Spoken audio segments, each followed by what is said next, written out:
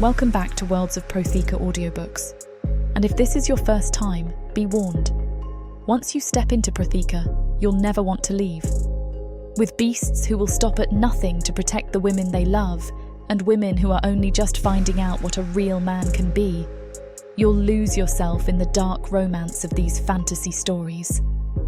To bring you these free full audiobooks, we have to listen to this platform's guidelines, and they say that Protheka's steamiest scenes aren't allowed. But you can still get them from the unabridged version of any Prothekan audiobook. All you have to do is go to worldsofprotheka.com. With promo code YouTube30, we're offering you the opportunity to get 30% off of any audiobook, ebook, or bundle. We appreciate you subscribing to the channel, as it makes bringing these free full audiobooks to you possible. Don't forget to like and comment to let us know what you think. Protheka's magic is eternal, and this story is just the beginning.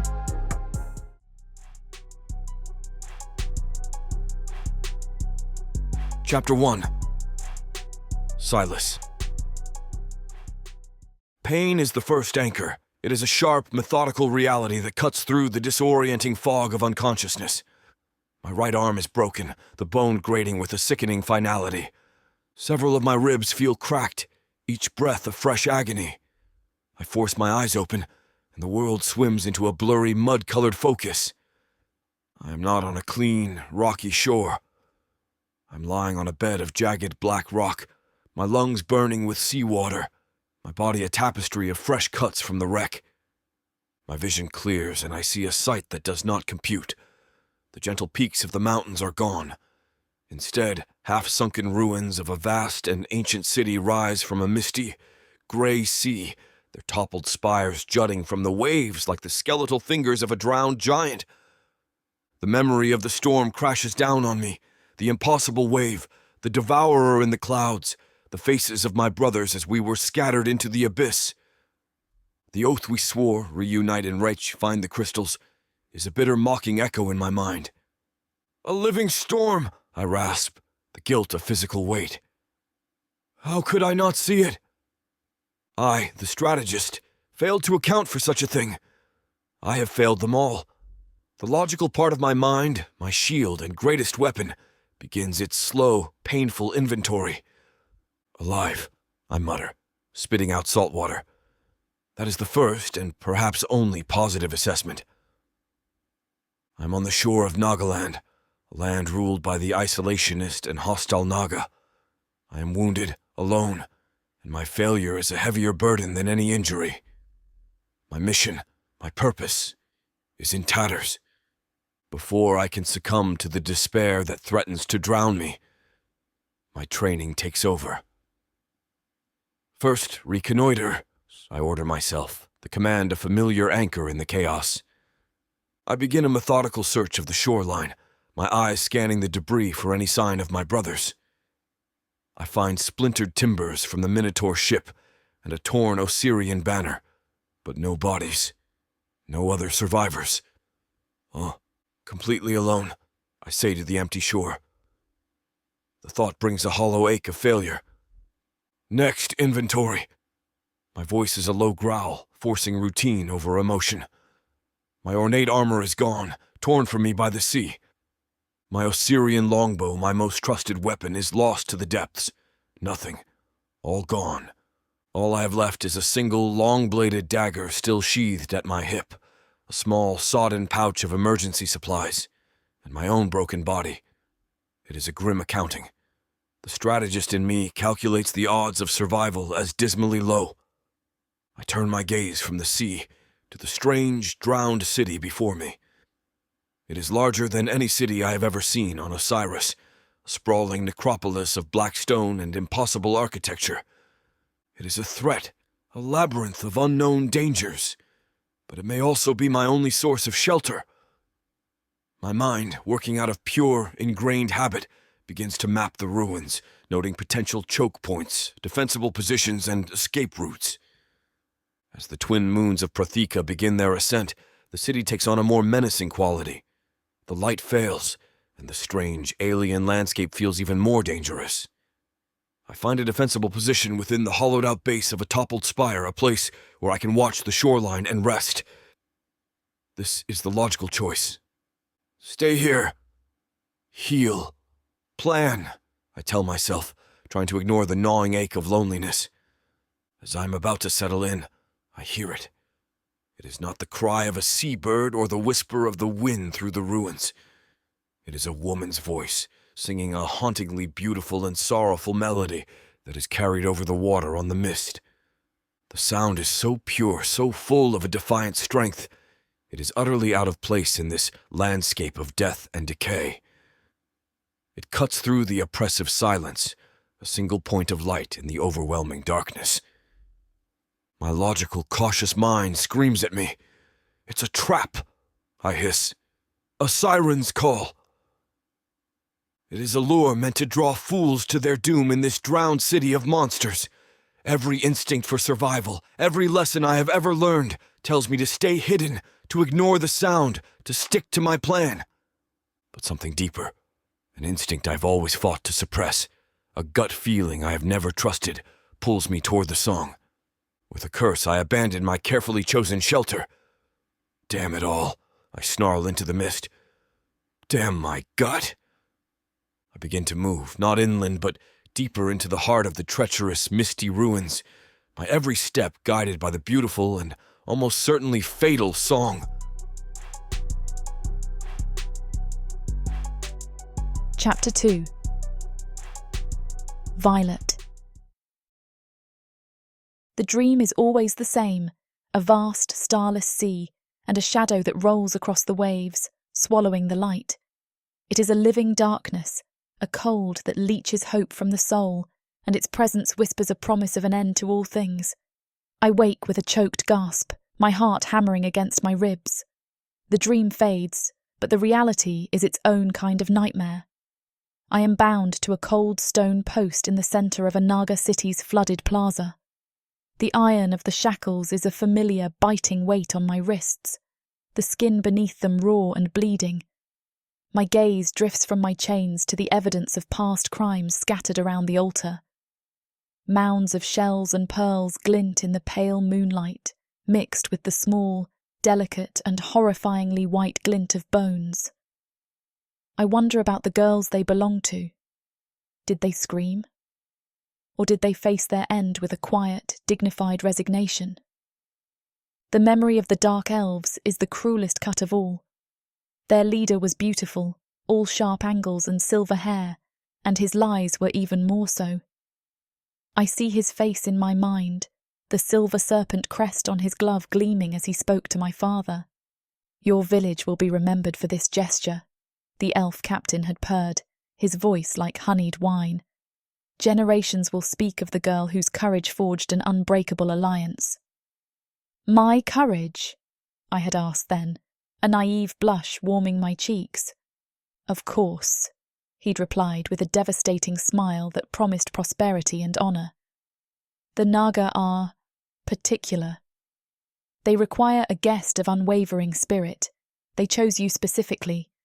Weeks ago, they delivered me here as a sacrifice, a business transaction, and sailed away without a backward glance. Now, hunger is a constant gnawing ache in my belly. Despair is a cold tide that threatens to pull me under. From the crumbling rooftops I can see them, the Watchers. Their serpentine shapes are still in the gloom, their lidless black eyes fixed on me. They are waiting for me to break. "You'll be waiting a long time," I whisper, my voice cracking from thirst. I think of my parents, of their names, Thomas and Alara. I am not just some offering. I am their daughter. I am Violet. They want my fear. They want my screams. They want me to beg for a mercy they have no intention of giving. I will give them none of it. I will give them the only thing that is still truly mine. I will give them a song. I close my eyes and picture my mother's face, the warmth of her hand on my brow as she sang me to sleep on stormy nights. The lullaby was about a tiny star, lost in the overwhelming blackness of the night sky, that refused to be extinguished. The memory of her love is a well of strength I can still draw from. I take a deep, shuddering breath of the damp, salty air. I lift my head toward the twin moons, and my voice rises to meet the oppressive silence. The first notes, fragile but clear, drift over the dark, still water. Chapter 3. Silas. The song fades, leaving an aching silence in its wake, but it has given me a direction, a focal point in this sprawling, misty chaos. To understand the threat, to formulate a plan, I need a vantage point. My eyes settle on the nearest of the massive spires. It is tilted at a precarious angle, a jagged wound in its side where it must have been struck by some immense force long ago. Suicidal, I mutter, looking up at the slick, sea-worn stone. But necessary. Every instinct for self-preservation tells me to find a secure hiding place and let my broken arm begin to heal. The pain is a constant, grinding fire, but the haunting memory of that defiant, beautiful song overrides my logic. The climb is agonizing. I have to rely on the strength of my legs to propel me upward, my good hand finding purchase on the slick stone. Twice my grip slips, my body saved only by a desperate scrabble of my boots. Hold! Just a little further, I grit out, my muscles screaming. I'm a manticore of Osiris. I ignore the pain, compartmentalizing it as another variable in a complex equation of survival. After what feels like an eternity, my good hand closes over the jagged, broken edge of the spire's peak.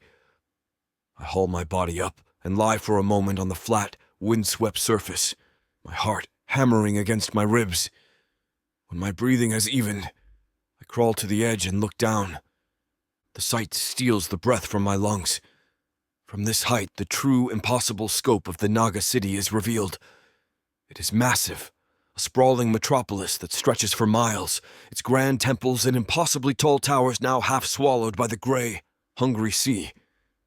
My gaze is drawn to the center of the city, to a vast, open plaza. In the very heart of it is a single, massive stone post, an altar rising from the dark water. And chained to it is the source of the song. A human woman. A sacrifice, I breathe, the word tasting like ash. They're going to feed her to something. A war ignites within me. My mind, the logical, analytical part of me, immediately begins to calculate the odds. The city is teeming with naga. The woman is chained in the most open, indefensible position imaginable. My own words escape my lips in a harsh whisper, the strategist arguing with himself. Your duty is clear. Find the brothers. Find the crystals. The kingdom depends on you. I am one manticore, wounded with a broken arm that renders me half useless in a fight. The probability of a successful rescue is infinitesimally small. To deviate for one unknown human is dereliction, I continue, tracing the scars on my jaw. It is an emotional, reckless impulse, the kind that gets soldiers killed. The memory of the last time my plan was not perfect, the last time I led my men to their deaths, makes the scars ache. I should leave. That is the correct tactical decision. But as I look down at that small, defiant figure, at the woman who chooses to sing in the face of her own death, another voice rises inside me. But look at her, it counters, the hated gut feeling given voice. She's still fighting. She's singing in the face of death.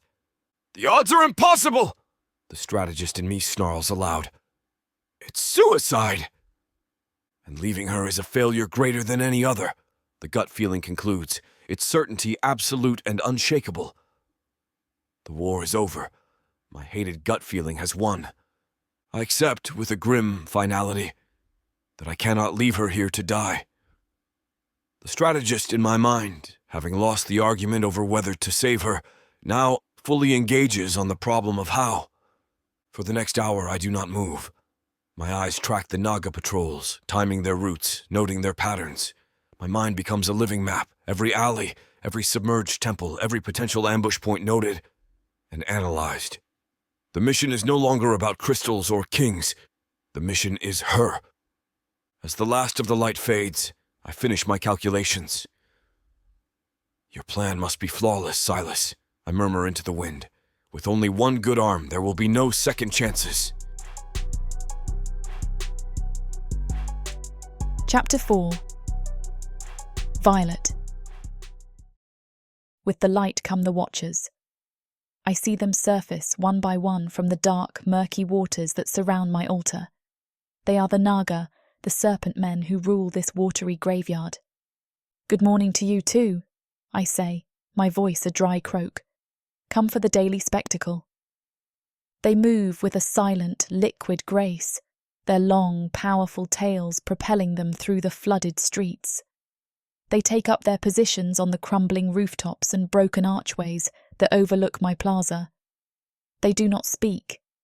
They simply watch me with a cold, unblinking and predatory patience that is more terrifying than any open act of aggression. Their eyes are black and lidless, and their faces are a monstrous combination of the human and the serpentine, with flattened noses and wide, thin-lipped mouths that hold rows of needle-sharp teeth. They are waiting for me to break. They are waiting for the full moon. My gaze drifts from my living captors to the evidence of their past crimes.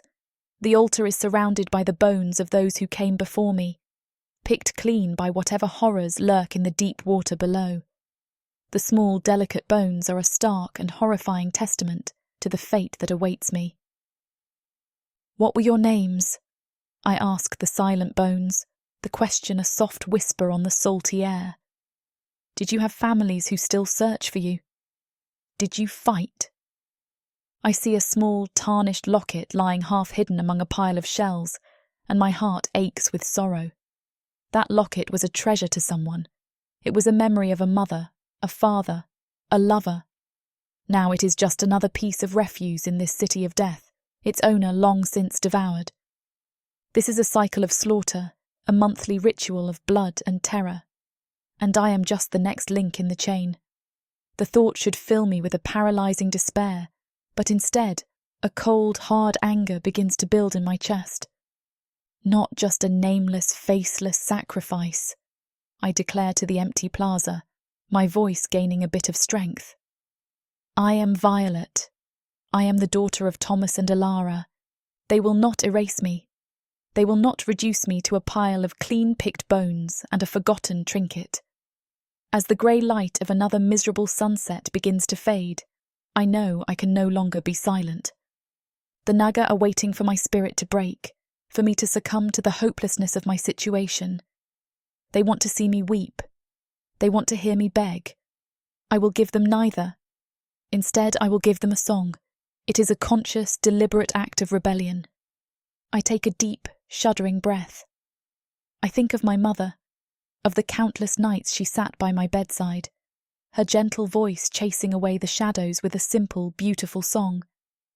It was a lullaby about a small, lost star that refused to be extinguished, that continued to shine in the overwhelming darkness. The memory of her love is a well of strength from which I can still draw. I lift my head and I begin to sing. My voice is hoarse from thirst, but it is also defiant. I pour all of my sorrow, all of my rage at my captors, and all of my stubborn, unyielding will to live into the notes. The naga on their perches shift, their serpentine heads tilting, their black eyes fixed on me with a new and unsettling curiosity.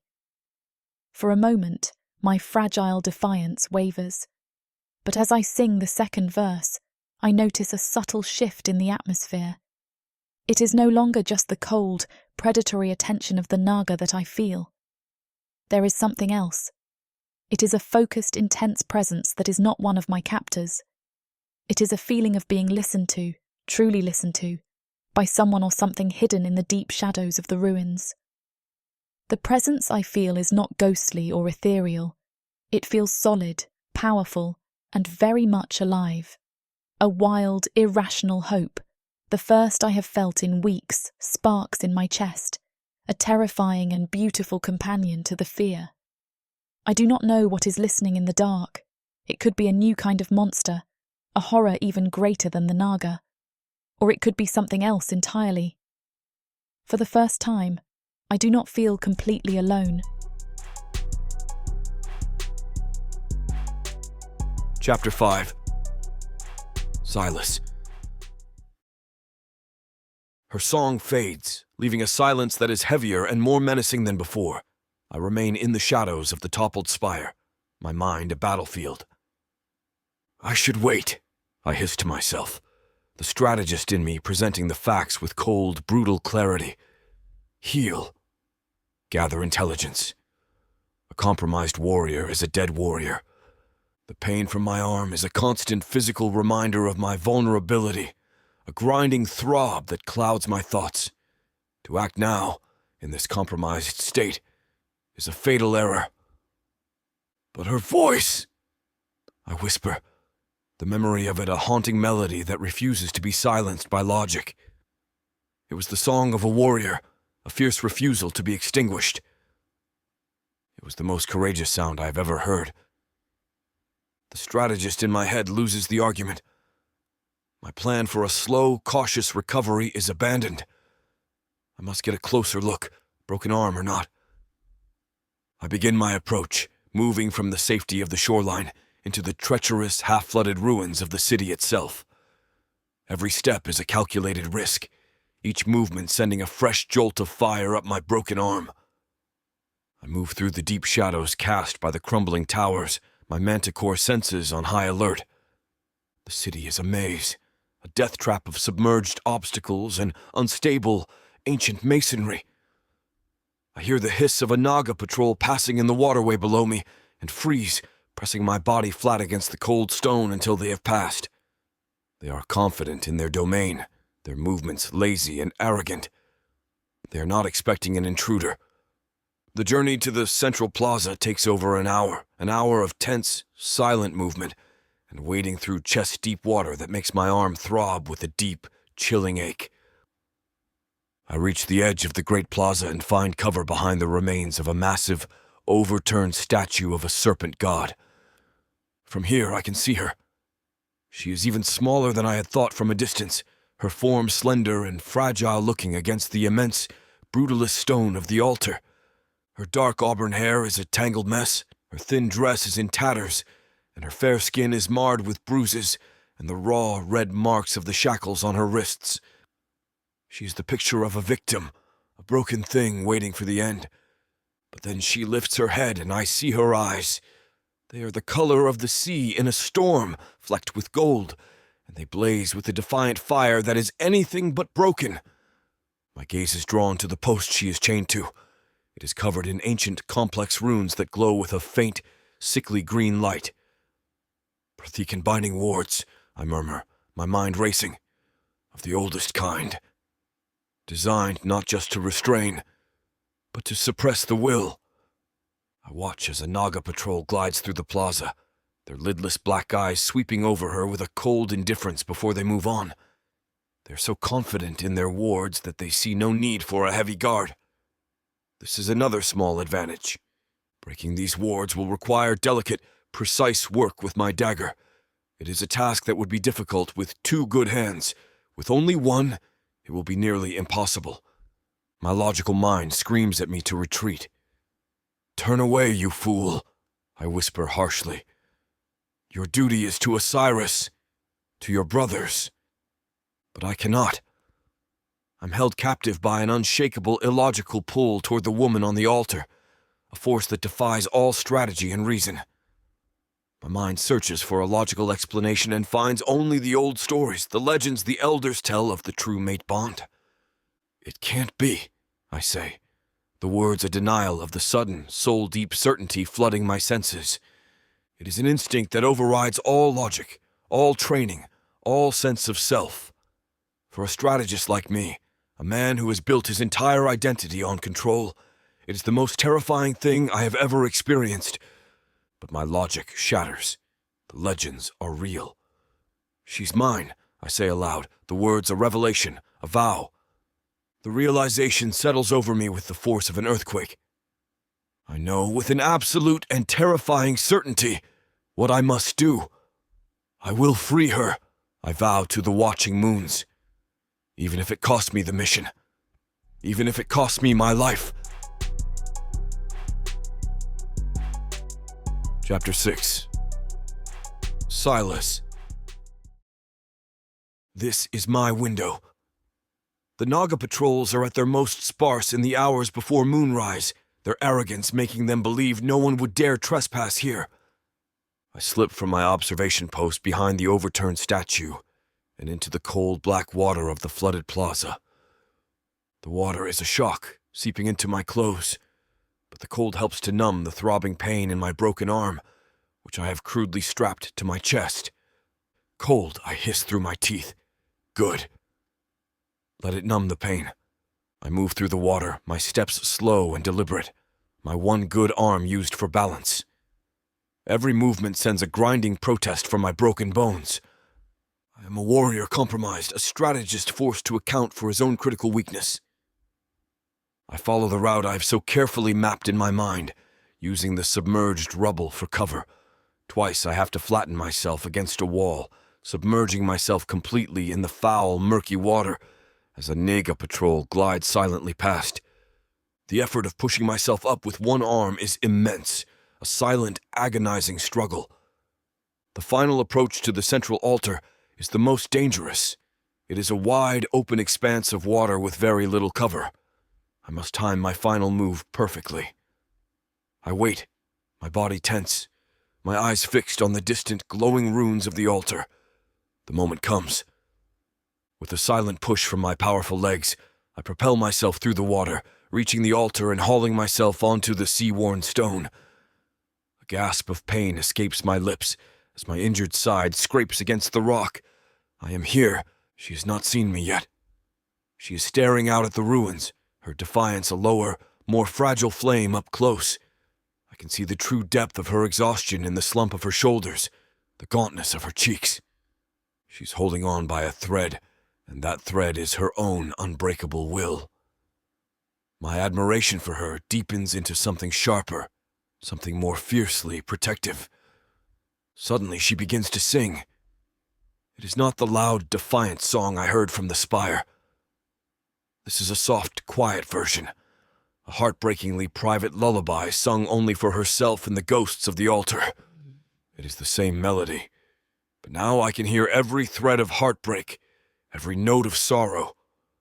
The sound is so beautiful, so full of a pain I now understand. It is a physical blow to my heart. I take a single, precious moment that my tactical mind screams is a waste of time, to simply listen. The constant grinding ache in my arm seems to fade, overshadowed by her sheer, profound courage. The analytical part of my mind, the part that sees people as pieces on a battlefield, falls silent. I finally move from the shadows, my feet silent on the wet stone. She does not startle. It is as if some part of her was expecting me. Her song falters and she turns her head, her wide, expressive eyes locking onto mine. I see fear there, but also a dawning, impossible hope. I put a finger to my lips. Shh, I breathe. She nods, understanding immediately. Not a word, not a sound. I turn my attention to the enchanted shackles. The runes that cover the stone glow with a sickly green light, humming with a power that makes my teeth ache. This is no simple lock. This is a complex, magical engine designed to be unbreakable by brute force. This is a countdown, I murmur, tracing the lines with my finger. Tied to the moons, to the sea itself. I realize with a jolt that the wards are not just holding her. They are drawing power from the rising of the twin moons and the ebb and flow of the tide. The entire altar is a massive, slow-acting spell designed to reach its peak power at the precise moment of the full moon's zenith. The runes are a timer, their glow intensifying with each passing minute. I look up at the sky. The moons are already high, their silver light beginning to flood the plaza. Not much time, I mutter. The wards are at their weakest now. Once the moons are at their zenith, the magical energy will surge, the bindings will become unbreakable, and the monsters will be summoned. I must break her free before that happens. The urgency is a physical pressure, a tightening in my chest that makes it hard to breathe. I use my dagger, held in my one good hand, to gently pry at a small, key-like rune near the base of the shackle on her right wrist. My hand begins to shake. It is not from fear. It is a combination of desperate, overwhelming urgency and the sheer, exhausting strain of performing such a delicate task one-handed while my body screams in agony. "Steady, Silas," I whisper to myself. "Steady. No mistakes." I take a deep breath, force my hand to still, and begin the final intricate work. Chapter 7. Violet. I am singing my mother's lullaby, a soft, quiet act of defiance against the encroaching night. But tonight, as the last notes fade, something feels different. A subtle shift in the atmosphere makes the fine hairs on my arms stand on end. This is not the predatory presence of the naga. This is something else.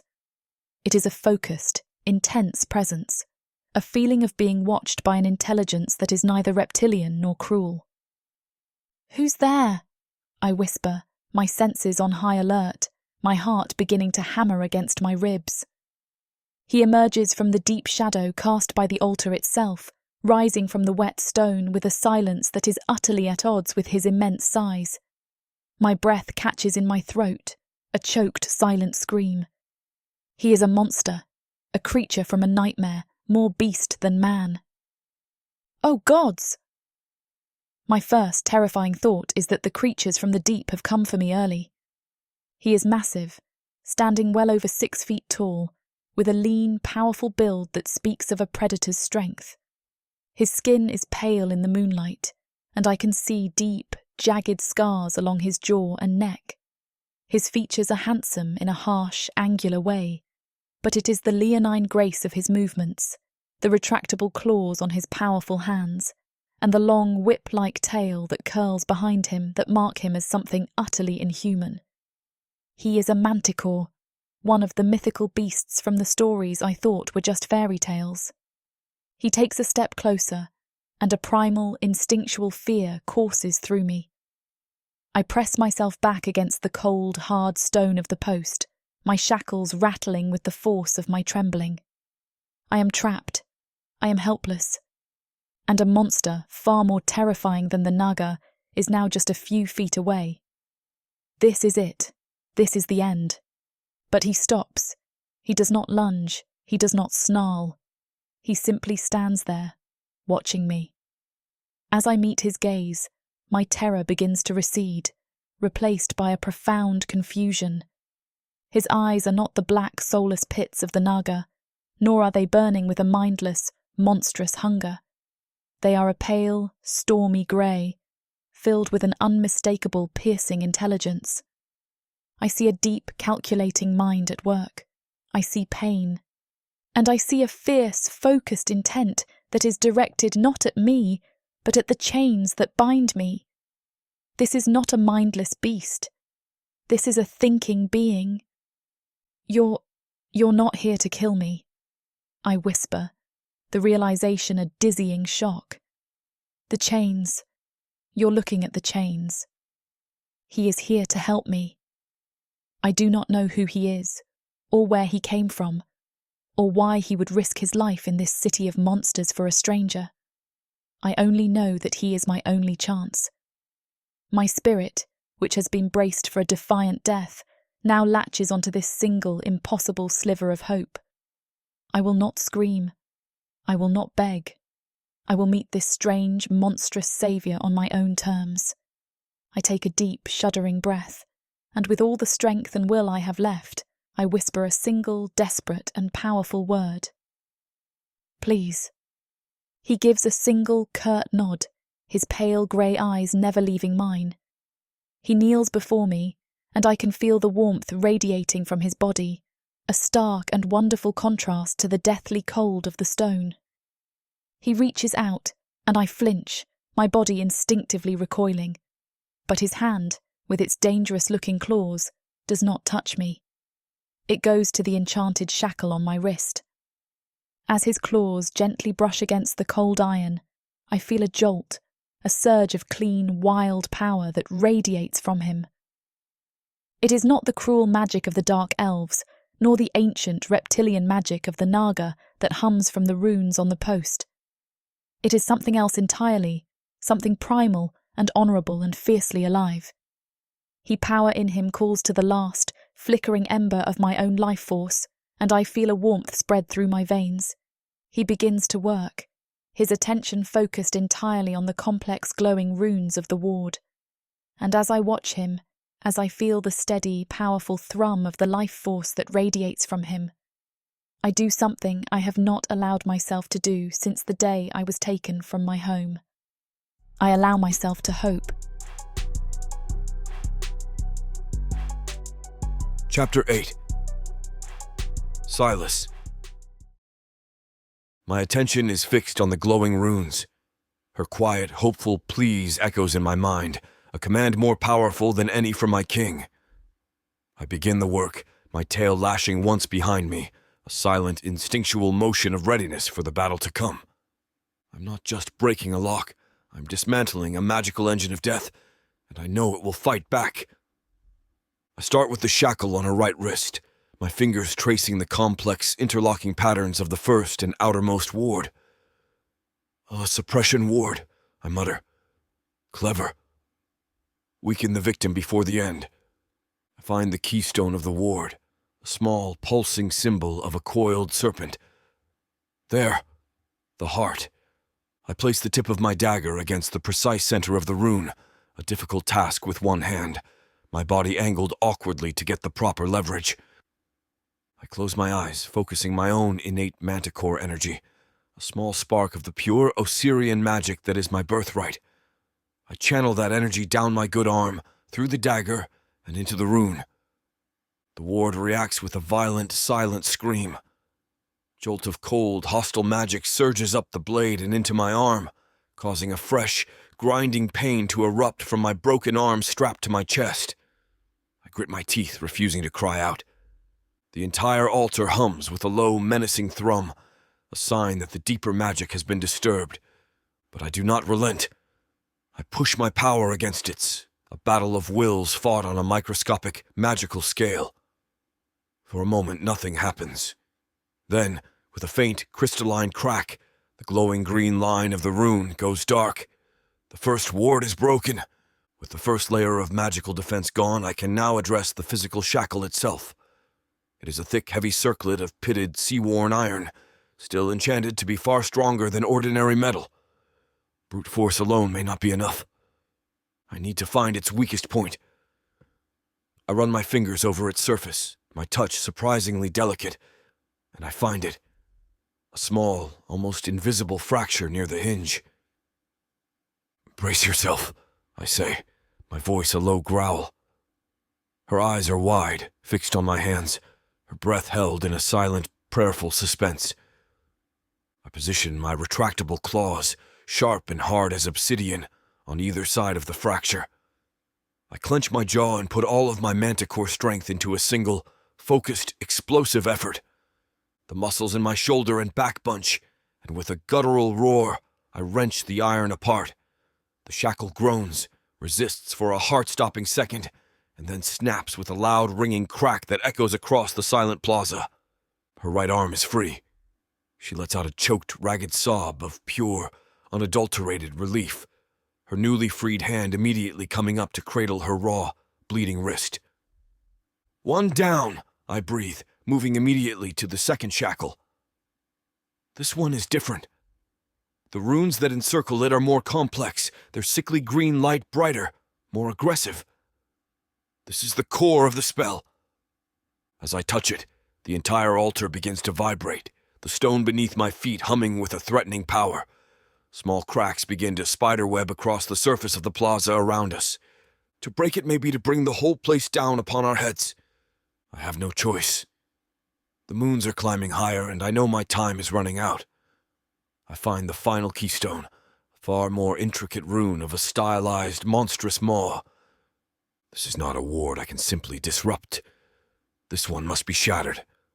I place the tip of my dagger against it, but before I can channel my energy, the ward lashes out. A whip of pure, cold magic strikes me across the chest, slamming me backward. The impact lands squarely on my injured side, and a blinding, white-hot agony explodes in my arm and ribs.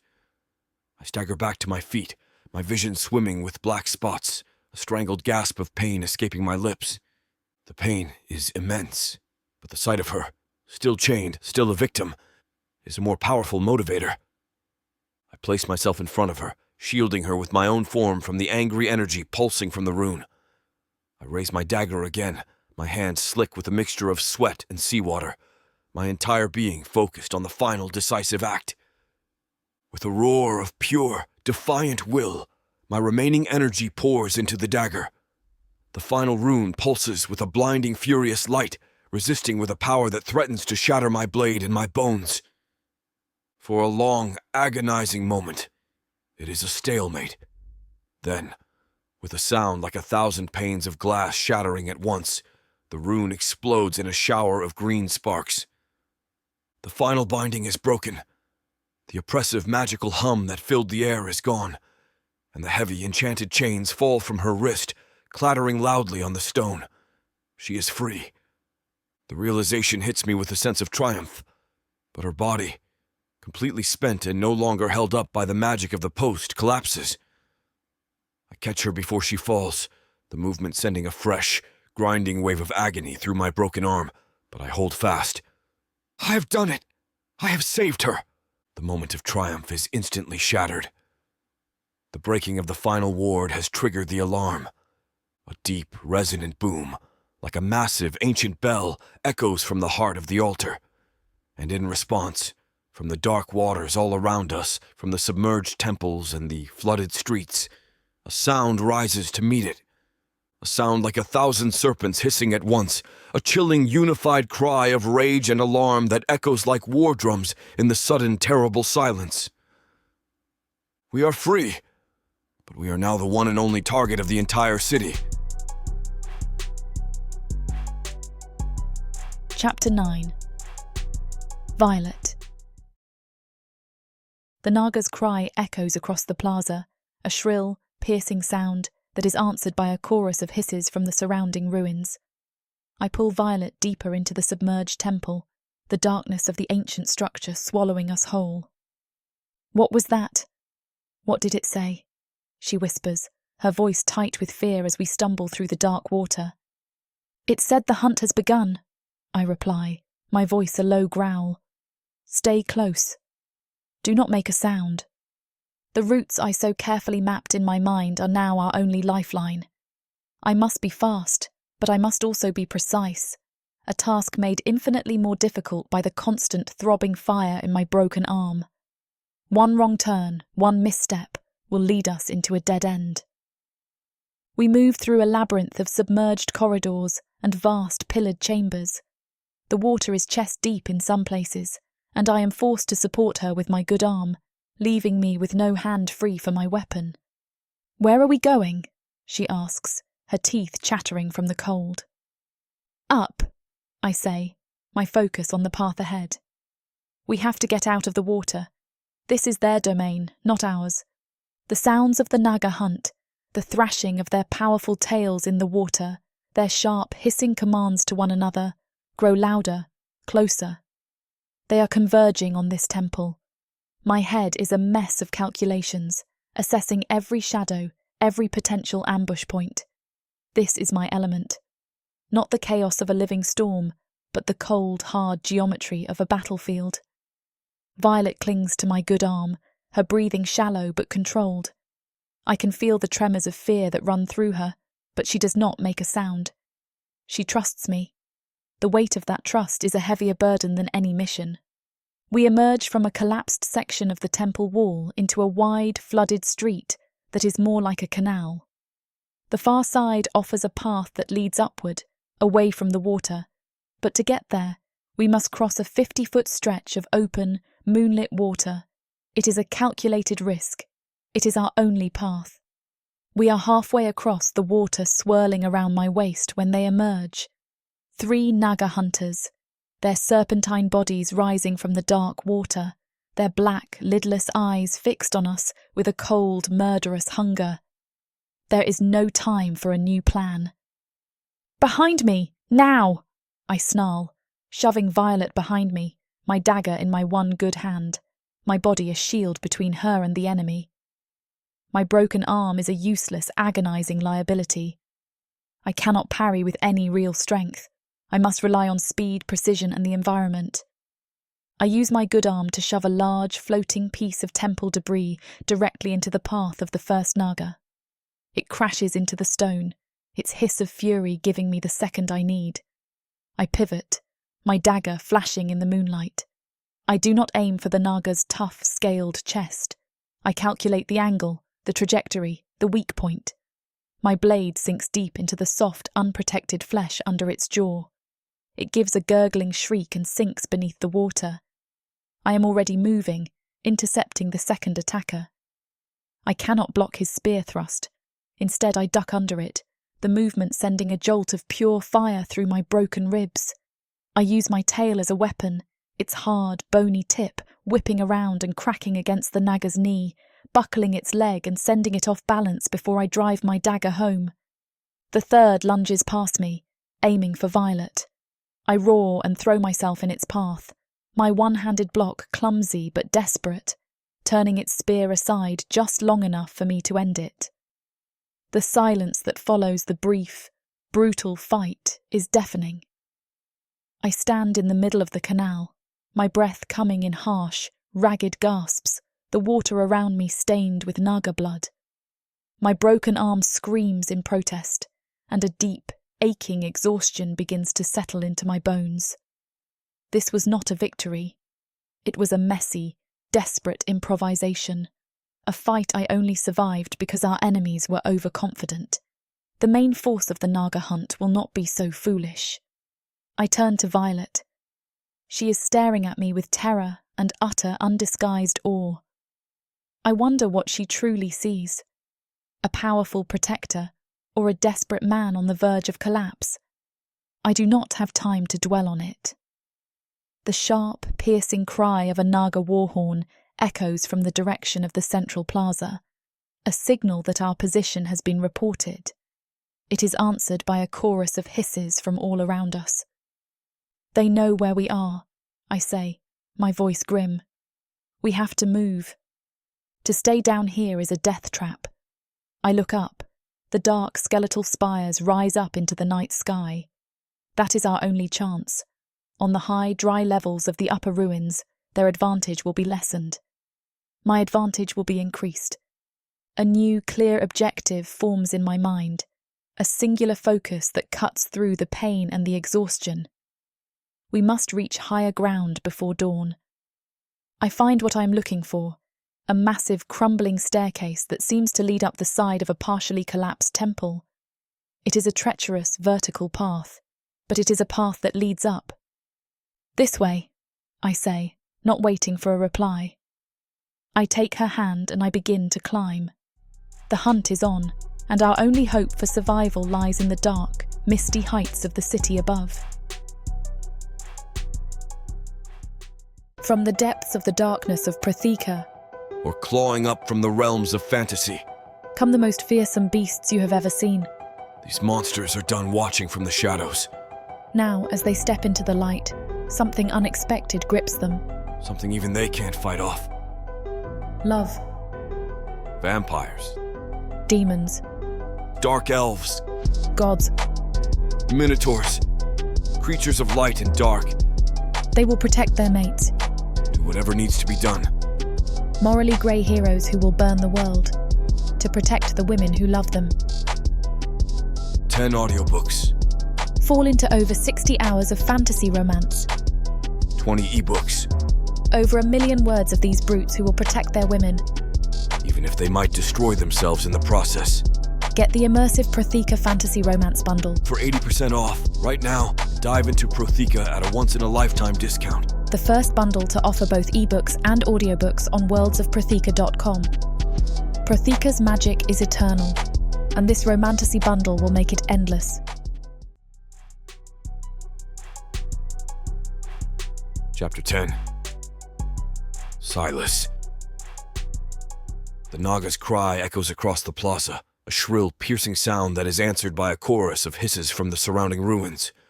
I pull Violet deeper into the submerged temple, the darkness of the ancient structure swallowing us whole. What was that?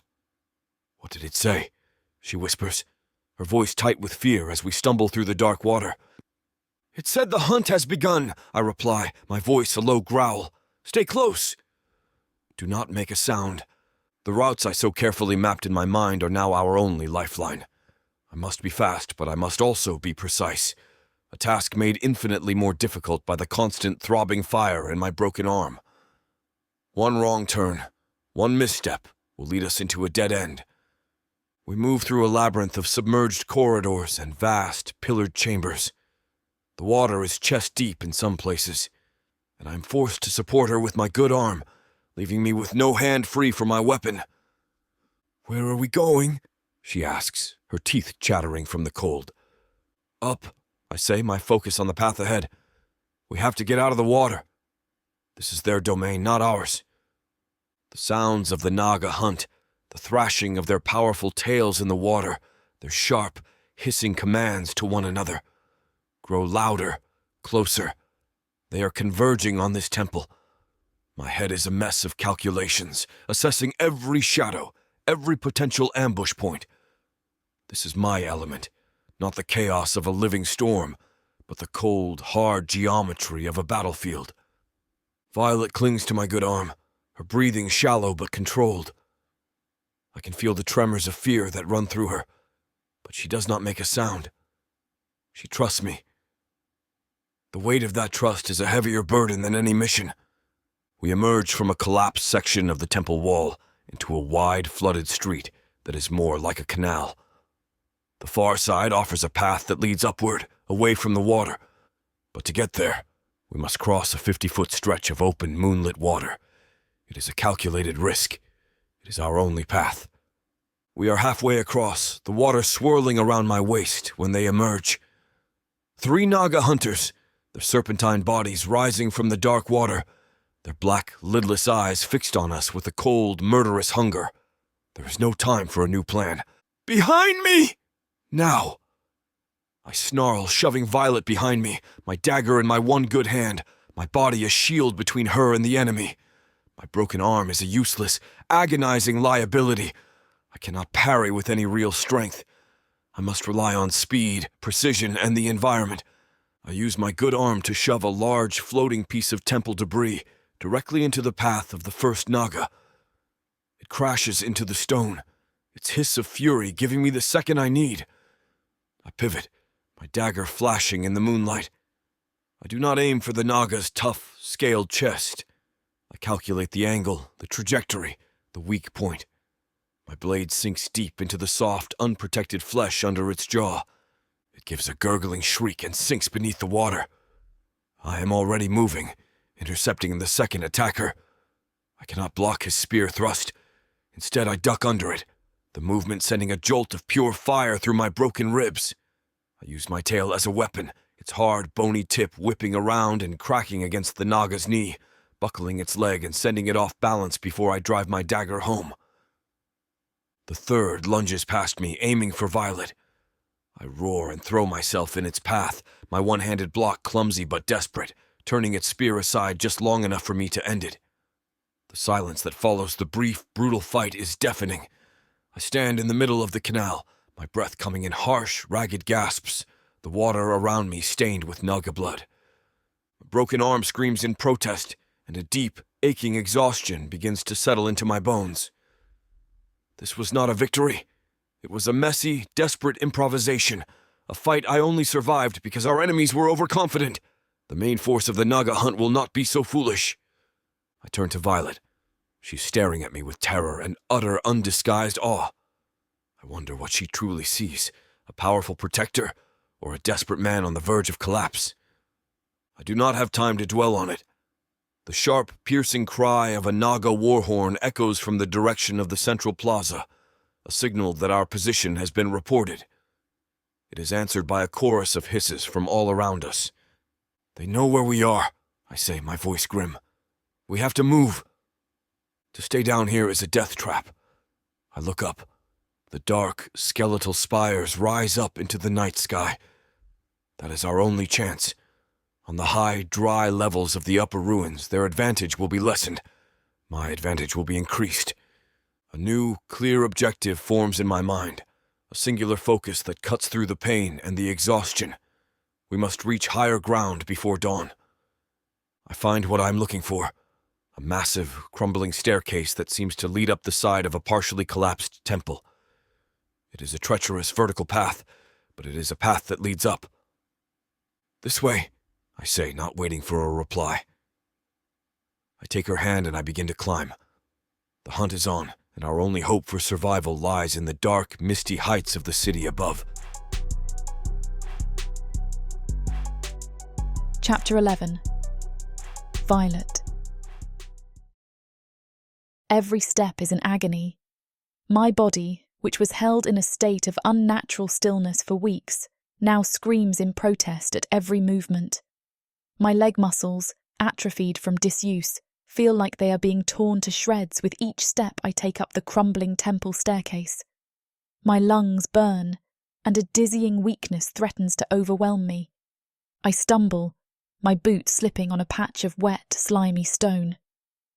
"Help!" I cry out, expecting to fall, but an iron-strong arm wraps securely around my waist, holding me fast. He is the only reason I am still moving. His strength is a constant, steadying presence. "I've got you," he grunts, his voice low and steady beside my ear. Focus, one step at a time.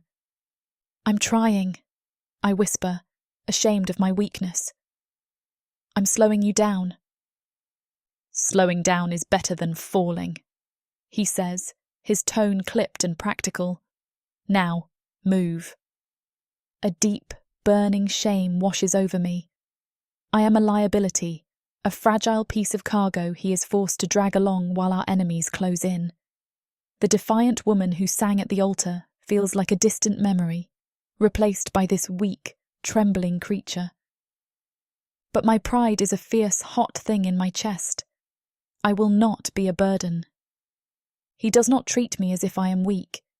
He does not offer me empty words of comfort or coddle me with false praise. He is a commander, and he treats me not as a victim, but as a soldier under his command. "The next section of the stairs is gone," he says, his pale grey eyes already assessing the path ahead. "We must cross using that ledge. Do not look down. Keep 3 points of contact with the wall at all times. Understand?" I look at the narrow, treacherous path and swallow hard, but nod. I understand. His calculated kindness, his refusal to treat me as a fragile, broken thing, is more fortifying than any gentle reassurance would have been. He is trusting me to follow his instructions, to be a partner in our own survival. And that trust stirs a fierce pride in my weary heart. We finally find a place of temporary safety. It is a small, dry chamber, a forgotten room high up in the spire of a ruined temple. Only when he is satisfied that we are safe does he allow us to rest. I collapse onto the dusty stone floor, my entire body trembling with exhaustion. The quiet between us is heavy, filled with 1,000 unspoken questions. I have put my life in this strange creature's hands, and I do not even know his name. "Who are you?" I ask, my voice a hoarse whisper in the stillness of the chamber. He turns from the window where he stands guard, his expression cautious. "Silas," he says, his voice a clipped, low rumble. The name is all he offers. That's a name. It's not an answer. I press, my need to understand overriding my fear. "Where did you come from? What are you doing in a place like this?" "Silence is safer," he insists, his voice firm, leaving no room for argument. Voices carry in these ruins. We will not speak unless it is necessary. A hot flash of resentment rises in me. "And you get to decide what's necessary?" "I have followed you, trusted you. I deserve to know who I am trusting with my life." He turns his back to me, a wall of stone, his gaze fixed on the misty ruins outside. The conversation is over. He has saved my life, but he remains a complete and utter enigma. Despite my frustration with his secrecy, as I sit in the quiet of the high chamber, a different feeling begins to settle over me. I am in pain. I am exhausted. I am being hunted. By any logical measure, I should be more terrified now than I was when I was chained to the altar. But I am not. I look at him. He is a picture of absolute, unwavering vigilance. His focus is not on his own wounds or on his own exhaustion. It is entirely on our safety, on my safety. Safety is not a place. It is not a locked door or a high wall. Safety is a presence. And his presence, as dangerous and as mysterious as it is, has become my only true sanctuary in this hostile, unforgiving world. He may be a monster, he may be a mystery, but he is my monster. And as I watch him stand guard over me, a silent, powerful protector against the horrors of the night, I know that I trust him with my life. Chapter 12. Silas. The Naga's pursuit is relentless. For hours we have moved through the high, treacherous ruins, their hissing calls echoing from the flooded streets below, a constant chilling reminder that we are being hunted. My body aches, and my broken arm is a throbbing fire, but it is Violet's exhaustion that finally forces my hand. She does not complain, does not make a sound, but I can see the deep, bone-weary fatigue in her eyes, the way her steps have become slower, less certain. Continuing in our current state is a tactical error. We must rest. Not there, I mutter, pulling her back from the gaping maw of a collapsed library. Too open. No defensible position. Silas, we have to stop, she pleads, her breath misting in the cold air. Just for a moment. A moment is all they need, I counter, my eyes scanning the labyrinth of black stone around us. We need a fortress. Something small, with stone walls and only one way in. My gaze sweeps over another crumbling ruin, a former watchtower, its top half sheared away. I dismiss it instantly. No. The masonry is too unstable. They could bring it down on top of us. We are exposed, vulnerable, and our options are dwindling with every passing minute. I push aside my own agony, the grinding pain in my ribs, the screaming protest of my arm. Her survival is the only variable that matters. Then I see it.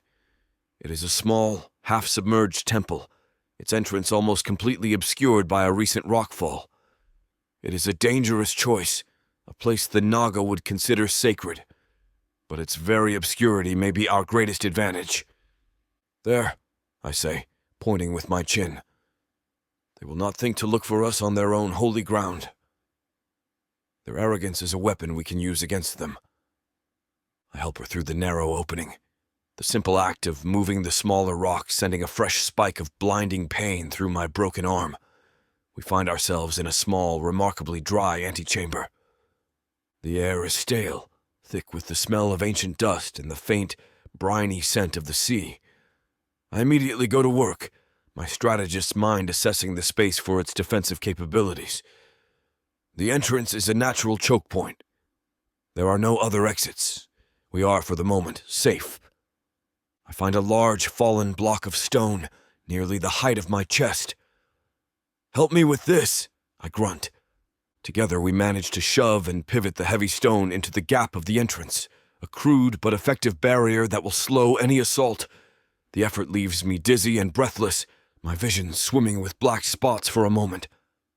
Only when the shelter is secure do I allow myself to slide down the wall, the adrenaline from our flight finally receding, leaving a deep, aching weariness in its place. With our sanctuary secured, my mind turns to analyzing our surroundings for any tactical advantage.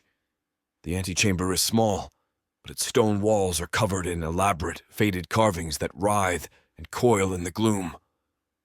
I run my good hand over the cool, damp stone, my fingers tracing the ancient, intricate lines. my other arm held protectively against my chest. The carvings depict the Naga priest in the service of a massive, terrifying sea deity, a monstrous, many-headed serpent whose eyes are made of polished obsidian. They glitter in the faint light, seeming to watch my every move. I'm not interested in their mythology. I'm interested in their magic. "Look at this," I whisper, more to myself than to Violet, who has slumped down against the opposite wall. I trace a line that flows from the great serpent's maw. This is a runic conduit, a channel for magical energy. The carvings depict ancient sea rituals, showing how the Naga priest would channel the power of the tides and the twin moons through a series of these conduits carved into the very foundations of the city. I recognize some of the patterns from my study of ancient Prothecan magical theory. It is a powerful but dangerously unstable form of elemental magic, one that relies on a perfect, unbroken flow. My eyes follow the carved lines as they spread out from a central point, the altar where I found Violet, and weave their way through the entire city. And as I study the ancient diagrams, my mind pushing through the distracting haze of pain from my arm, I begin to see them. "Flaws," I breathe, a harsh, triumphant sound. "There are flaws in the design." I can see them now, clear as day. Strategic keystones in the foundation of the temples and aqueducts that, if they were to be destroyed, would cause a catastrophic, cascading failure of the entire magical grid. The thought is a chilling one. But in a desperate battle for survival, knowledge of your enemy's greatest weakness is the most powerful weapon of all.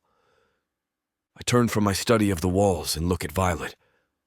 She has found a small trickle of clean water seeping from a crack in the ceiling and is tending to her raw, bleeding wrists. She has torn a strip from the hem of her already tattered dress and is gently, methodically cleaning the wounds left by the shackles. She does not weep. She does not complain. Her focus on the simple, practical task is absolute. I watch her, my own pain and the tactical calculations fading into the background. Her quiet resilience strikes me with a force that is more profound than her defiant, beautiful singing. The song was an act of a warrior's spirit, a refusal to be broken. This is something else. This is the quiet, unyielding strength of a survivor, the simple, profound act of caring for oneself in the aftermath of an unimaginable trauma. It is hope, a belief that her life is still worth preserving, that her wounds are worth tending. She is not a fragile thing to be protected. She is a warrior in her own right, her spirit as strong and as tempered as any Osirian steel. The fierce, protective bond I feel for her deepens into something else, something closer to reverence. I am in awe of her. Watching her, so resilient and yet so vulnerable, triggers a fresh wave of my own internal conflict. My guilt, which I had managed to push aside in the heat of the escape, returns with a vengeance. I saved her from the altar, from certain death. But what have I brought her to? A desperate, hunted flight through a city of monsters, her life hanging by a thread with every step we take. I have dragged her from one form of certain death into another, more prolonged and terrifying one. My mind, the strategist's mind, presents the cold, hard facts. I am a danger to her. I am a wounded warrior, not at my full strength. My presence here, my fight against the Naga, has made her a target. A terrible, agonizing thought takes root in my mind. Perhaps the best way to protect her is to leave her. I begin to pace the small chamber, the logic of the awful plan forming on my lips. There is a way, I say, not looking at her. A tactical option with a higher probability of success for at least one of us. I hear her stir. What are you talking about? The Naga are hunting me, I continue, thinking aloud. Me, a manticore, an intruder. You are secondary. If I create a significant diversion to the west, near the old sea gates, I can draw the bulk of their forces. It would create a window. 3, maybe 4 hours. It's enough time for you to slip out through the northern aqueduct system. She is on her feet now, her eyes wide with disbelief and a dawning horror. You're talking about sacrificing yourself. I am talking about a sound strategy that ensures your survival, I say, my voice cold, devoid of the emotion tearing me apart inside. The odds of your escape would increase by 63%. It is the logical choice. Logical? She cries, her voice echoing in the small chamber. There's nothing logical about it. You think I would run and leave you to die? After everything? My duty is to complete my mission, I lie, falling back on the old, hollow justifications. Your survival is a secondary objective that can be achieved through this course of action. She closes the space between us, her small hand gripping my good arm with surprising strength. No, you are wrong, she says, her sea-green eyes blazing with a fire that burns away all my cold calculations. We are in this together. Your survival is my survival. My survival is yours. That is the only tactical option that matters. We leave together, or we die together. I will not have it any other way. The strategist in me sees the tactical merit of my plan. But the manticore who has found his mate in this watery hell, recoils from the thought of it with a violence that shakes me to my very soul. Her words, her fierce, unwavering loyalty, shatter my flawed logic. She is right. I wonder if I deserve to carry her into further danger. I only know, with an absolute and final certainty born from the fire in her eyes, that I am incapable of leaving her behind. Chapter 13. Violet. We sit in the submerged temple, the only sounds the soft trickle of water from the cracked ceiling and the distant mournful cry of a seabird. The immediate danger of the naga hunt has passed, at least for now, but the tension remains, a different kind of tension now. It is the heavy, charged silence of two strangers bound together by a violent fate, both of them hiding a world of secrets behind their eyes.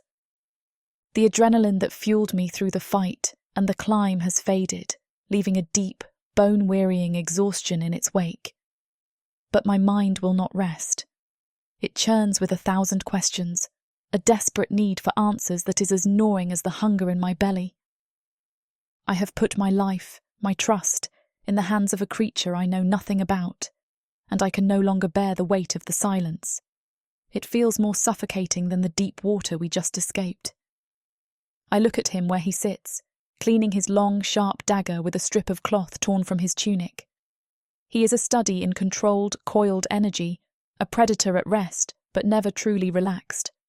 His pale grey eyes are constantly scanning the barricaded entrance, his mind clearly working on a dozen different strategic calculations at once. He is a fortress, every part of him walled off and guarded. He has given me his name, Silas, but a name is not a story. It is a label, a single word in a book I cannot read. I need more. I need to understand the being who has so completely and irrevocably altered the course of my life. Silas, I begin, my voice stronger now, echoing slightly in the stone chamber. He looks up from his blade, his gaze sharp, analytical, and utterly unreadable. He says nothing, merely waiting, his stillness an invitation for me to state my purpose. You saved my life, I say, the words feeling inadequate. I am in your debt. But I know nothing about you. Where did you come from? What are you? And what are you doing in a place like this, risking your life for a stranger? The questions hang in the air between us, heavy and fragile. I see something flicker in his eyes, a deep, guarded reluctance, the instinct of a soldier who has been trained to never give away information. But I do not look away. I have earned the right to ask these questions. I have earned the right to answers. He is silent for a long moment, and I can see the war he is fighting with himself. He is a fortress of caution and control. To give away any piece of himself, any piece of information, goes against his very nature. But he also sees the unwavering resolve in my eyes, the silent insistence that I will not be treated as a mere piece of cargo to be protected without explanation. He speaks, his words chosen with a strategist's precision, each one measured and weighed before being released. It does not matter.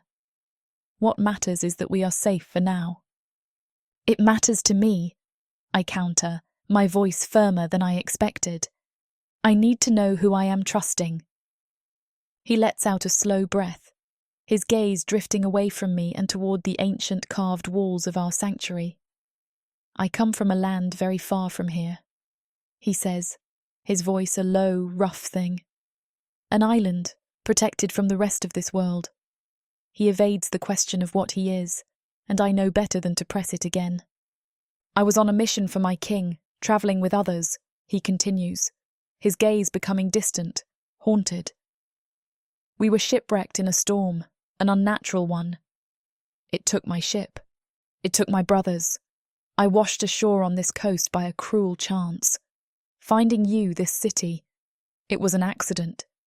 His words are a carefully constructed wall, a half-truth designed to give me just enough to satisfy me, but not enough to reveal anything of substance. I know he is holding back. I can feel the weight of the unspoken words, the grief for the others, his brothers, he lost, the immense burden of the mission he has not named. The secrecy is a frustrating, galling thing, but it is also deeply revealing. He is a man who is carrying the weight of a world on his shoulders, and he does not trust anyone enough to help him bear it. His secrecy is a wall between us. I realize that if I want him to tear down his walls, I must first show him that it is safe to do so. I must first tear down my own. I must offer a piece of my own broken story to bridge the gap. I take a deep breath, the memory of my capture still a raw, open wound in my soul. I am from a small fishing village, a few weeks' journey south of here. I begin, my voice quiet but steady. My life was simple and good. I tell him everything. I tell him about the arrival of the dark elves, their beautiful faces, and their honeyed words of trade and partnership. I tell him of their leader, of his flattery, of the way he played on my own foolish pride to lure me onto his ship. I describe the silver serpent crest on his glove, the way it glinted in the torchlight as he lied to my father's face. He spoke of riches for our village, I say, my voice trembling with a renewed anger. He told my father I would be an emissary, a guest of honour who would forge a new, prosperous alliance with the reclusive Naga. He lied. He lied about everything. As I speak, I see Silas's good hand clench into a fist on the hilt of his dagger, his knuckles white. A low, barely audible growl rumbles deep in his chest.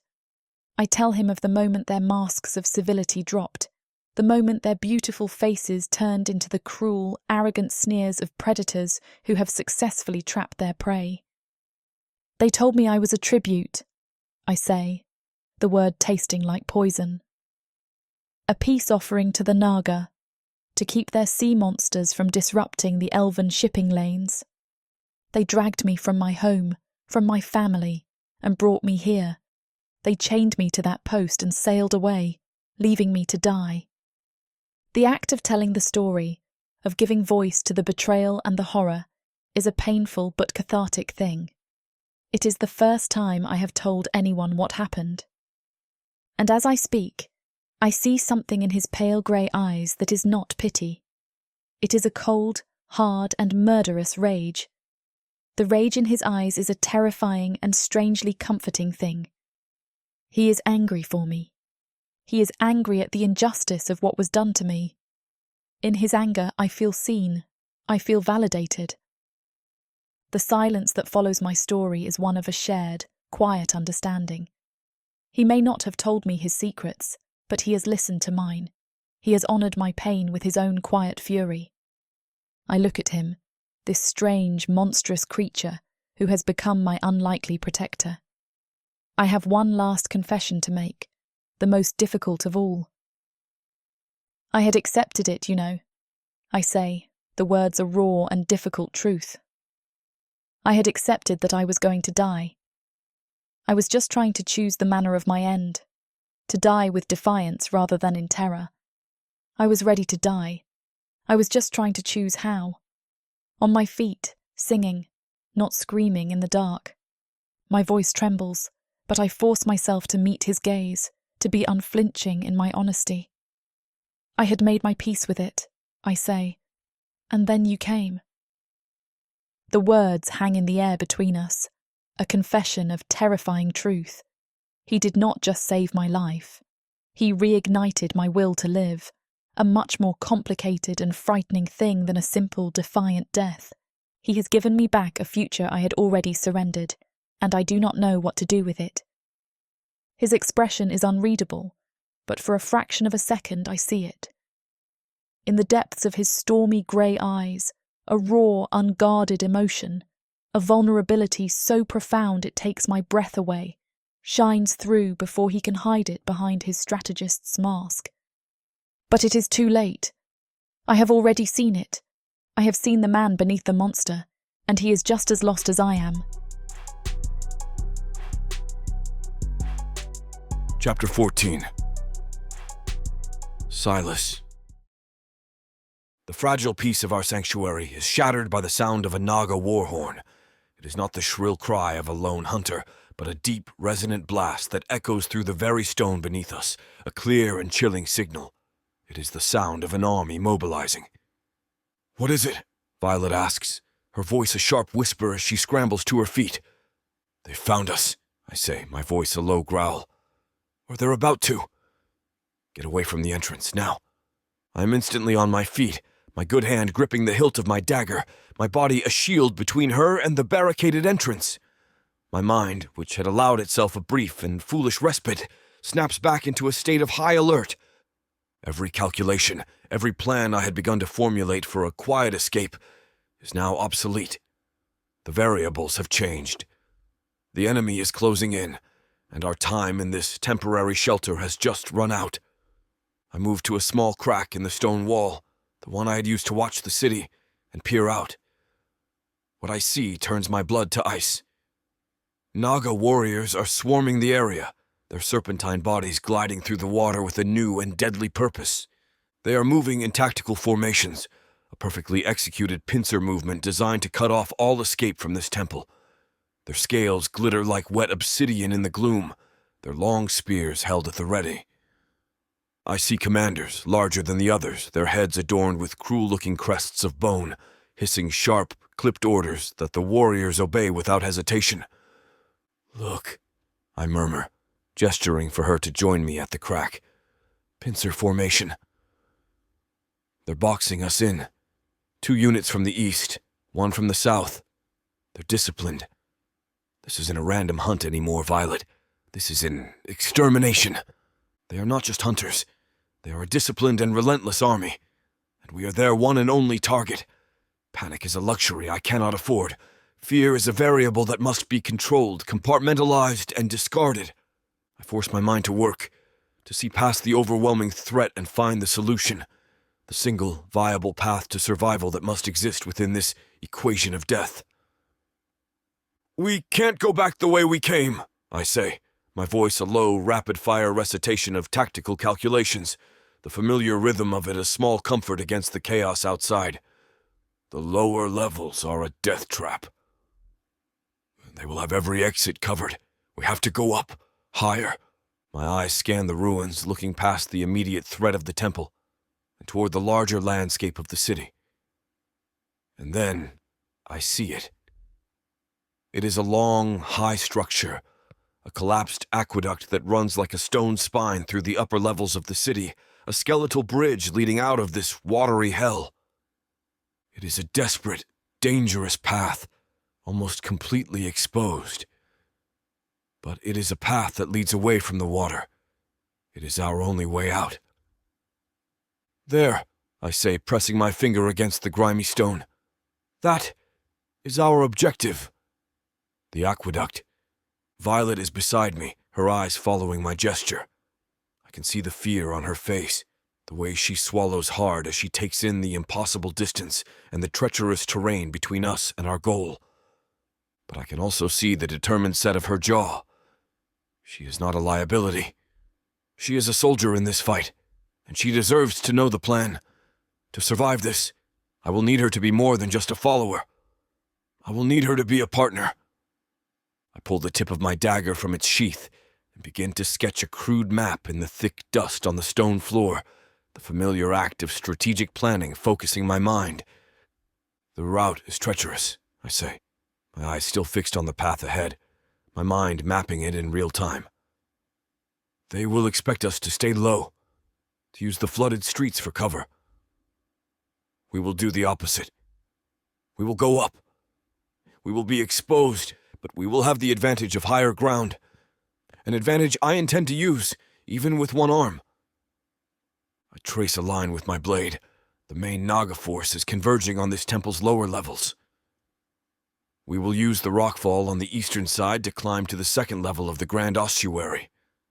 The Grand Ossuary? She asks, her voice quiet, her eyes locked on my crude map.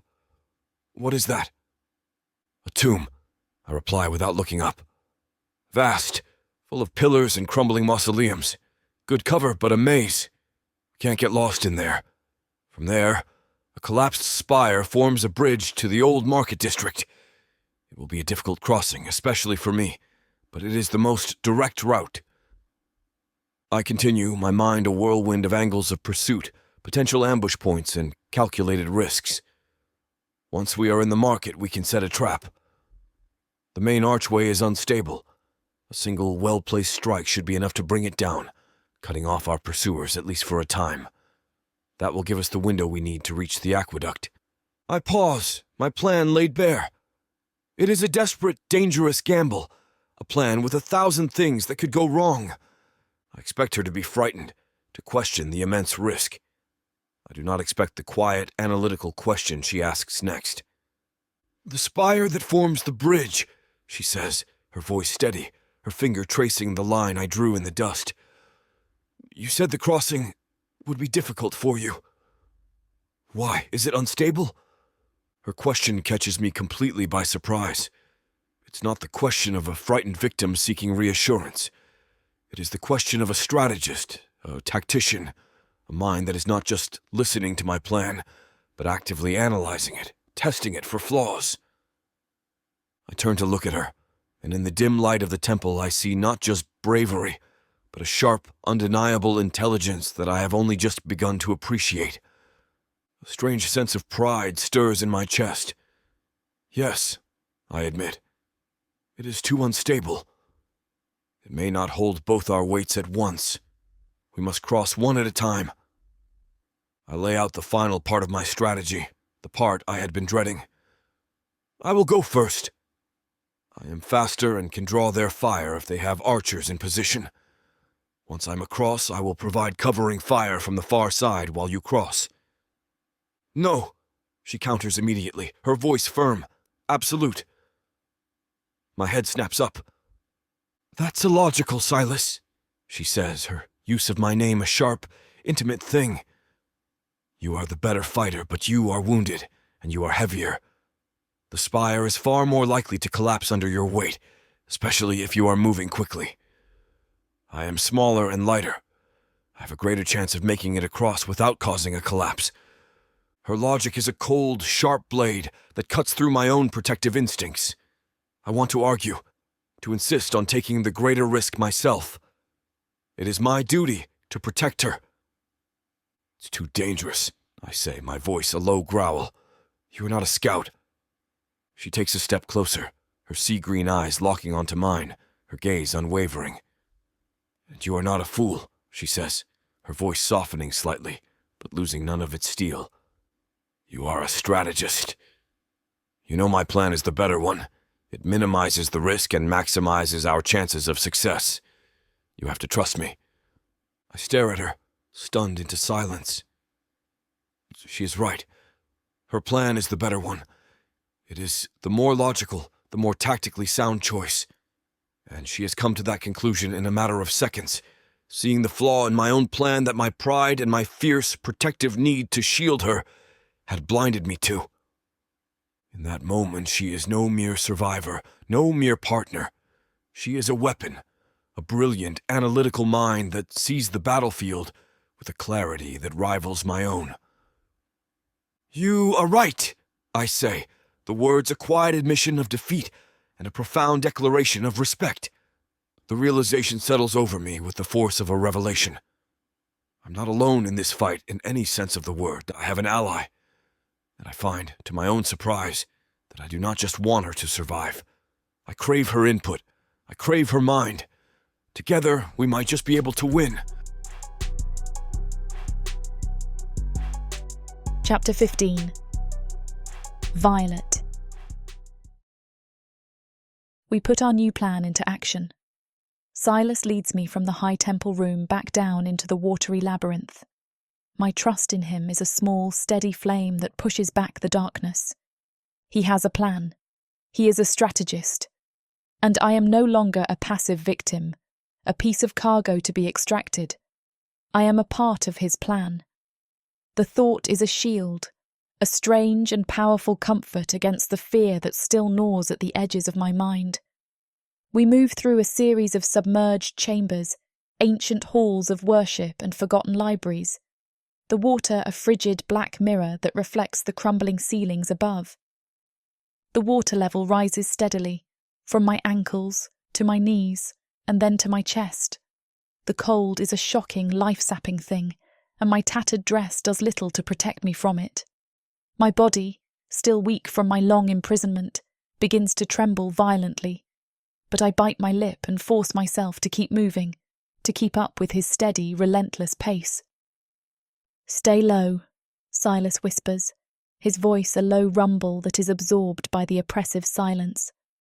"Use the pillars for cover." The sound carries strangely in here. What was this place?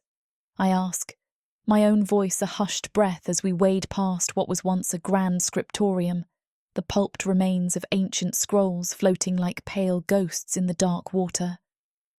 "A library, I think," he whispers back, his eyes never stopping their constant, sweeping scan of the shadows ahead. "A place of knowledge, now a tomb." The silence in these submerged chambers is a deep and oppressive thing, broken only by the sound of our own movements through the water and the distant echoing cries of the naga hunt. Every shadow seems to hold a new menace, every ripple in the dark water a potential threat. Silas moves with a silent, deadly grace, his dagger in his good hand, his pale grey eyes constantly scanning the depths ahead. He is a predator in his own right, and I stay close in his wake, my hand clutching the back of his tunic, his presence my only shield against the terrors of the deep. We are wading through a long, submerged corridor, the water up to my shoulders now, the ceiling a low, oppressive weight just a few feet above my head. The only light comes from the faint, phosphorescent moss that clings to the walls, casting the water in an eerie green glow. The darkness of the water below us is absolute, a black, bottomless abyss. I can feel the pressure of it, the cold, ancient weight of the sea, and a primal, claustrophobic fear begins to close in on me. "I don't like this, Silas," I whisper, my voice trembling slightly. "It feels wrong, like we're being watched from below." "We're almost through," he says, his voice a steady, reassuring presence. "Just a little further. Stay with me." I see a shape move in the murky depths ahead, a distortion in the green-tinged water, and I open my mouth to warn Silas, but I am too late. The water directly at my feet explodes upward in a shower of brackish foam. A naga, its black, lidless eyes filled with a cold reptilian fury, lunges from the depths, its powerful serpentine body coiling around my legs. A scream is torn from my throat as I am ripped from Silas's side and dragged under the water. The world becomes a chaotic, terrifying blur of green and black. The naga's grip is like iron bands, crushing the air from my lungs. I struggle, my arms and legs flailing uselessly against its powerful, scaled body. The cold, dark water closes over my head, filling my mouth, my nose, my lungs. The last thing I see before the darkness consumes me is the horrified, furious expression on Silas's face as I am pulled down into the deep. From the disoriented, drowning darkness of my terror, I see a flash of movement. It is Silas. But it is not the controlled strategist I have come to know. It is a different being entirely, a creature of pure, unrestrained manticore fury.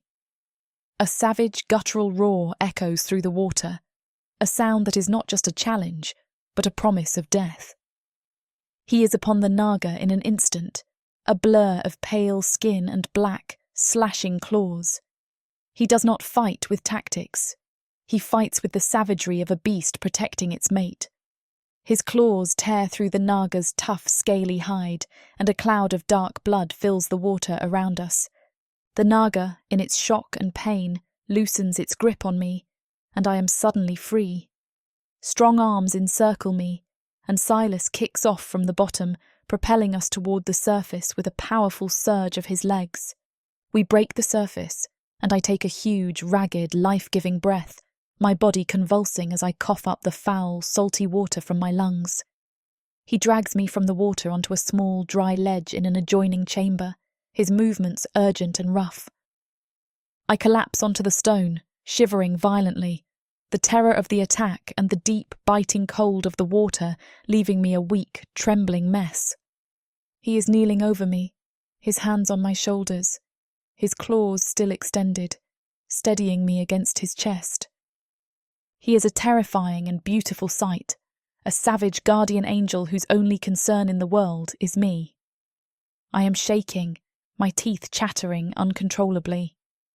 The aftermath of the attack, the sheer primal terror of being dragged into the depths, is a fresh and terrible trauma. "Violet! Are you hurt? Answer me!" he demands, his voice rough with a panic that cuts through my own shock. His hands, for all their dangerous claws, are surprisingly gentle as they run down my arms and legs, checking for wounds. I can only cough and shake my head, unable to form words. Silas's control, the careful, strategic calm that is the core of his being, is completely shattered.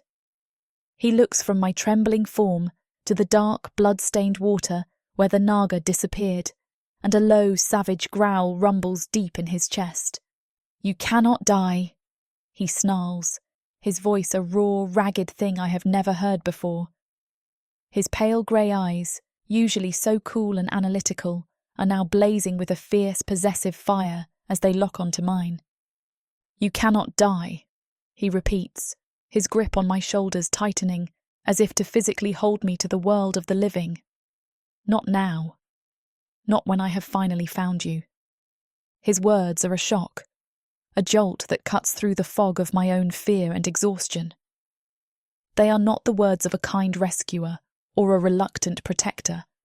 They are the raw, unguarded words of a man, a manticore, who has been pushed to the very edge of his control by the thought of losing me. It is a confession, a raw, possessive, and deeply emotional claim. It is the first real crack in the fortress of his carefully constructed self-control. I stare up at him, my own heart beginning to hammer in my chest for an entirely different reason.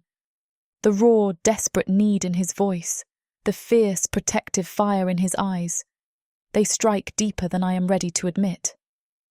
I do not understand this bond, this strange, powerful connection that hums between us.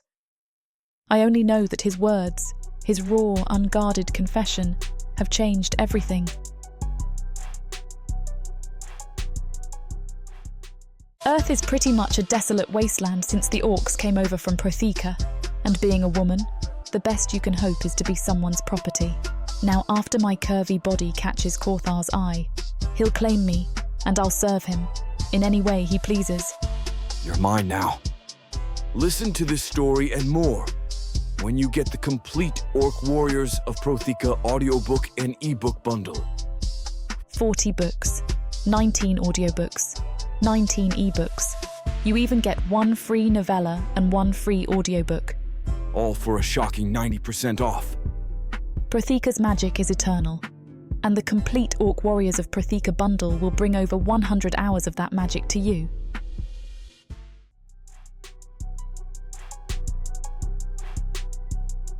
Chapter 16. Silas. The adrenaline from our narrow escape has faded, leaving a deep, bone-wearying exhaustion in its wake. My broken arm is a constant throbbing agony, and the deep ache in my ribs is a sharp reminder of my own vulnerability. But it is Violet's state that forces my hand. She does not complain, but I can see the deep, bone-weary fatigue in her eyes, the way her steps have become slower, less certain. Continuing in our current state is not a calculated risk. It is a tactical certainty of failure. We must find a more secure shelter, a defensible position where we can rest and recover for at least a few hours. A collapsed causeway is too exposed. Then I see it. A tall, slender watchtower, one of the few structures in this part of the city that is almost entirely above the waterline, its top level still intact. It is isolated with a single defensible entrance. It is the perfect location. "There," I say, my voice a low rasp. "That tower. We can rest there." She looks at the tower, then back at me, and gives a single tired nod. "I'm all right, Silas. I can keep going." "I know," I say, my good hand finding her arm to steady her. "But we fight smarter, not harder. And right now, the smart move is to secure a defensible position before they regroup. The journey to the tower is a slow, agonizing process. I support her with my good arm, my own body screaming in protest with every step. But we make it. I manage to barricade the heavy stone door from the inside, the effort of grinding the stone across the floor, sending a fresh wave of white-hot agony through my ribs and leaving me dizzy and breathless. The moment the door is barred, the moment the immediate physical threat is removed, my mind turns on me. The strategist, the part of me that is always calculating, always analyzing, goes into overdrive. I begin to pace the small, circular chamber of the tower, my mind a prison of 1,000 different scenarios, 1,000 different ways we can die. I see the naga surrounding the tower, starving us out. I see the sea monsters, their massive forms breaking through the ancient stone foundations. I see the dark elves, their cruel faces appearing at the door. I replay the attack in the canal, my mind dissecting my every move with a brutal, unforgiving precision. "Too slow," I mutter, my good hand clenching into a fist. The choice of route was flawed. Submerged corridors gave them the advantage. I allowed her to be taken, to be dragged under the water. I almost failed. I almost lost her. The thought is a cold, sharp spike of terror that is far worse than any fear I have ever felt on a battlefield.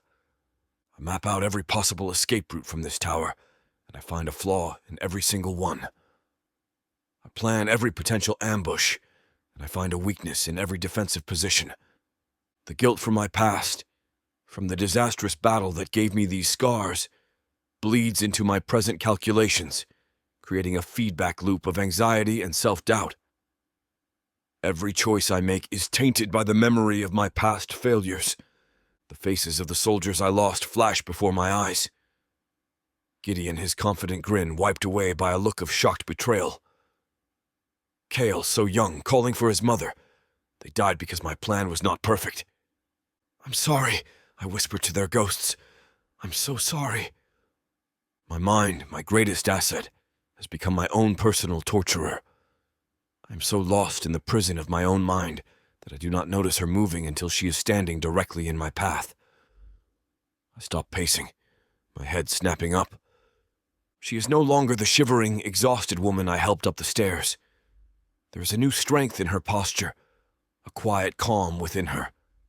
She looks at me not with fear or with awe, but with a deep and profound concern. "Silas," she says, her voice soft but firm. A gentle interruption that cuts through the chaotic storm of my thoughts. I do not answer. I cannot. My mind is still racing, still calculating, still searching for the perfect, flawless plan that does not exist. "You need to rest," she continues, taking a small step closer. "If you do not stop, you will collapse." "I'm fine," I lie, the words sharp and automatic. "I'm assessing our tactical situation." "No," she says, and her certainty is absolute. "You are torturing yourself." A strategist cannot think when he is running on nothing but fear and exhaustion. Her words are a shock, a moment of an outsider's clarity that breaks through my obsessive, self-destructive loop. She's right. I'm not thinking clearly. I'm not strategizing. I'm panicking. She sees not the Manticore commander, the tactical genius. She sees a man who is terrified. Her emotional intelligence, her quiet, empathetic strength, is a counter to my own cold, flawed logic. And in this moment, it is the far more powerful weapon. Her gentle, irrefutable logic breaks through my last defenses. The carefully constructed walls of my control, the mask of the unshakable commander, all of it crumbles to dust. A raw, painful vulnerability, an emotion I have not allowed myself to feel in decades, rises to the surface. I look at her, and I let her see the man beneath the strategist, the man who is haunted by his own failures. I am afraid, I admit. The words a raw, ragged whisper, a confession that is torn from the deepest part of my soul. I am afraid of making the wrong choice again. I have lost before. I have made miscalculations that have cost the lives of those who trusted me. The memory of that day, of the battle that gave me these scars, rises up, fresh and agonizing. They died, I choke out, the words thick with a guilt that has poisoned me for years. They all died. And it was my fault, my plan. A single, hot tear, a traitor to my warrior's discipline, escapes my eye and traces a path down my cheek.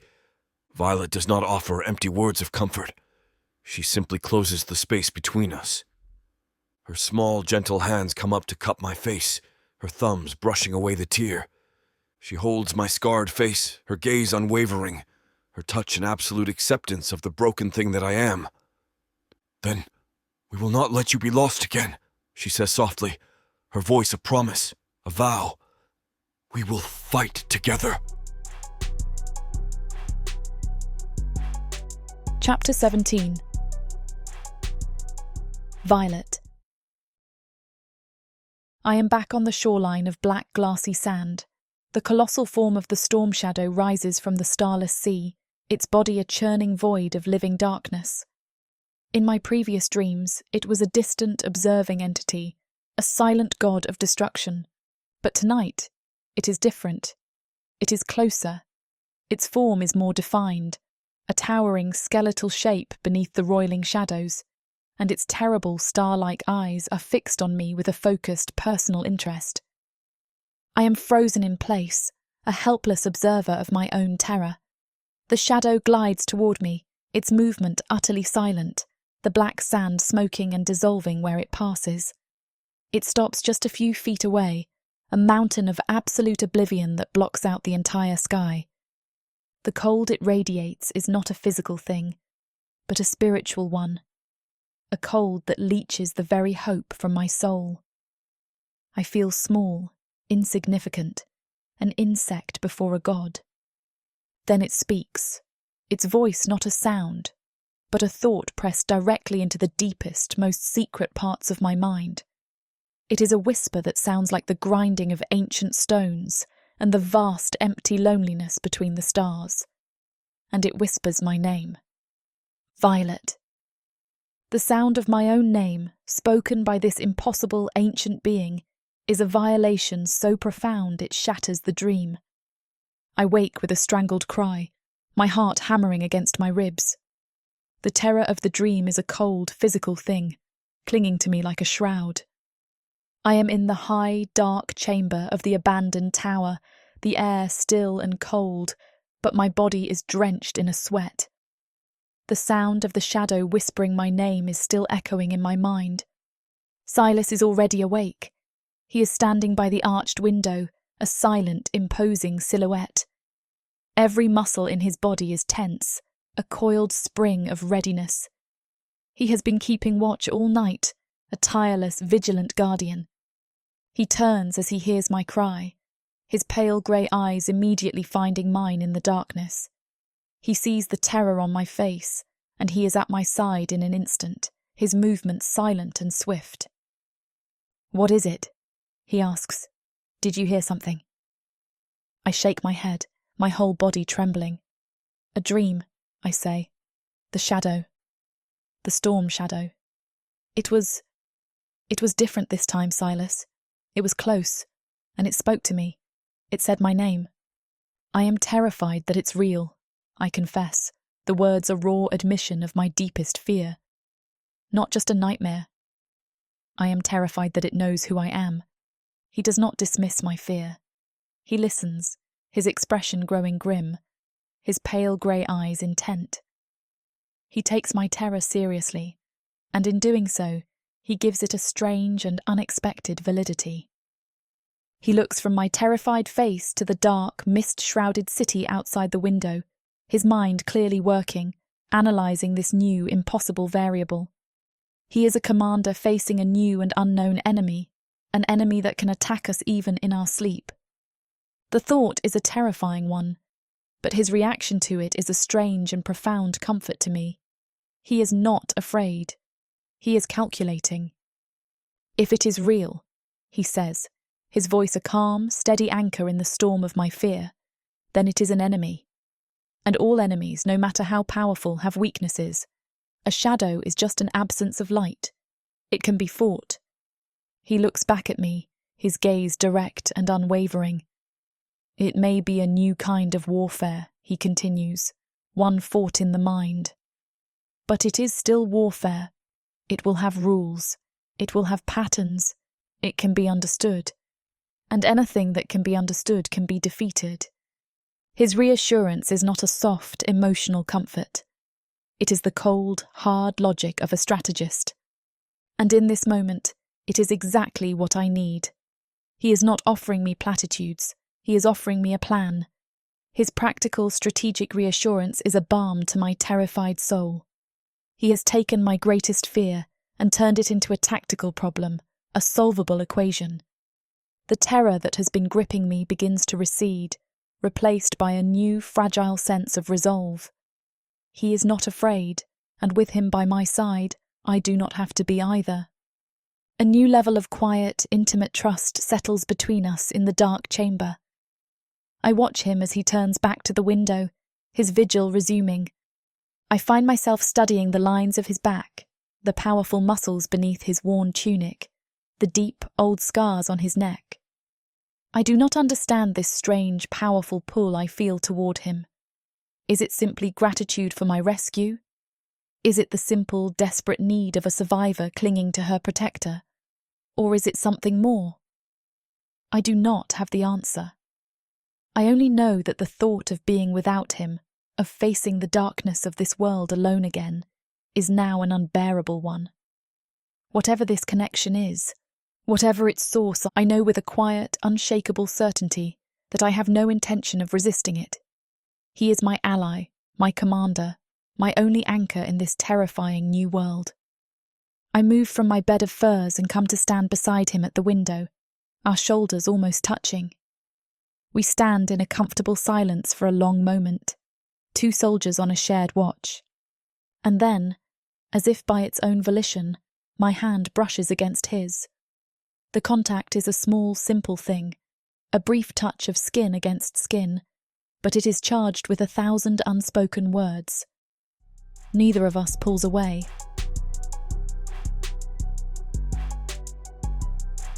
Chapter 18. Silas. We stand watch together at the high, arched window of the tower, a silent, two-person vigil.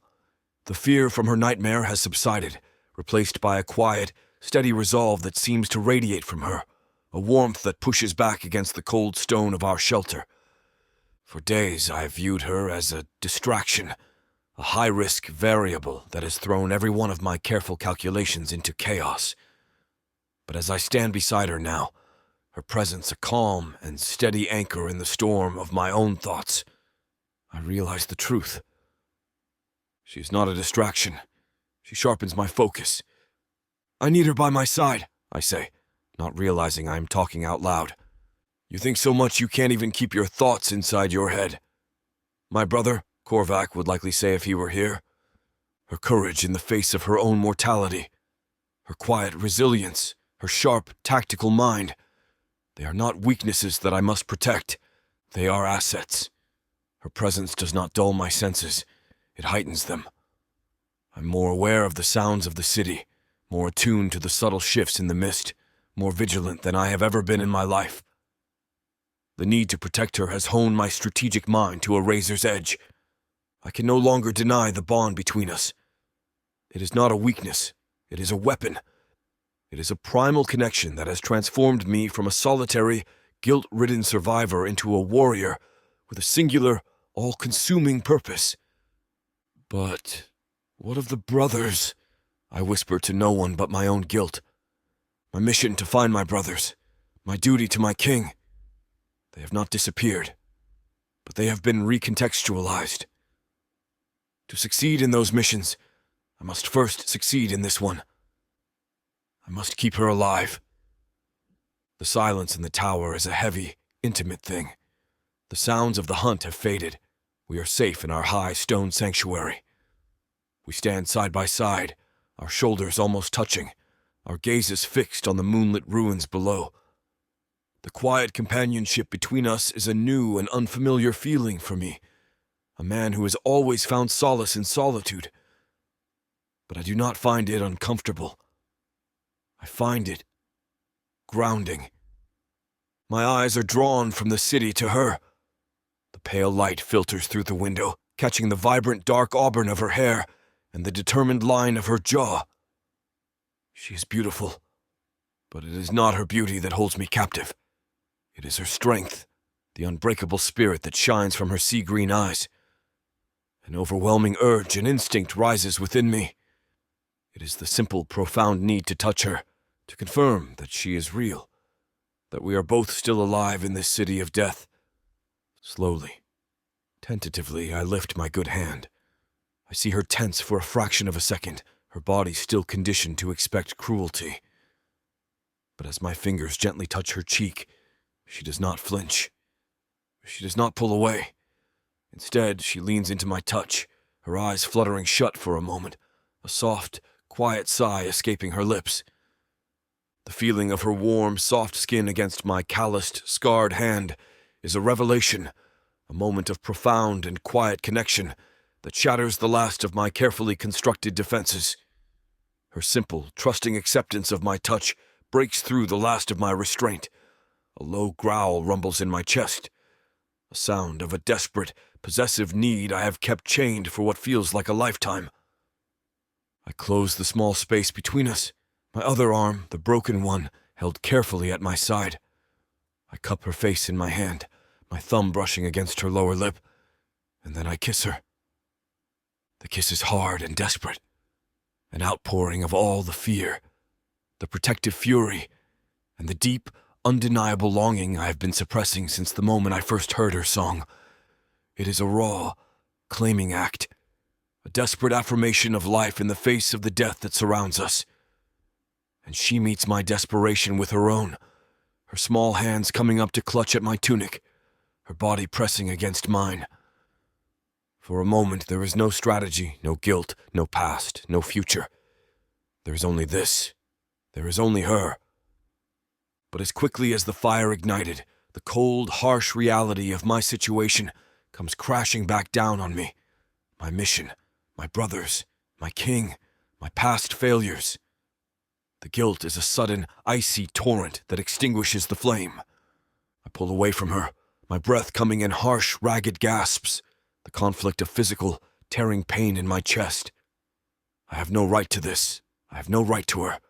I am a failed strategist, a leader who has lost his men, a warrior who has abandoned his sacred duty. She looks at me, and I can see the question there, the silent, "What is wrong?"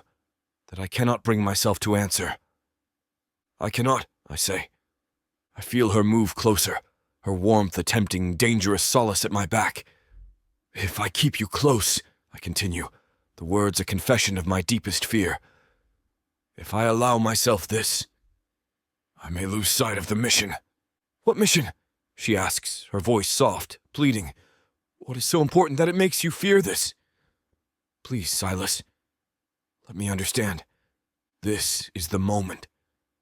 This is the moment where I can choose to trust her, to let her in. I can tell her of Osiris, of the Zabel crystals, of the 5 brothers whose faces haunt my every waking moment. I can let her see the broken, conflicted man beneath the strategist's mask. But my ingrained caution, my fear of burdening her further, my lifetime of solitary self-reliance, they are a fortress too strong to be broken. I do not want to explain. I cannot.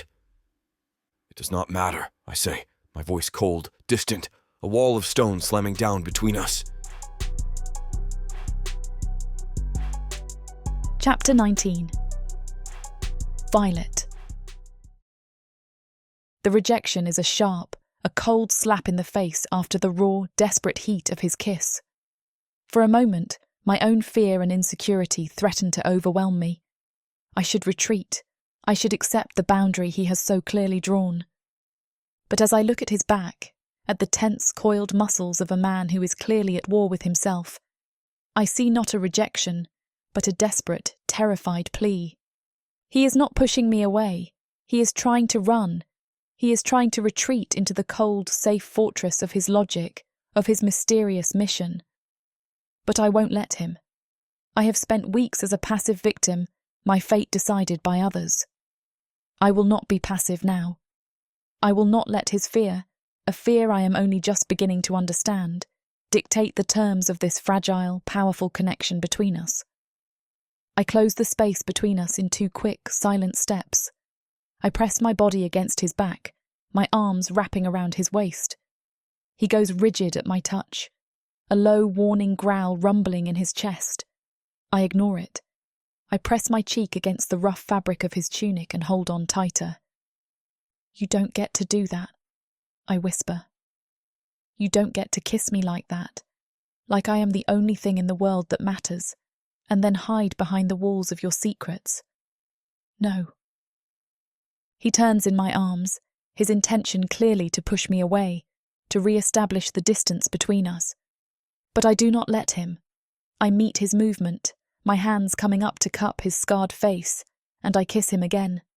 It is a fierce, defiant act, a refusal to be denied, a statement that I am not afraid of the demons that haunt him. For a moment, he remains stiff, his body a bastion of resistance. But then, with a groan that sounds like a man in torment, he surrenders. His mouth crashes down on mine, and this time there is no pulling back. The kiss is a storm of all the things he has been holding back, his fear, his guilt, his desperate, possessive need for me. His good arm wraps around me, lifting me up so my feet are no longer touching the ground, and he presses me back against the cold stone wall of the tower. I am surrounded by him, by his scent, by his strength, by his pain. It is a reawakening. After weeks of being a prisoner, a thing, an object to be sacrificed, my own body had become a stranger to me. But his touch, his kiss, his raw, desperate need for me, it is a powerful, undeniable affirmation of my own life, my own humanity. Sensation, sharp and electric, rushes through my veins. My body is not broken. It is not a victim. It is a source of pleasure, of passion, of a fierce, life-affirming joy. And I will not be denied this. Even now, even as his mouth plunders mine, as his body presses me against the wall, I can feel his resistance. There is a control in him, a measured precision in every touch, in every kiss. He is a strategist, even in this. He is trying to hold a part of himself back, to maintain a line of defense, to not fully surrender to the beautiful, terrifying chaos that is erupting between us. He is still fighting a war, not against the naga, but against himself. I pull back just enough to look into his eyes. They are a stormy, tempestuous grey, swirling with 1,000 different emotions. I see the raw, possessive fire of a manticore who has claimed his mate. But beneath it I see something else. He is not afraid of me. He is terrified of losing me.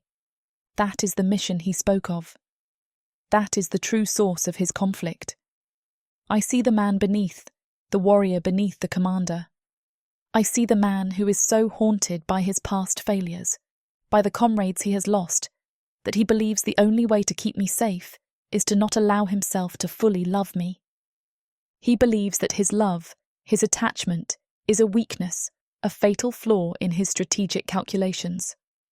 He believes he will fail me, just as he believes he has failed everyone else. The understanding is a revelation, a key that unlocks the last, most secret chamber of his heart. My own fear, my own frustration with his secrecy, all of it dissolves, replaced by a wave of fierce, protective love, so powerful it takes my breath away. He thinks he is protecting me by holding back, but he is wrong. His walls are not a shield, they are a prison for both of us, and I will tear them down. I reach up and gently trace the scars on his jaw, the permanent reminders of the failure that haunts him. He flinches at my touch, but does not pull away. "You will not lose me, Silas," I whisper. I kiss him again, but this time it is different. It is not the defiant challenge of before.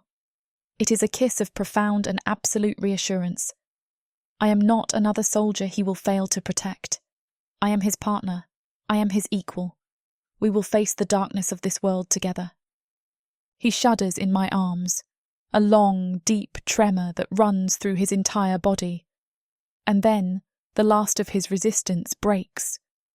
The strategist, the commander, the guilt-ridden warrior, they all fall away, leaving only the man, the manticore, who has finally, completely, surrendered to his mate.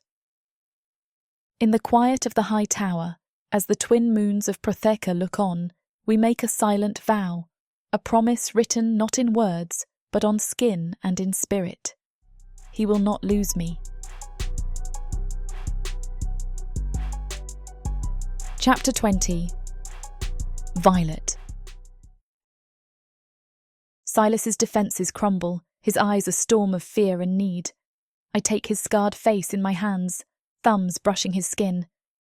"You won't lose me, Silas," I whisper, "and you won't fight alone. I sense your wild side, Violet, and I'm here to dominate it," he murmurs, voice raw with hunger. His hesitation lingers, but I won't let him retreat to his lonely fortress. I lead his good hand to the cold stone floor of the crumbling tower, our hideout from a death-haunted city. "You're my fire, Violet," he says, eyes burning into mine.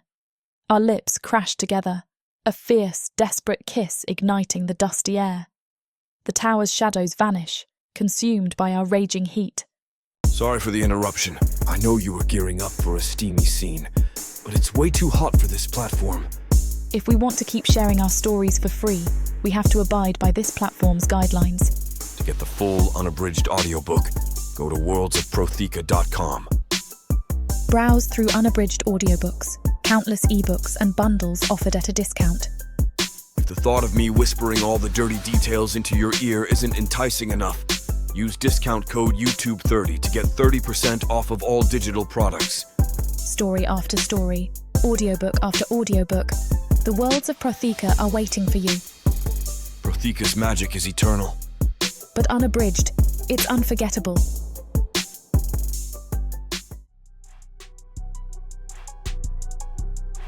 Chapter 21. Silas. The first light of dawn filters through the high window of the tower, a pale grey light that does little to warm the cold stone. Violet is still asleep, her face peaceful in the soft light, the deep lines of exhaustion and fear finally erased by a night of true rest. I feel a fierce, protective urge to let her sleep, to give her this small, precious moment of peace. But I know that our safety is a fragile, fleeting thing. I must use this time to scout our enemy. I move to the window, my movements silent, my own body a symphony of aches and pains. The throbbing in my broken arm has become a dull, constant companion. From this high vantage point, I have a clear view of the central plaza where I found her.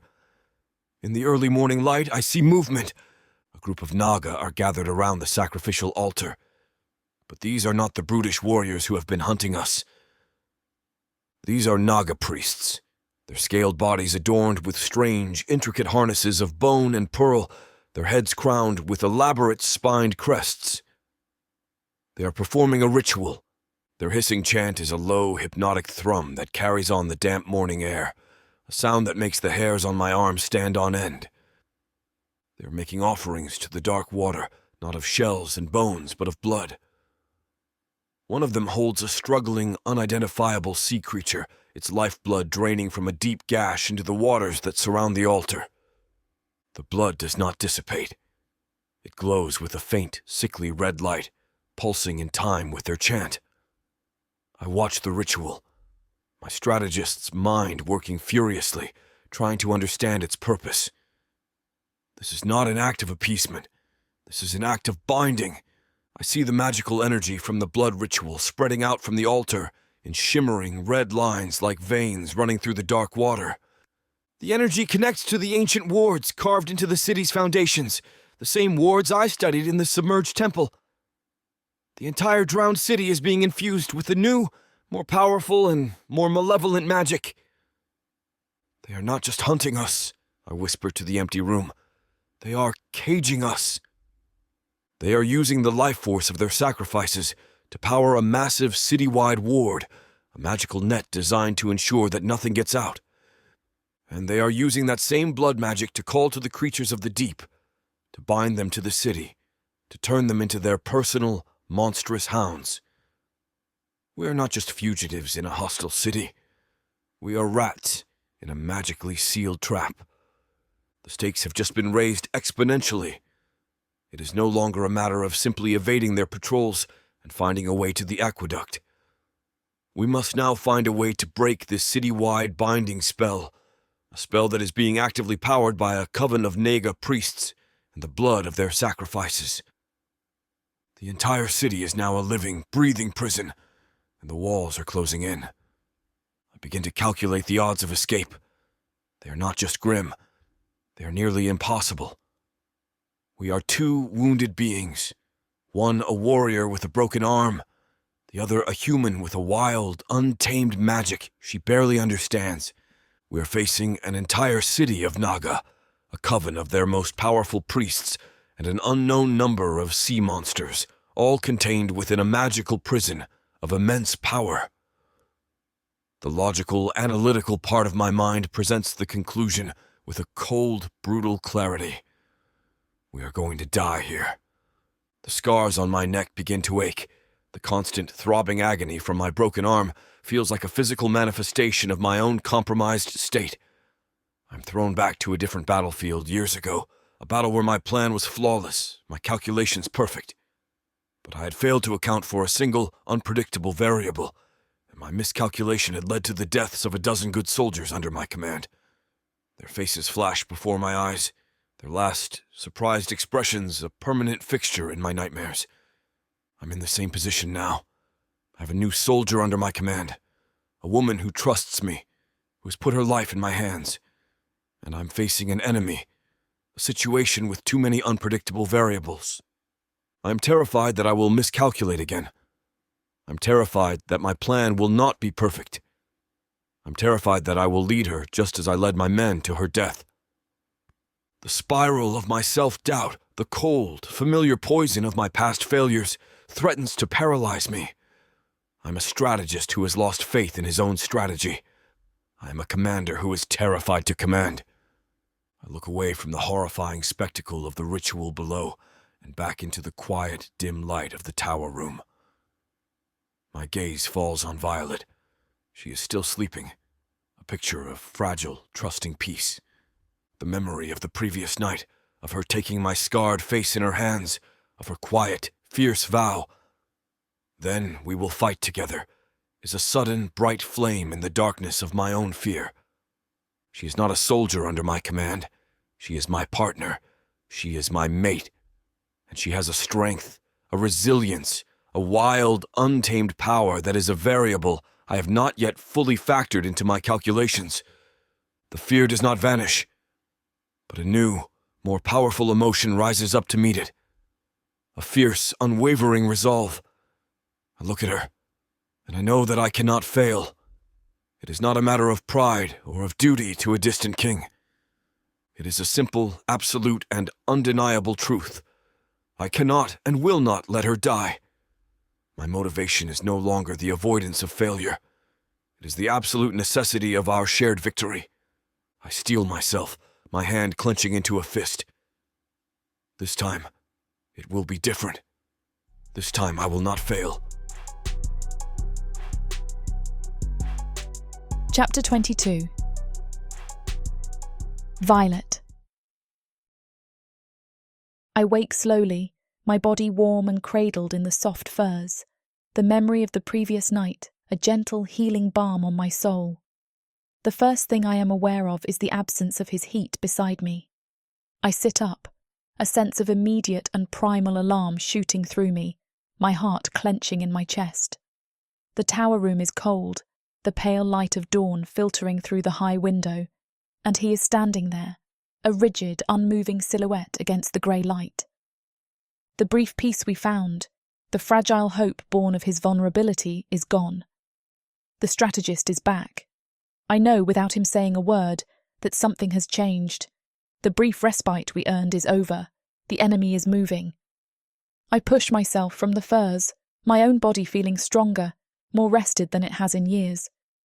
The long, deep sleep, the first I have had that was not haunted by the shadow, has worked a small miracle.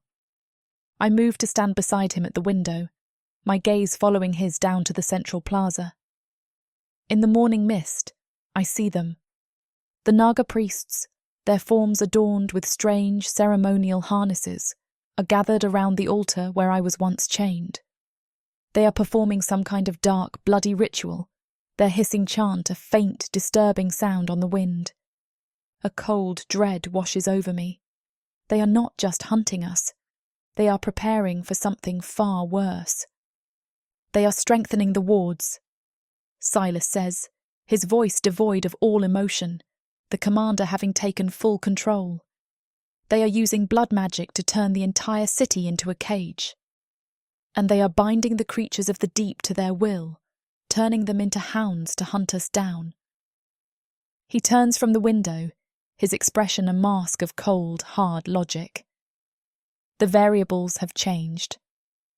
The probability of a two-person extraction has dropped to near zero. A single, low-profile escape has a 17% chance of success. It is the only viable path. His words are a physical blow.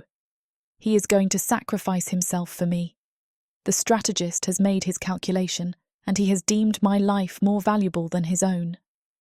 No, I say, the word a sharp, immediate refusal. He looks at me, a hint of surprise in his cold, analytical gaze. It is the only plan that makes tactical sense, Violet. I don't care about your tactics. I don't care about your percentages. I counter, my own voice rising, filled with a fierce, hot anger. What about the variable of me refusing to leave you to die? Did you factor that into your perfect equation? My duty, he begins, his voice tight with a frustration that I know is born of fear for my safety. Your duty is our duty now, I cry, taking a step toward him. Your mission is our mission. Or have you forgotten what you told me? What we are to each other? You do not get to make this decision alone. You do not understand the threat, he says, his voice low and intense. You cannot fight them. Maybe I can, I say, my mind racing, a desperate fragmented memory beginning to surface. Their ritual, their chanting, I have heard it before. He looks at me, his focus sharpening, his strategist's mind immediately latching onto the new piece of information. What chanting? When? When I was on the altar, I continue, the memories coming back in a rush, painful and vivid. The priests would come every day. They would tend to the wards on my shackles. They would chant I close my eyes, trying to recall the sounds, the hissing, melodic words that were the soundtrack to my long weeks of torment. The incantations are burned into my memory, words I did not understand at the time, but which I can now hear as clearly as if they were being whispered in my ear. I begin to repeat them, my own pronunciation a clumsy human imitation of their serpentine hiss. I describe the intricate glowing patterns they would trace in the air, the way the magic would flow from them and into the stone of the altar. They were strengthening the wards, I say, my eyes snapping open as the final piece of the memory clicks into place. But there was always a sequence, a final rune that had to be undone before the new one could be set. It was a failsafe, a flaw in their own design, an undoing. Silas turns to me, his whole body thrumming with a new energy. The cold, detached commander is gone, replaced by a strategist who has just been given the key to the entire battle. He closes the distance between us, his hands gripping my shoulders, his eyes blazing with a new kind of fire, not possessiveness, but sheer, brilliant, intellectual excitement. "Say it again," he demands, his voice urgent. "The sequence." Describe the final rune. He recognizes the incantations, the sequence I have described, my memory, the traumatic, useless byproduct of my long captivity, has just given him the crucial insight he needed. It has given him the weakness in the enemy's defences. "The city-wide ward," he says, his mind clearly racing miles ahead. "It is built on the same principles as the ward that held you. It must have the same flaw, the same failsafe." He looks at me, and in his eyes, I no longer see a protector looking at a victim. I see an equal looking at a partner. "Your memory is a weapon, Violet," he says, a note of genuine awe in his voice. "A weapon more powerful than any sword. You are not a liability in this fight. You are not a civilian to be hidden away." He takes a deep breath, the admission a profound and beautiful thing. "You may be the key to our survival." His words are my validation. The shame I have carried, the feeling of being a helpless burden, all of it falls away. At this moment, I am not an objective to be extracted. I am a soldier, and I have just provided my commander with the intelligence we need to win this war.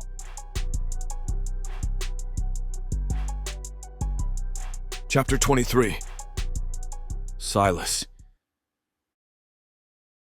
Her knowledge changes everything. The cold, analytical part of my mind that had calculated our odds of survival at near zero is now filled with a new and dangerous hope. She has given us a weapon, a key forged in her own torment, a weakness in the enemy's own design. We are no longer just fugitives running for our lives. We can be proactive. We can be the ones to set the terms of this engagement. We huddle together in the high tower, a council of war between two unlikely allies.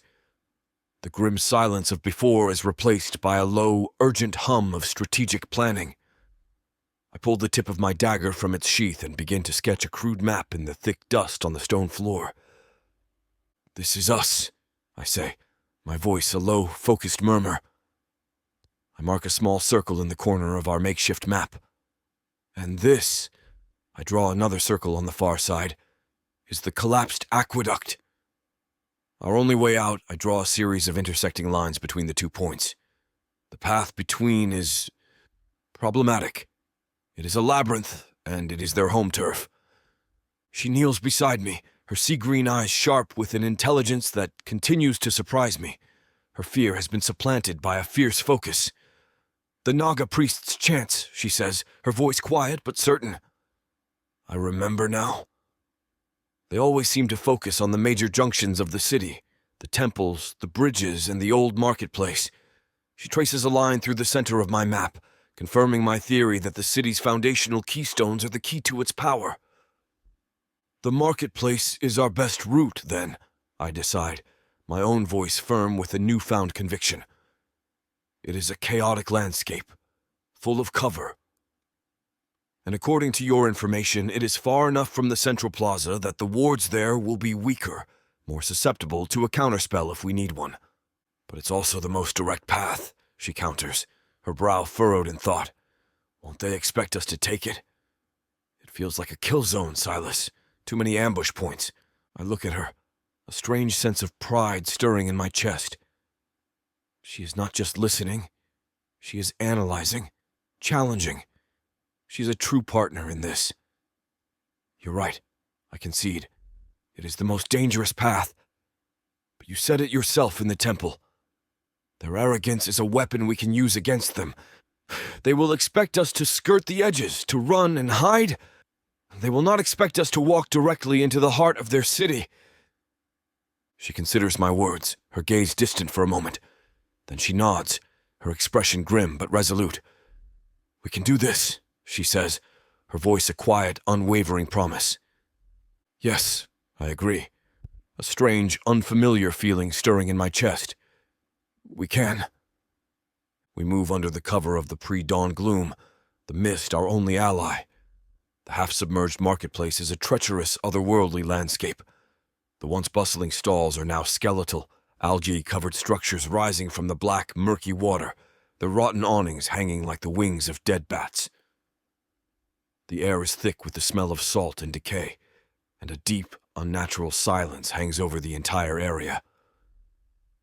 "Something's wrong," I whisper, my hand tightening on the hilt of my dagger as we wade through the waist-deep water. "It's too quiet." My every sense is on high alert. Even the drip of water from the crumbling archway seems to have ceased. The naga are waiting. We are moving from the cover of one overturned market stall to the next, our movements slow and deliberate, trying not to disturb the still black water. My plan is to reach the grand, arched entrance to the market on the far side, the one Violet identified as a potential weak point in the warding system. We are halfway there when the silence is broken. It is not a shout or a war horn. It is the simple, terrifying sound of a splash in the dark water behind us. The ambush is perfectly executed. Naga scouts, their serpentine bodies as black as the water, rise from the depths on all sides. There are at least 6 of them, their spears held ready, their lidless black eyes fixed on us with a cold, reptilian hunger.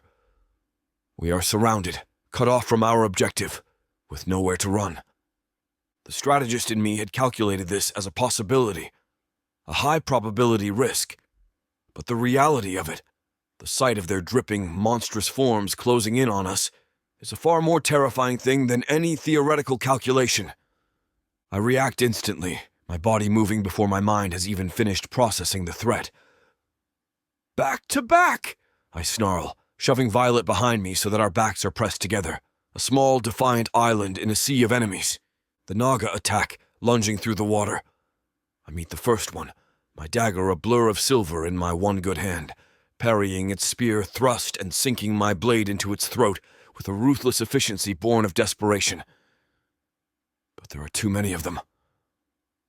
Another one lunges at me from my right side, my injured side, its spear aimed at the deep gash in my ribs. I cannot move in time to block it. Something whips through the air beside me.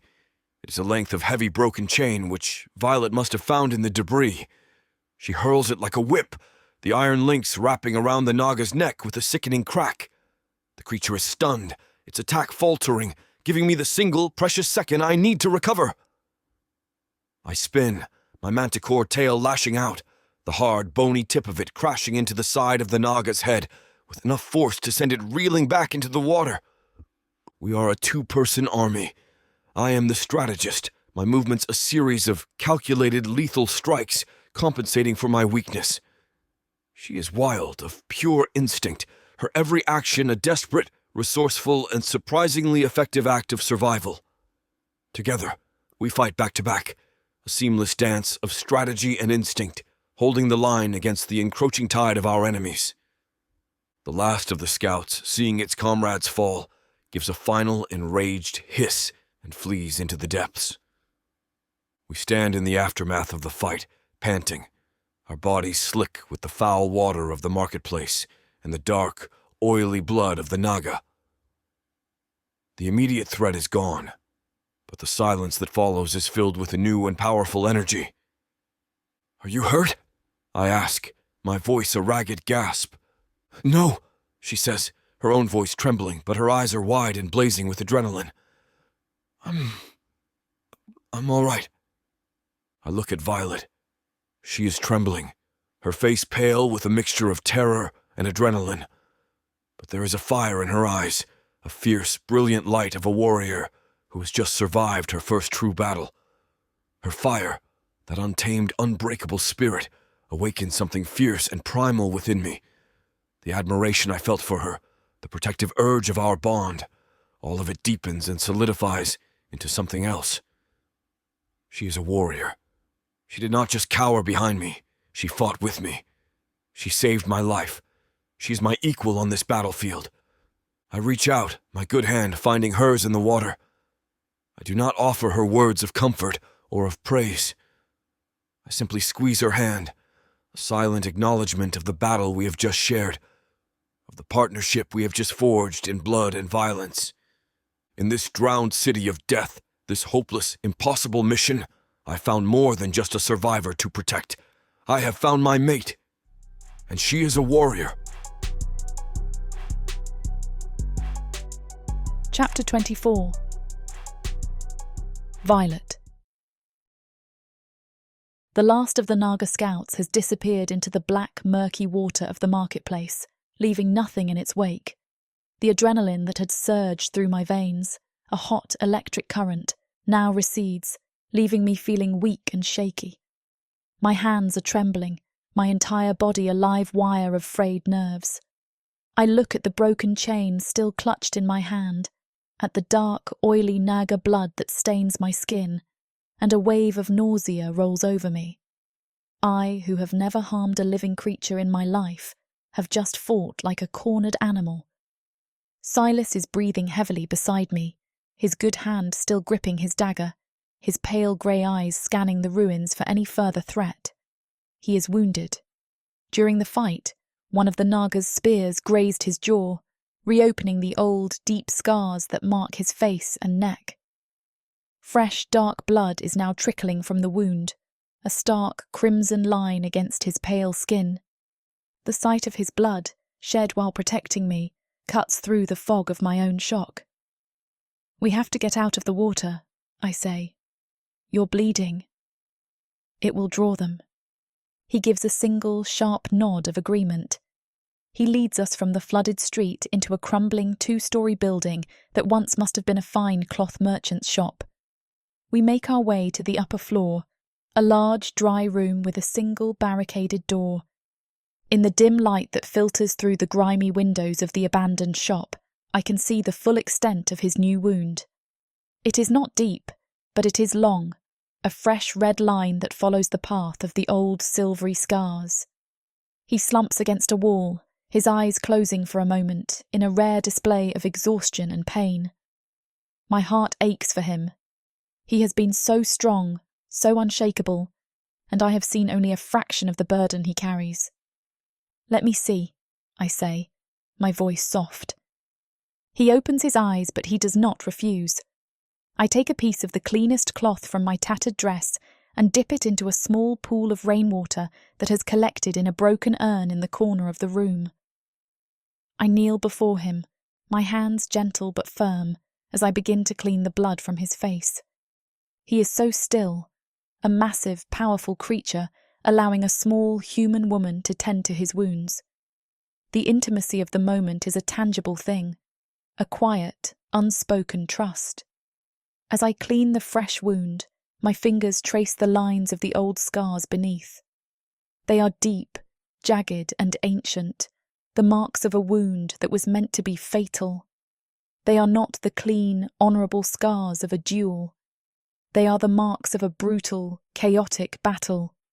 A question, born of a deep and genuine concern, rises to my lips before I can stop it.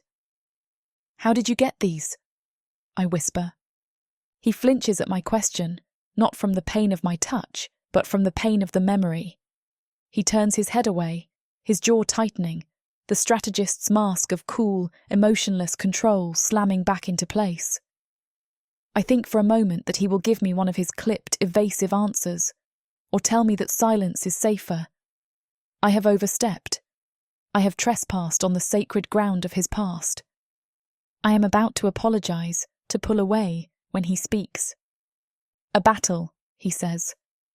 "Years ago. I was a commander. My plan was perfect. Every variable was accounted for. Every contingency was planned." He falls silent for a long moment, and I can see the raw, agonizing grief that is playing out behind his eyes. "But I miscalculated," he continues, his voice cracking on the word. I failed to account for the enemy's desperation, for their willingness to sacrifice their own to achieve their objective. My flawless plan fell apart. I lost 12 good soldiers that day.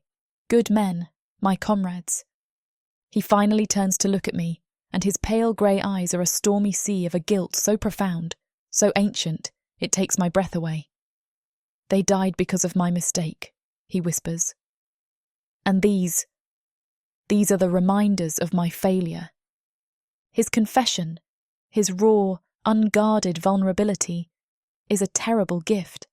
He has shown me the deep, festering wound in his soul, the source of his caution, his control, his all-consuming fear of failure. I do not offer him the empty comfort of pity. He is a warrior. He would not welcome it. Instead, I offer him the hard-won wisdom of a survivor. I take his scarred face in my hands, my touch gentle but firm, forcing him to meet my gaze.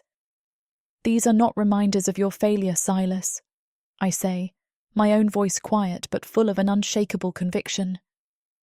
They are not a mark of weakness.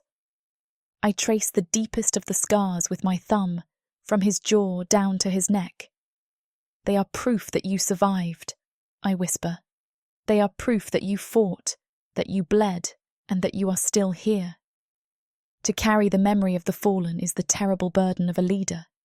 It is not a sign of your failure. It is a sign of your honour. The intimacy between us, born of a shared battle and a shared vulnerability, deepens into something profound, something unspoken. I do not pull my hands away from his face. I simply hold him, a silent promise that he no longer has to carry the weight of his past alone.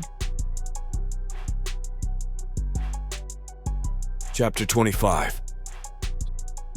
Silas. The silence that settles in the dusty room of the cloth merchant's shop is different from any we have shared before. The heavy tension of the hunted, the charged quiet of our first tentative confessions, all of it has been washed away by the raw, painful honesty of the last hour. She simply holds my face in her hands, her touch a gentle anchor, and I allow myself to be held. The ghosts of my past have not vanished, but for the first time in years, their voices are quiet. I am a strategist. My mind is a weapon, a fortress, a tool that I've honed through a lifetime of discipline and war. It does not rest. It cannot. The moment one thread is neutralized, it is already calculating the next 10. As the fragile piece settles, my internal engine whirs back to life. The naga are scattered, yes, but not defeated. They will regroup. They will adapt. Their arrogance has been wounded, and a wounded predator is the most dangerous kind. My body protests as I push myself away from the wall, the fresh agony in my ribs a sharp counterpoint to the dull, throbbing pain in my arm. We've rested long enough, I say, my voice clipped and formal, the commander reasserting control. They will have discovered the ambush failed. They will be regrouping. I expect her to nod, to accept the hard logic of our situation. Instead, she remains kneeling before me, her sea-green eyes fixed on my face with an unnerving, analytical calm that rivals my own. No, she says softly. The word is so quiet, yet so absolute. It stops me cold. No, I repeat, my brow furrowed. The tactical window is closing. We must move while they are in disarray. You are exhausted, Silas, she states, not as a question, but as a fact. You can barely stand. Your hands are trembling. I look down at my good hand and see that she is right. A fine, almost imperceptible tremor runs through my fingers, a testament to the adrenaline and exertion of the last few days. I clench it into a fist, a useless gesture of defiance against my own body's limitations. I'm fine. A small, sad smile touches her lips. You are a great many things, Silas. A warrior, a strategist, a protector, but you are a terrible liar. She rises to her feet, her movements graceful despite the tattered rags she wears, and places a gentle but firm hand on my chest. stopping me from taking another step. "You will rest." "That is an order, Commander." The audacity of it, the gentle, unyielding authority in her voice, should infuriate me. But instead, it breaks through the last of my hardened resolve. A long, weary breath escapes my lungs, a sound of surrender. "It's not just the wounds," I admit, my voice a low, rough whisper. I finally look at her, truly look at her, letting her see the profound weariness that goes far deeper than muscle and bone. My mind, it will not stop. Since the moment I woke on that shore, it has been running, calculating every threat, every variable, every patrol route, every angle of attack, in every possible way we could die. I begin to pace, the familiar, agitated motion of physical manifestation of the storm in my head. There is no quiet, I confess, the admission torn from a place of deep, personal torment.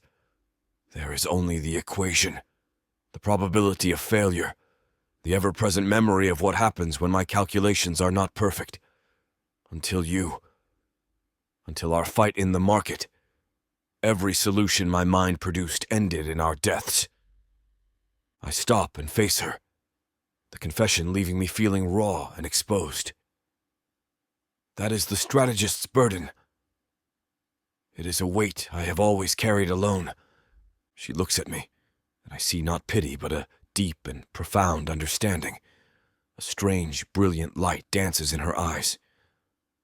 "So, what you're telling me," she says slowly, her tone serious, but her lips twitching with a nascent smile, "is that in your head, you've already fought 1,000 battles, died 100 times, mapped every single crumbling rock in this entire cursed city, and calculated the precise trajectory of every drop of rain?"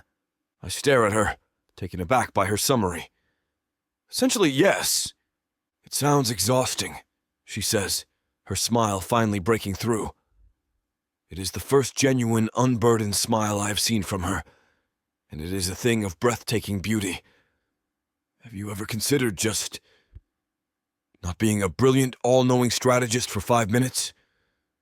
What would happen?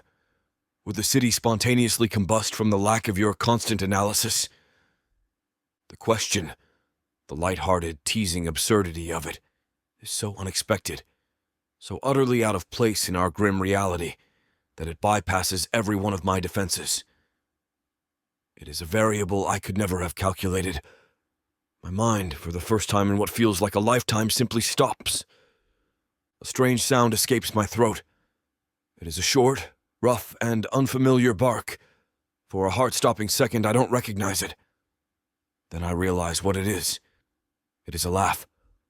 The sound hangs in the air between us, as shocking and as out of place as her song was in the silent, dead city. It surprises us both into a stunned silence. I can feel the ghost of it on my lips, the strange, pleasant ache of muscles that have not been used in years. The laugh has not fixed my wounds or defeated our enemies, but it has done something far more profound. It has broken the fever of my fear. It has silenced the ghosts, if only for a moment. It's like a single ray of sunlight breaking through a week of storm clouds, a brief, beautiful, and utterly transformative moment of light. It marks a turning point in our connection, a shift from the desperate alliance of 2 survivors to the easy, intimate companionship of 2 partners. The grim commander who has been leading us through this hell has, for a moment, vanished, replaced by a man who has just remembered what it feels like to not be entirely alone with his burdens. I look at her and the weight on my soul feels infinitesimally lighter. A small, tired, but very real smile touches my own lips in return. And in the quiet of the ruined shop, surrounded by enemies in a world of uncertainty, that shared smile feels like the greatest victory of all. Escape this world and step into one where romance and magic intertwine across realms, with stories that are not just standalone tales, but part of a vast, interconnected universe. Imagine not just one, but 100 stories, where characters, destinies, and legends cross paths in unexpected ways. 100 audiobooks, from the romantasy 100 book bundle. These aren't just isolated stories. They share themes, worlds, and threads that make every journey feel part of something grander. Fated lovers, ancient prophecies, and the delicate balance between power and passion. Get all of these stories today for a mind-blowing 90% off. That's right, 100 audiobooks for the price of 10. 800 hours of audio where these alpha males prove just how puny the human men of Prathika are. 12 complete series where they show their human women what they've been missing and more. One-time purchase, lifetime access to a universe of interconnected magic and romance. Prathika's magic is eternal. With the Romantasy 100 book bundle, your pleasure will be too. Chapter 26. Violet. In the quiet, shared warmth of our small sanctuary, I fall into a deep and healing sleep. But the darkness of this city, of this world, does not rest. The dream finds me again. I am no longer on the black, glassy shore. I am back where it all began, chained to the cold, wet stone of the sacrificial post. The mist that usually shrouds the ruins is gone, and the water of the plaza is as still and as black as a mirror. And standing at the edge of the altar, where the stone meets the water, is the storm shadow. It is not the colossal, formless entity from the storm. It has taken a more solid shape, a towering skeletal figure draped in living shadow, its eyes the same terrifying voids of cold, ancient starlight. It is a king surveying its domain, and I am its most prized possession. It does not move, it simply watches me. Then its voice, the sound of 1,000 drowning whispers, fills my mind, low and commanding, a statement of absolute, irrefutable ownership. You were promised to the deep, it says. You belong to the sea, you belong to me. The words are a brand, a claim, a sentence of eternal doom. I try to scream, to sing, to do anything to fight back, but I am frozen, a helpless insect pinned by the gaze of an ancient, hungry god. I wake with a strangled cry, the shadow's possessive words still echoing in the silent tower. My heart is hammering against my ribs, and a cold, visceral terror, a fear deeper than any I felt while facing the naga, has taken hold of me. He is no longer just a distant, abstract threat. He has seen me. He has spoken to me. He has claimed me. Silas is awake in an instant, moving from his watchpost by the window to my side, his hand resting on my shoulder, his presence a solid, grounding weight in the terrifying chaos of my own mind. "Violet," he says. "What is it?" "A nightmare." I am shaking, my entire body racked with a deep, uncontrollable tremor. "It was him," I say, the words tumbling out of me in a ragged, breathless rush. "The storm shadow. He was there, at the altar. He was standing right in front of me." I take a shuddering breath, the memory of the dream so vivid, so real. "He spoke to me, Silas," I whisper, the words a confession of a terrible, intimate violation. "He said I belong to the sea. He said I belong to him." The dream does not feel like a dream. It feels like a memory. It feels like a promise. Silas listens, his expression growing grim, his pale grey eyes as hard as flint. He does not dismiss my fear. He takes my terror, my impossible story, and he accepts it as a tactical reality, as a new and dangerous variable in our desperate equation of survival. His quiet, immediate belief in me is a more profound comfort than any gentle words of reassurance could ever be. He pulls me to my feet and leads me to the window, his arm a steady, protective presence around my shoulders. We look out at the dark, murky water where the real monsters, the physical ones, are still hunting us. But we are no longer looking at our only enemy. There is a new, far more dangerous one, an enemy that can reach me even here, in the safety of this high tower, in the protection of his arms. He is a being of great power, Silas says, but he is still an enemy, and all enemies can be fought. He turns to look at me, his gaze direct and unwavering. I do not know how to fight a shadow that can walk in dreams, he admits, his honesty a rare and precious gift. But we will learn. I swear to you, Violet, you will not face him alone. We will face him together. His vow is a solid, unshakable thing in a world that has been nothing but chaos and uncertainty. He has taken my greatest fear, this terrifying personal threat, and he has made it his own. He has taken my burden and placed it squarely on his own broad, capable shoulders. He is not just my protector. He is my ally. He is my partner. And in this moment, he is my entire world. The deep, chilling terror that the dream had left in its wake begins to recede. In its place, a new emotion begins to take root, a feeling as hot and as fierce as the fear was cold. It is determination. I am not a prize to be claimed. I am not a soul that belongs to any being, mortal or god. I am my own, and I will fight for that right. I look from Silas's determined face to the dark, menacing ruins of the city below. The naga are still out there, the sea monsters are still waiting in the deep, and the storm shadow is watching me, even now. But I am no longer the frightened, helpless girl who was chained to the altar. I am a survivor, I am a warrior, and I am not alone. My fear, under the steady, reassuring weight of his promise, melts away, reforged in the fire of my own spirit into a sharp and unbending resolve.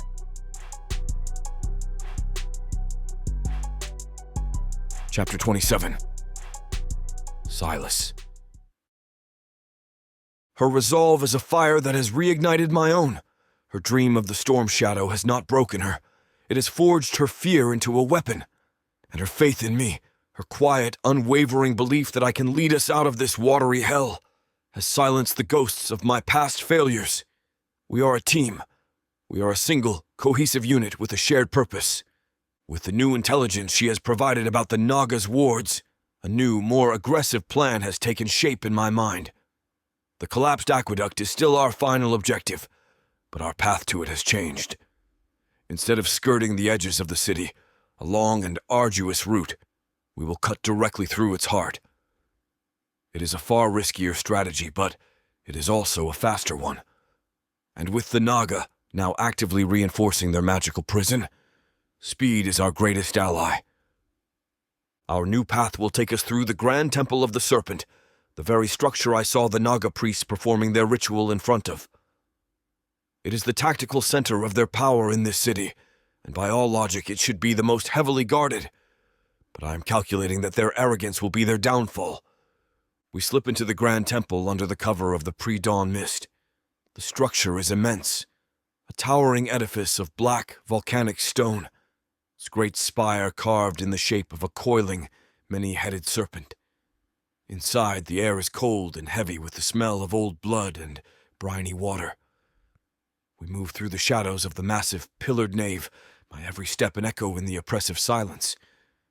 And then I hear it. Voices. The sharp hiss of the Naga and the smooth, melodic, and utterly chilling sound of the dark elven tongue. I pull Violet behind a massive, overturned altar, my hand gesturing for absolute silence. We peer through a crack in the ancient stone. In the center of the temple, a group of Naga priests are gathered before a small contingent of dark elves. The elves are clad in elegant, black-lacquered armor, their postures reeking of an arrogant, effortless superiority. The Naga, who are so proud and so vicious in their own right, are almost fawning in their presence, their heads bowed in a gesture of subservience that I find deeply unsettling. They are bartering. The lead dark elf pushes a heavy silk-lined chest toward the Naga high priest, who opens it to reveal a hoard of massive, uncut gemstones that glitter like captured stars in the gloom. The priest hisses in satisfaction. This is not a meeting of allies. This is a transaction. The dark elves are paying the Naga for a service. A cold, pure and murderous rage settles in my heart as I watch the transaction. I know what this is. This is payment for the so-called tributes, for the lives of the innocent women, like Violet, who were sacrificed to keep the elven shipping lanes clear. As I'm about to whisper this confirmation to Violet, I feel her go completely rigid beside me. A small, choked gasp escapes her lips, a sound of pure, horrified recognition. I look at her, and she is staring, her face as pale as bone, her eyes fixed on the lead dark elf. "That crest," she whispers, her voice a trembling thread of sound, the silver serpent on his armor. I've seen it before. She's shaking now, not with fear, but with a cold, building fury. "It was on the glove of the elf who spoke to my father," she continues, her voice dropping, thick with the memory of the betrayal. "The one who smiled and promised us a prosperous future. The one who invited me onto his ship. It was him. They are the ones who took me." The truth slams into me. It is not just an abstract conspiracy of a faceless noble house. It is a direct personal betrayal. These specific men are the architects of her suffering. She takes a half-step forward, her hands clenched into fists, and I hold her back, my good hand a firm, restraining weight on her arm. My strategist's instinct screams at me that we cannot fight this many. To reveal ourselves now would be suicide. She looks at me, her eyes blazing with a righteous fury that mirrors my own. I see the question there, the plea to be allowed to fight, to make these monsters pay for what they have done. I give a single, almost imperceptible shake of my head. Not now. The time is not right. She understands, but the fire in her eyes does not dim. "One day," she whispers, "I want to make them pay. All of them." I silently agree. The desire for vengeance is a hot, dangerous thing that wars with my logical, strategic mind. Vengeance is an emotion, an indulgence that has no place in a sound battle plan. I look at the arrogant, self-satisfied faces of the dark elves as I feel the tremors of rage and grief running through the body of the woman I love. I know that this is more than just vengeance. This is justice, and it is a justice I will one day help her deliver. We wait, hidden in the shadows, until the dark elves have concluded their business and departed, their arrogant laughter echoing in the vast empty temple. The Naga priests disperse, leaving the temple once again in silence. Our path is clear, but our mission has changed. We are witnesses. We carry a terrible, damning secret, and our escape from this drowned city is no longer just a matter of staying alive. It's a matter of ensuring that the truth of what we have seen is one day brought into the light. Chapter 28. Violet. We find a new shelter, a small, defensible chamber high up in a crumbling bell tower. The immediate danger of the temple is behind us, but the knowledge of what we saw there is a new and heavier burden. I sit huddled in the corner, my arms wrapped around my knees, the cold stone seeping into my bones. The anger, the white-hot rage I felt upon seeing the dark elves, has burned itself out, leaving behind only a hollow, desolate sorrow. My life, my sacrifice, it was not an act of random cruelty. It was a business transaction. I was a commodity, a line item in a ledger, my life traded for the safe passage of elven ships. The sheer, calculated depravity of it is a more devastating blow than any physical violence. It has stripped away the last of my defiance, leaving me feeling small, insignificant, and utterly, completely hopeless. The exhaustion from our long, hunted flight, from the constant fear, from the battle in the marketplace, finally takes its toll. My body has reached its limit. My spirit has reached its limit. I have fought so hard to survive, but for what? To be a pawn in a game played by monsters and cruel, arrogant elves. The fight suddenly seems pointless, a desperate, foolish struggle against an evil that is as vast and as uncaring as the sea itself. Silas is by my side, his large, warm presence a silent offering of comfort. He does not speak. He simply waits. But his quiet patience is an invitation, a safe space for me to finally let go of the strength that has been my only shield for so long. A single hot tear escapes my eye, and then another. And then the dam of my control finally breaks, and I begin to sob, my body racked with the deep, silent, hiccuping sobs of someone who has held on for too long. I was going to die there, I whisper, the words a raw, broken confession, in that plaza. And no one would have ever known my name. I would have just been another pile of bones, another forgotten offering to a monster. My eyes blurred with tears, and I let him see all of it. I let him see the terrified, grieving woman beneath the defiant warrior he has come to know. That's what they do, I say, my voice trembling with the force of my grief and my rage. They erase us. They turn us into nameless, faceless victims to serve their own greed.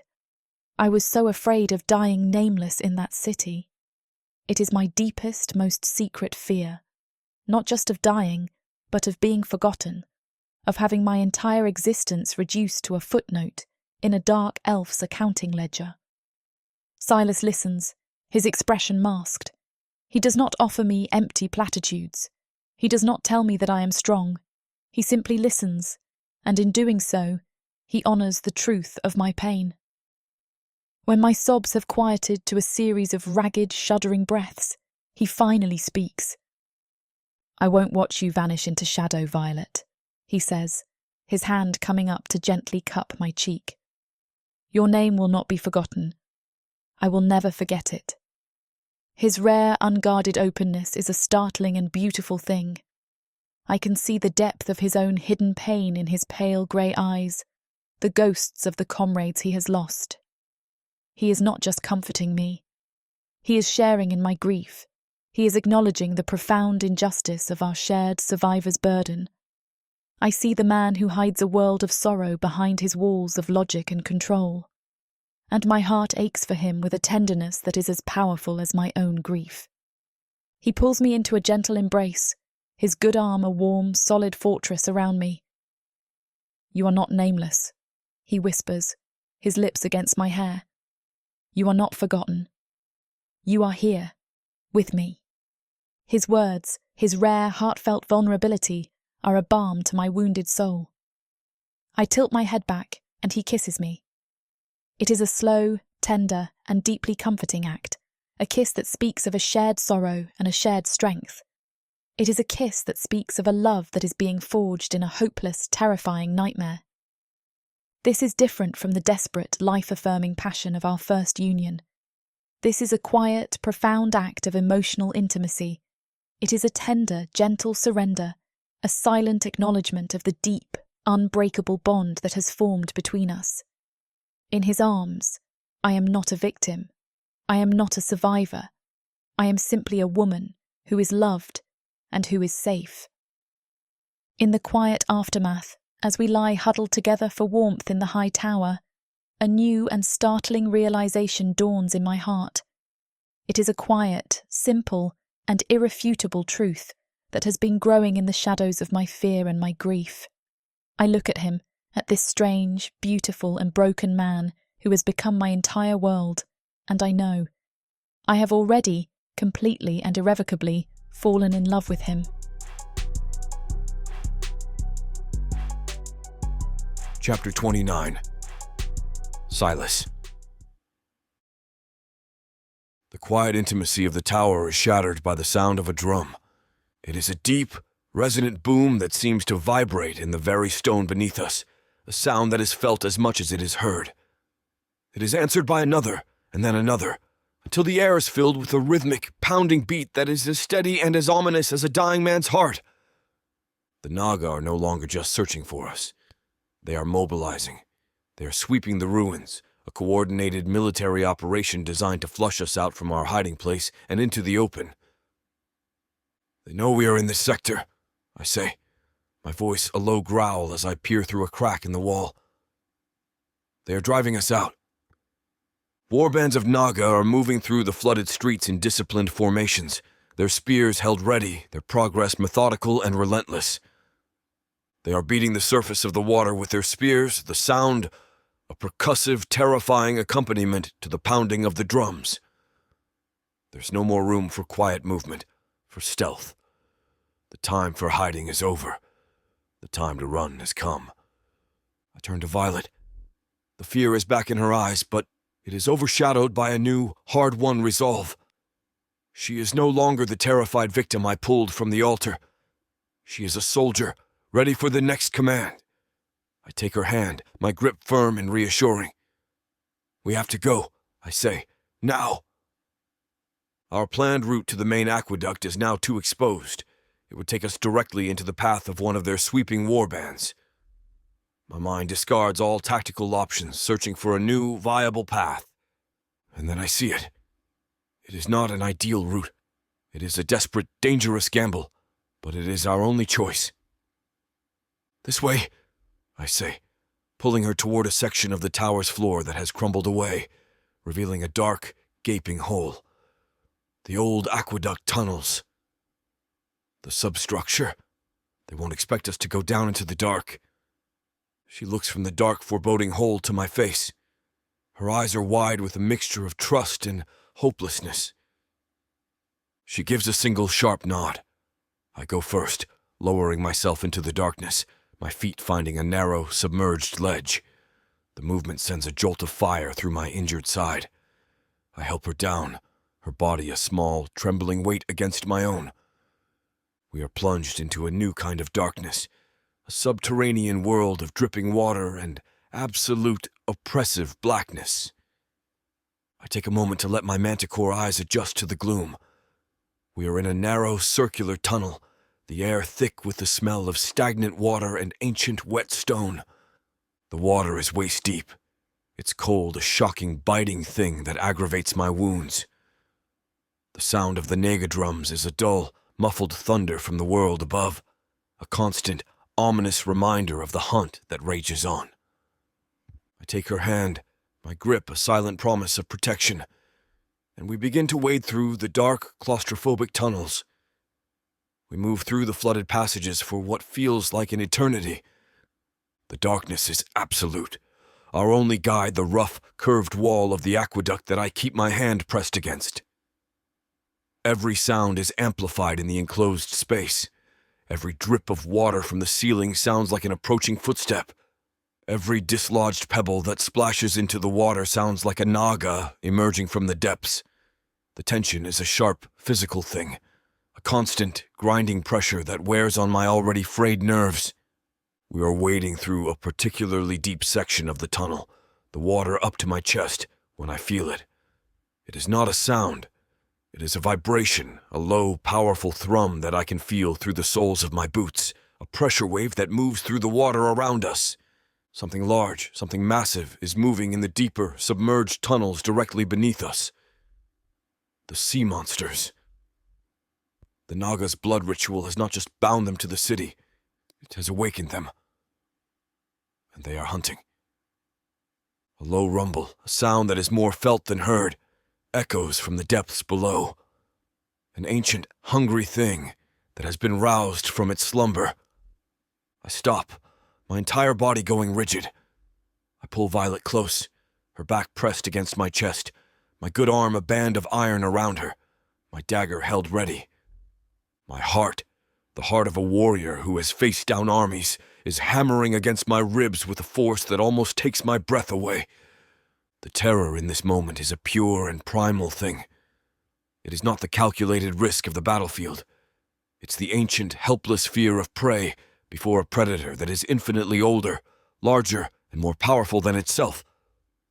I can feel Violet's own terror, the frantic, terrified beat of her heart against my back. And in that moment, all of my walls, all of my carefully constructed defenses, all of my logic and my strategy and my guilt, all of it dissolves into a single, overwhelming and undeniable truth. I'm not just protecting a strategic asset. I'm not just defending a survivor I feel responsible for. I'm protecting the other half of my own soul. The fear of losing her is a far more terrifying thing than the fear of the monster that lurks in the deep. To lose her would not just be a mission failure. It would be an extinction of the self. The low rumble from the depths fades, the massive presence moving on for now. But we remain frozen in place, my arms a fortress around her. The sheer, overwhelming force of my feelings for her, a truth that has been simmering beneath the surface for days, finally breaks through my last reserves of control. I lower my head, my lips brushing against her ear, and the words, the single, most important truth of my existence, are torn from me in a raw, reverent whisper. You are my mate. It is not a question. It is not a confession. It is a statement of fact, a truth as real and as solid as the stone that surrounds us. Chapter 30. Violet. His words, a raw, reverent whisper against my ear, echo in the dark, claustrophobic tunnel. You are my mate. The single, simple sentence is more powerful than any magical incantation, more shocking than any monstrous roar from the deep. I freeze in his arms, my entire being consumed by the sheer, overwhelming weight of that one word. Mate. It is a word from old stories, a word of myth and legend, a word that speaks of a bond that is deeper than love, older than time. It is a word that should be impossible, and yet as it settles in my soul, it does not feel impossible. It feels like the truth. It feels like a key clicking into a lock I did not even know existed within my own heart. The strange, powerful pull I have felt toward him since the moment he emerged from the shadows, the profound sense of safety I feel in his arms, the way my own spirit seems to recognize his. It all suddenly makes a terrifying and beautiful kind of sense. I am overwhelmed. The terror of the monster below, the fear of the naga above, all of it recedes, replaced by the staggering, world-altering reality of his confession. For him to speak this word, in this moment of pure, primal terror, is not a calculated statement. It is a truth torn from the very depths of his soul, a confession he was powerless to stop. He has given me the last, most secret piece of himself. I turn in his arms, my movements slow, my body trembling with the force of my own emotions. In the deep, oppressive darkness of the tunnel, I cannot see his face clearly, but I can feel the intensity of his gaze. I can feel the fierce, protective, and now openly possessive energy that radiates from him. He has claimed me, and he is waiting for my response. My own confession, a truth I have barely dared to admit to myself, rises to my lips. I felt it too, I whisper, my voice a raw, vulnerable thing in the echoing silence. The moment I first saw you. I did not understand it. I thought it was just gratitude, or fear, but it was something else, a kind of recognition, like a part of my soul that had been sleeping suddenly woke up. It is a shared truth, a mutual admission that solidifies the bond between us into something real and unbreakable. We are not just a warrior and a survivor, not just two strangers thrown together by a cruel fate. We are mates. The knowledge is a terrifying and wonderful thing. It is a promise of a future in a world where I thought I had none left. It is a light in the deepest, most suffocating darkness. He leans down, and his kiss is not the desperate, passionate claiming of before. It is a slow, tender, and reverent act, a sealing of the vow he has just spoken. It is a kiss that speaks of a shared soul, of a journey that we will now, and forever, face as one. A fresh chorus of hissing shouts from the world above, closer now, more organised, shatters our private moment. The naga are in the tunnels. They have followed us down into the dark. The immediate physical threat reasserts itself, a cold, sharp reminder that this world is not done trying to kill us. But this time, the fear is different. It is not the lonely, isolating terror of before. It is a shared danger, a threat we will face as a unit. Silas pulls away, his hand immediately finding mine in the darkness. His grip is strong, steady, and full of a new, unspoken promise. We press on, moving deeper into the aqueduct tunnels, our hands entwined despite the danger. The act of holding his hand is a small, simple thing, but in this moment, it is everything. It is a physical manifestation of our new bond, a silent declaration that we are no longer alone. We move as one, our steps synchronized, our senses a shared shield against the dangers that lurk in the dark. I am no longer just a follower, a liability to be protected. I am his partner. I am his mate. The knowledge is a new and powerful strength that flows through my veins, a fire that pushes back against the cold and the exhaustion. The naga chant grows louder, the sound echoing through the labyrinthine tunnels, seeming to come from all directions at once. The hunt is far from over. It has only just begun. The danger has not lessened with his confession. It has intensified. We now have something so precious, so fragile, to lose. I look at him, at the fierce, protective love that I can now see so clearly in his eyes, and a new and powerful vow forms in my own heart. He has been my protector, my saviour, my strategist. He has carried the entire weight of our survival on his broad, wounded shoulders. He has faced down my fears, and his own, to keep me safe. Now, it is my turn. I will be his partner. I will be the warrior that my mate deserves. I squeeze his hand, my grip as firm and as steady as his own. He looks at me, a silent question in his eyes. I answer him with a small, determined nod, a silent promise that he understands completely. Whatever comes next, whatever horrors this drowned city or the storm shadow have in store for us, he will not face them alone. My fear is gone, burned away by the fierce, brilliant light of the truth. I am his mate, and I will fight by his side until my last, dying breath. Chapter 31. Silas. We move through the dark, watery tunnels for what feels like an eternity. The distant, muffled sounds of the naga hunt are our constant companion, a reminder that we are still deep within enemy territory. But my own internal landscape has changed. Her hand in mine is a warm, solid anchor in the darkness, and the shared, spoken truth of our bond is a shield against the fear that has been my own constant companion for years. We are a unit. We are mates. And we will survive this. After another hour of tense, silent travel, I find what I have been searching for. It is a break in the aqueduct wall, a passage that leads not into another tunnel, but into a large, natural cavern. I can hear the sound of falling water, and the air smells cleaner here, less stagnant. I scout the entrance first, my manticore senses tasting the air, listening for any sign of a threat. There is none. This grotto is isolated, hidden, a pocket of sanctuary in this drowned hell. "In here," I whisper. "We can rest here." I lead her through the opening. The space is beautiful, a high-ceilinged cavern with a small subterranean waterfall cascading down one wall into a crystal-clear pool. Faint, phosphorescent moss casts a soft, blue-green light over the entire space. It is the first truly beautiful, truly peaceful place I have seen in this entire cursed land. In the quiet, ethereal light of the hidden grotto, the tension of the last few days, of the last few hours, finally begins to recede from my body. We are safe. The knowledge is a welcome relief, a luxury I have not allowed myself since the moment I woke on the shore. I look at Violet.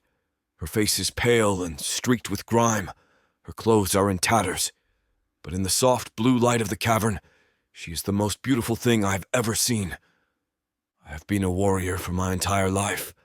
My identity has been forged in the crucible of duty, of strategy, of constant vigilance.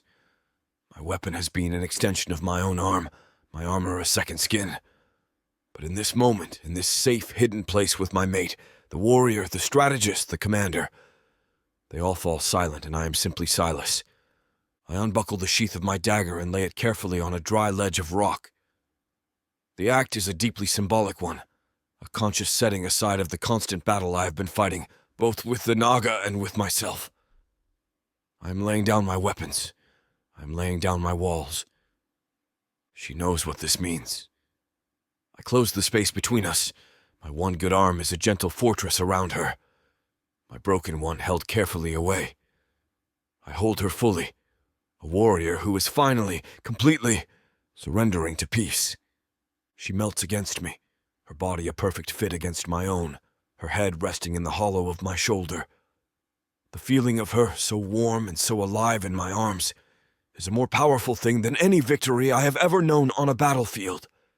It is a quiet, profound triumph over the death and the darkness that has been trying to consume us.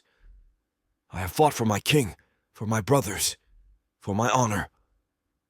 But I have never fought for something so precious, so vital as this woman.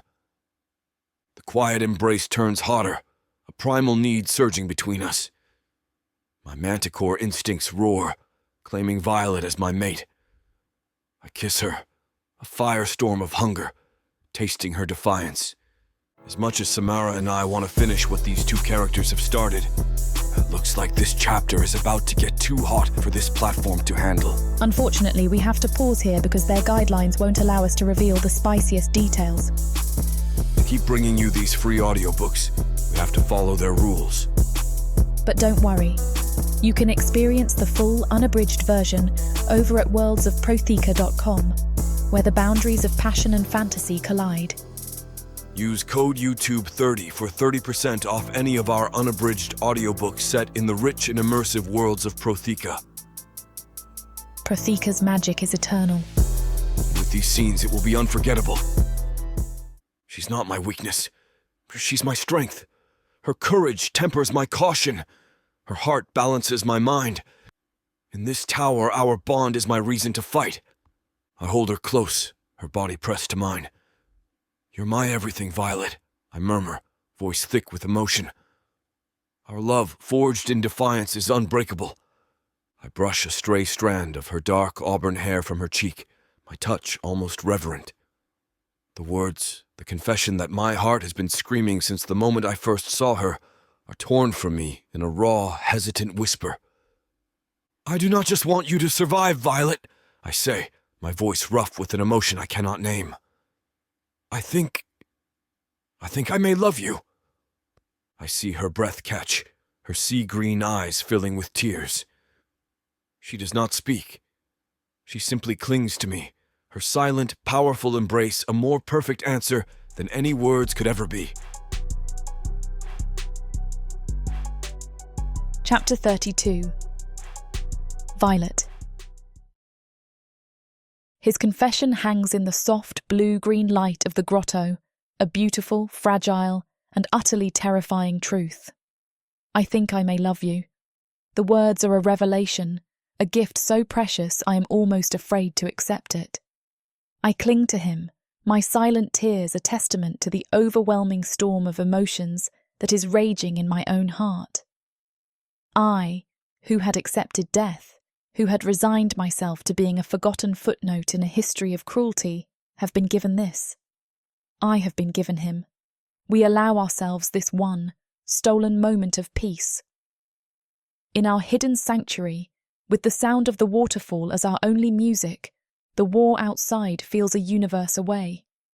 He tends to my still raw wrists, his touch a gentle healing balm. I, in turn, tend to the wounds on his face and the gash on his ribs, my hands no longer trembling, but steady with a new and profound sense of purpose. We are two broken things, finding a way to be whole in each other's presence. For a few precious hours, we are not a manticore and a human, not a strategist and a survivor. We are simply Silas and Violet. And in the quiet intimacy of the grotto, a new and beautiful future, a future I had never dared to imagine, begins to take root in my heart. But we both know that our peace is a fragile, fleeting thing. We both know that the moon is still rising. Our peace shatters. A deep, resonant boom, the same sound that signalled my freedom from the altar, echoes through the ruins, so powerful it shakes the very stone beneath us. The beautiful blue-green light of the phosphorescent moss vanishes. drowned out by a sickly red light that begins to bleed from the water itself. The drums start, a slow, pounding, merciless beat that seems to mimic the hammering of my own heart. The last assault is upon us. The water at the entrance to our grotto begins to rise, not with the gentle ebb and flow of a natural tide, but with an unnatural, sinister speed. The ruins are twisting with old, awakened magic, the sea itself being bent to the Naga's will. Our sanctuary is rapidly becoming a watery grave. Silas is on his feet in an instant, his dagger in his hand, his body a tense, coiled spring of readiness. The brief, beautiful peace is over. The warrior, the commander, is back. They are flooding the city, he says. They mean to flush us out and drown us, or force us into the open where their monsters are waiting. The time for hiding is over, he says, his voice a low growl as he pulls me to my feet. Now we fight. We are forced from our grotto and back into the treacherous, half-flooded tunnels of the aqueduct. But the tunnels are no longer empty. They are teeming with Naga warriors, their serpentine bodies gliding through the rising, blood-red water, their spears held ready. They have been waiting for us. They have trapped us. There is no escape. But I am no longer with a solitary, wounded warrior. I am with a manticore general in his element. The chaos that would have paralysed me with terror now seems to focus Silas's mind into a weapon of brilliant, ruthless precision. He moves with a speed and a purpose that is breathtaking to behold. "The left flank is weak," he barks, not at me, but as if commanding a full squadron. "They have overcommitted to the central passage. We will break through here." He fights like a force of nature, a whirlwind of controlled, deadly violence. Every strike is planned, every parry is perfect, every defence is precise.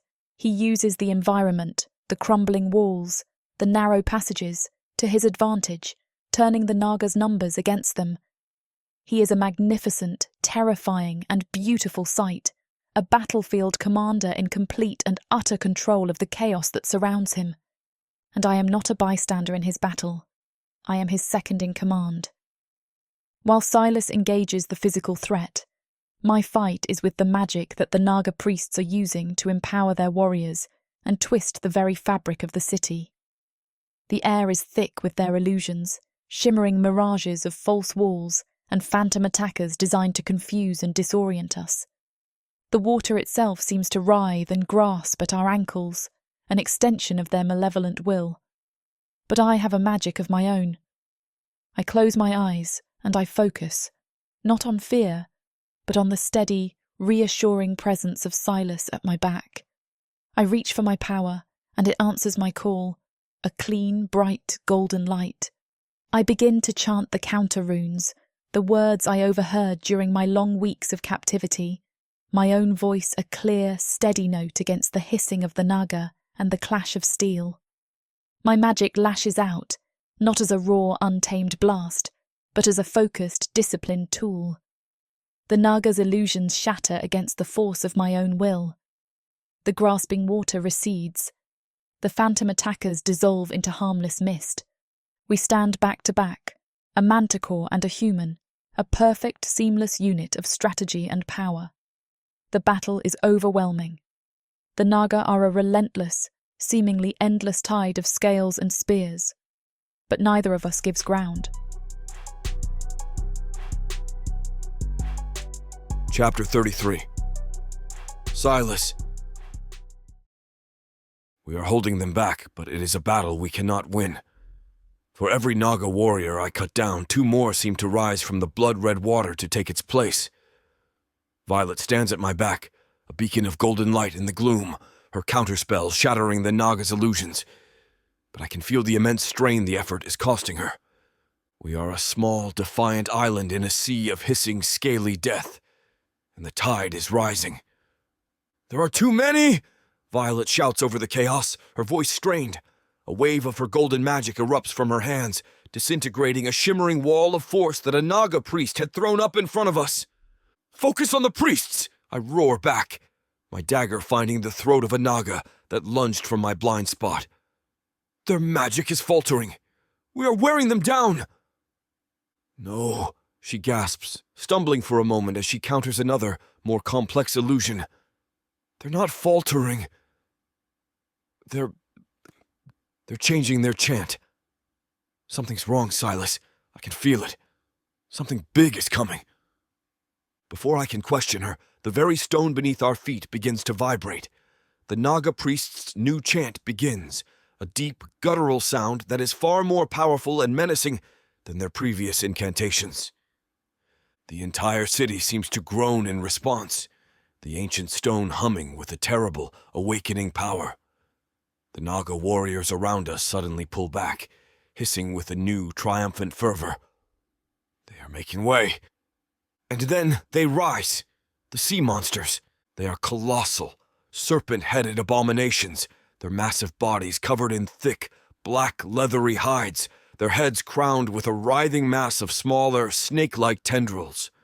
They rise from the depths, their great, mournful, and terrifying screams shaking the very foundations of the ruins. The true purpose of the blood ritual is now revealed. They have not just awakened the monsters. They have summoned them to be their ultimate weapon. Two of the massive creatures turn their baleful yellow eyes upon us, their huge serpentine bodies gliding through the water with a speed that belies their size. They are chaos and destruction incarnate, and a direct physical confrontation is suicide. I must use my mind. I must use my magic.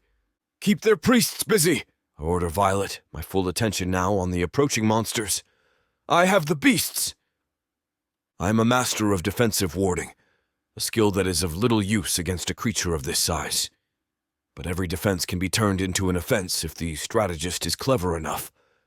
I begin to weave my own magic, pulling on the latent energy of the ancient stones around us, my one good hand tracing the complex geometric patterns of explosive wards in the air. The first monster lunges, its massive fanged maw opening to swallow us whole. Just before it reaches us, I complete my spell. A small, shimmering, and seemingly insignificant ward appears directly in front of its face. It strikes the ward, and the ward explodes, not with a wave of force, but with a blinding concussive blast of pure white light and sound. The monster shrieks in pain and fury, its sensitive eyes blinded, its massive head thrashing from side to side.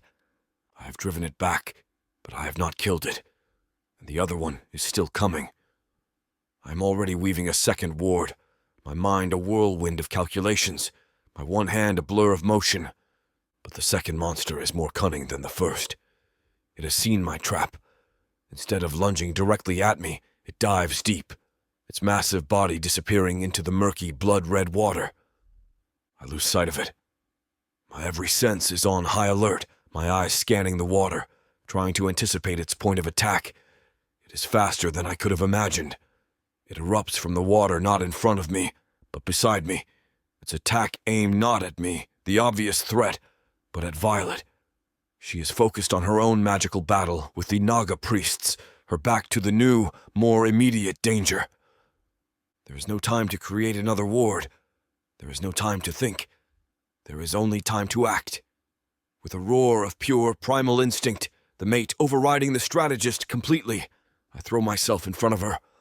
I shove her out of the way, and the monster's attack, a sweeping blow from a massive, claw-tipped flipper, catches me across the ribs on my right side.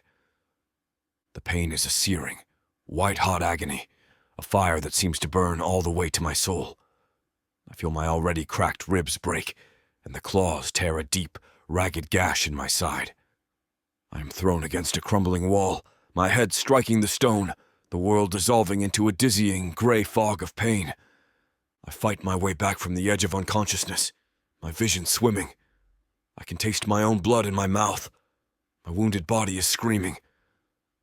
Through the fog of my pain, I can see the monsters and the Naga regrouping for a final decisive assault.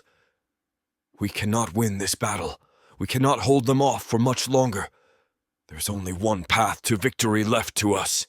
Our final desperate gambit. I stagger to my feet, my side a blaze of pure agony. I find Violet.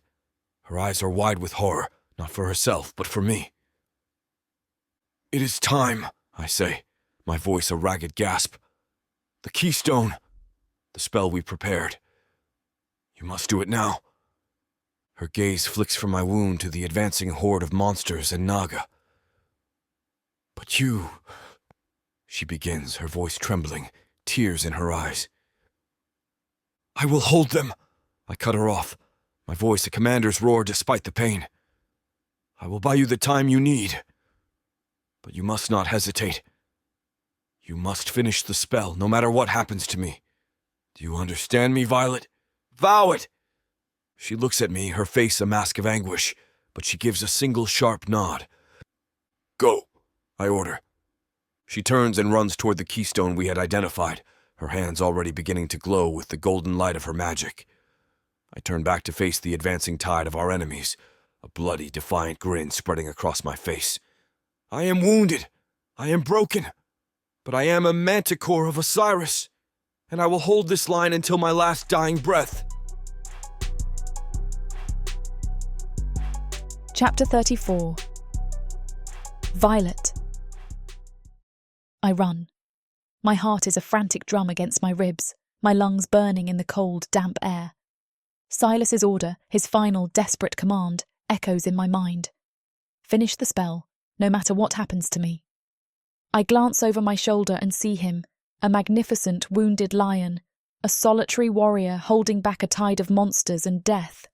The sight is both terrifying and beautiful, and it fuels my resolve with a fire so fierce it burns away my fear. I will not let his sacrifice be in vain. I reach the keystone. It is a massive, rune-covered monolith at what must have once been a major junction of the city, a place where several of the largest aqueducts converged. The air around it is thick with the Naga's blood magic, a coiling blood-red energy that makes my skin crawl and my head spin. This is the heart of their power, the central control point for the entire city-wide ward. And I am going to tear it out. I place my hands on the cold, wet stone. The moment I touch it, a jolt of the Naga's corrupt, reptilian magic surges into me, a foul, invasive force that tries to overwhelm my own. It is a battle of wills fought on a magical plane. I grit my teeth against the assault and push back, my own power, the clean, golden light of my own life force, rising to meet it. The battle for our lives has begun. This is not a battle of brute force. It is a battle of knowledge, of understanding. I do not try to overwhelm their magic. I try to unmake it. The incantations I overheard during my long weeks of captivity, the words that were the soundtrack to my torment, are now my greatest weapon. I begin to chant, my voice a clear, steady counter-melody to the hissing of the Naga priests in the distance. I am not just speaking their words, I am reversing them. I channel my power into the keystone, not as a battering ram, but as a key. I am not trying to break their spell. I am unlocking it from the inside, using their own magical language to turn their spell of binding into a spell of release. I find the flaw, the fail-safe that I knew must be there, and I pour my power into that single, vulnerable point. The red light of the Naga's magic begins to flicker and pulse, fighting against my intrusion. The keystone begins to vibrate, the stone groaning under the strain of the warring magics. A web of golden cracks, my own power, begins to spread across its rune-covered surface. The Naga priests sense what I am doing. Their chant grows louder, more desperate, their power a furious, coiling serpent that tries to crush my own. But it is too late. I have found the heart of their ward, and I am tearing it apart. With a final, desperate scream, I pour the last of my strength into the keystone. The stone monolith shatters, exploding outward in a shower of golden light and blackened, smoking rock. A massive, uncontrolled wave of my own magical energy erupts from the nexus point, a golden tsunami that spreads out through the city's foundations, following the very conduits the Naga use to power their ward. Their greatest weapon has become the instrument of their own destruction. The effect is immediate and catastrophic. The unnaturally high water levels, no longer supported by the binding spell, come crashing down. A massive, churning wave surges through the city, smashing through the crumbling walls of ancient temples, pulling Naga warriors into the depths. From across the ruins, I hear their shrieks of terror and disbelief. 2 of the Naga priests who had been focusing their power on me are caught in a backlash of their own reversed magic. Their hissing screams are cut short as their bodies harden and turn to stone, their grotesque, terrified forms toppling into the churning, vengeful water. The sea monsters, their magical bindings shattered, roar in confusion and fury, turning on their former masters. The entire city is collapsing in on itself, a symphony of destruction, a watery grave for the monsters who have haunted it for so long. We have won. We have survived. The moment the keystone shatters, the immense power that had been flowing through me is gone. The magical backlash, the cost of wielding such a massive city-wide spell, hits me like a physical blow. It feels as if my very soul is being ripped from my body, all of my strength, all of my energy, all of my life force draining away into nothingness. The world dissolves into a dizzying grey fog. My vision swims with black spots, and the triumphant roar of the collapsing city fades into a distant, muffled hum. My knees buckle. I am falling. I am so tired. The battle is over, and I have nothing left. I have given everything I am to this fight, to him. I see a shape moving toward me through the grey fog, a large, familiar silhouette, stumbling, wounded, but alive. He is coming for me. He is safe. I try to reach for him, but my arms are too heavy. I try to speak his name, to tell him that we are safe, that we have won. But the only sound that escapes my lips is a single, desperate and loving whisper. Silas. And then, the darkness takes me. Chapter 35. Silas. The city is dying. A symphony of destruction echoes all around me. The groan of ancient stone, the roar of surging water, and the terrified, agonized screams of the Naga and their monstrous pets as they are consumed by the very trap they set. Violet's spell, her act of beautiful, desperate defiance, has unmade this entire city. I watch, wounded and barely standing, as a temple collapses in on itself, a massive wave of black water rushing in to fill the void. This is our victory, but the cost of it has been immense. I see her fall. The golden light that was her power, her life force, vanishes in an instant, and she crumples to the ground, a fragile, broken doll. A fear, colder and more profound than any I felt while facing the sea monsters, seizes my heart. "Violet!" I roar, her name a choked, desperate sound in my throat. I stagger toward her, my own wounds, the deep, fiery gash in my ribs forgotten. My entire world narrows to her, still small form. I collapse to my knees beside her, my hands gentle as I turn her over. She is breathing, a shallow, faint rhythm that is the most beautiful sound I have ever heard. I scoop her into my arms, the movement sending a fresh, grinding wave of agony through my broken arm and ribs. I am wounded. I'm exhausted, but she is alive. And I will get her out of this watery hell, or I will die trying. I begin to run, my every step fueled by a sheer, desperate will to survive. The city is a death trap, a collapsing labyrinth of falling debris and surging, uncontrollable tides. The aqueduct tunnels we had used for cover are now our greatest threat, the water level rising with a terrifying speed, the ancient stone groaning and cracking under the pressure. I must get us out. I must get us to the surface. I carry her through the chaos, my body a shield, my mind a frantic, calculating engine. I dodge falling blocks of masonry. I wade through chest-deep water that is now filled with the terrified, fleeing forms of the Naga themselves. They are no longer hunters. They are rats, scrambling to escape a sinking ship. They pay us no mind. Their own survival their only concern. I am just another shadow, another desperate creature fleeing the apocalypse that my mate has unleashed upon this city. The pain in my ribs is a constant white-hot fire, a reminder of the sacrifice I was willing to make for her. But it is nothing compared to the fear of failing her now. Every step is an agony. Every breath is a battle. But I do not slow, I do not falter. Her small, still form in my arms is my only focus, my only purpose.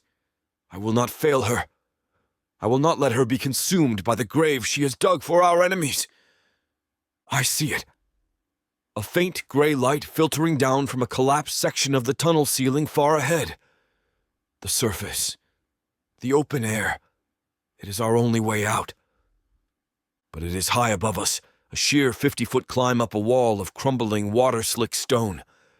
In my current state, wounded with one functioning arm and carrying her, the climb should be impossible.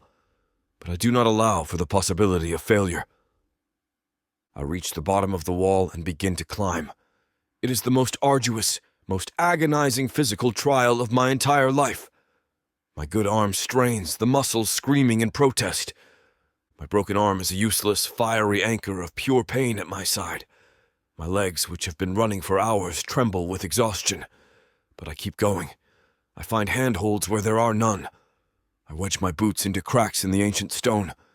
I use my own body to shield her from the falling debris and the cascading water.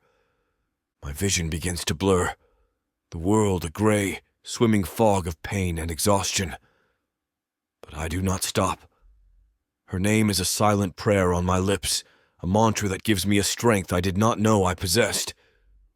With a final, desperate, guttural roar, I haul myself and her over the edge. I've done it. We are in the open air. We are on the high cliffs that overlook the ruins. We are safe. I collapse against the rocks, my body finally surrendering to the wounds and the exhaustion. I cradle Violet in my arms, my chest heaving, my breath coming in ragged, painful gasps. From our vantage point on the cliffs, we can see the city's final dying moments. The last of the great spires groans and collapses into the sea, sending a massive wave out into the ocean. And then there is silence. The Naga, their monsters, their city, it is all gone, swallowed by the vengeful sea. I look down at the woman in my arms, at her pale, still face. She is the one who did this. The small, fragile human, with a spirit as fierce and as powerful as any manticore. She has saved my life 12 times over.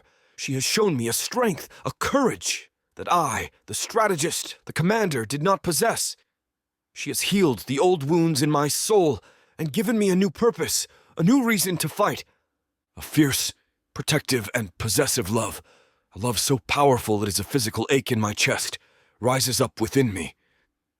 I hold her closer, my lips brushing against her hair.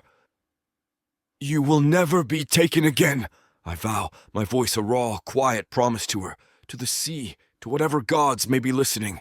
I look out at the gray, churning waves that have swallowed the last of our enemies, and I make one final, absolute, and undeniable declaration. She's mine. This huge orc brings out the animal in me. In a world where humans have been driven underground, living like rats is the only way to stay safe from the marauding orcs.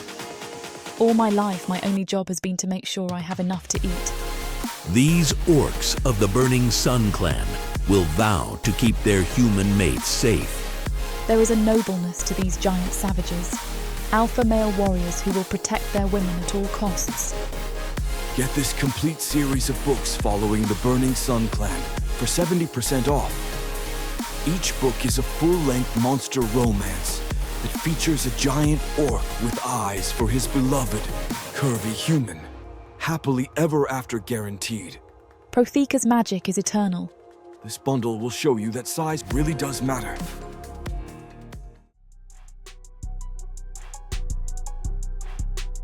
Chapter 36. Violet. The first thing I am aware of is a voice, low and rough, but gentle. It cuts through a deep, dreamless darkness, a single, familiar anchor in a sea of oblivion. "Violet, can you hear me?" I force my heavy eyelids open. Silas's face is close, his stormy grey eyes filled with a deep, weary concern that seems to have carved new lines at their corners. The weak afternoon light from a nearby window illuminates the grime on his face and the fresh, angry-looking scar that crosses his jaw. "Silas?" My voice is a raw, raspy whisper, the words scratching at my throat. Relief, so profound it seems to physically alter his features, washes over his face. The tense lines of the warrior soften, and for a moment he is just a man, exhausted and profoundly grateful. "You're awake," he breathes, his good hand coming up to gently brush a strand of hair from my forehead. His touch is warm and real. What happened?" I ask, my memories a chaotic flood of golden light, of roaring water, and then nothing. I try to sit up, but a wave of dizziness and a deep, bone-deep exhaustion pins me to the soft mattress beneath me. A mattress? Before he can answer, my own concern surfaces, sharp and urgent. I see the crude but effective sling supporting his broken arm, the clean white bandage peeking out from under the side of his torn tunic where the monster wounded him. "You're hurt," I whisper, my gaze fixed on his injuries. A strange sound rumbles in his chest. It takes me a moment to recognize it as a soft, tired and utterly startled laugh, a sound of pure disbelief. He shakes his head, a faint wry smile touching his lips, a smile that transforms his harsh, scarred features into something devastatingly handsome. The quiet, shared sound breaks the tense, solemn atmosphere of the room, a small, beautiful bubble of light in the aftermath of so much darkness. "I am alive, Violet," he says, his voice full of a quiet awe.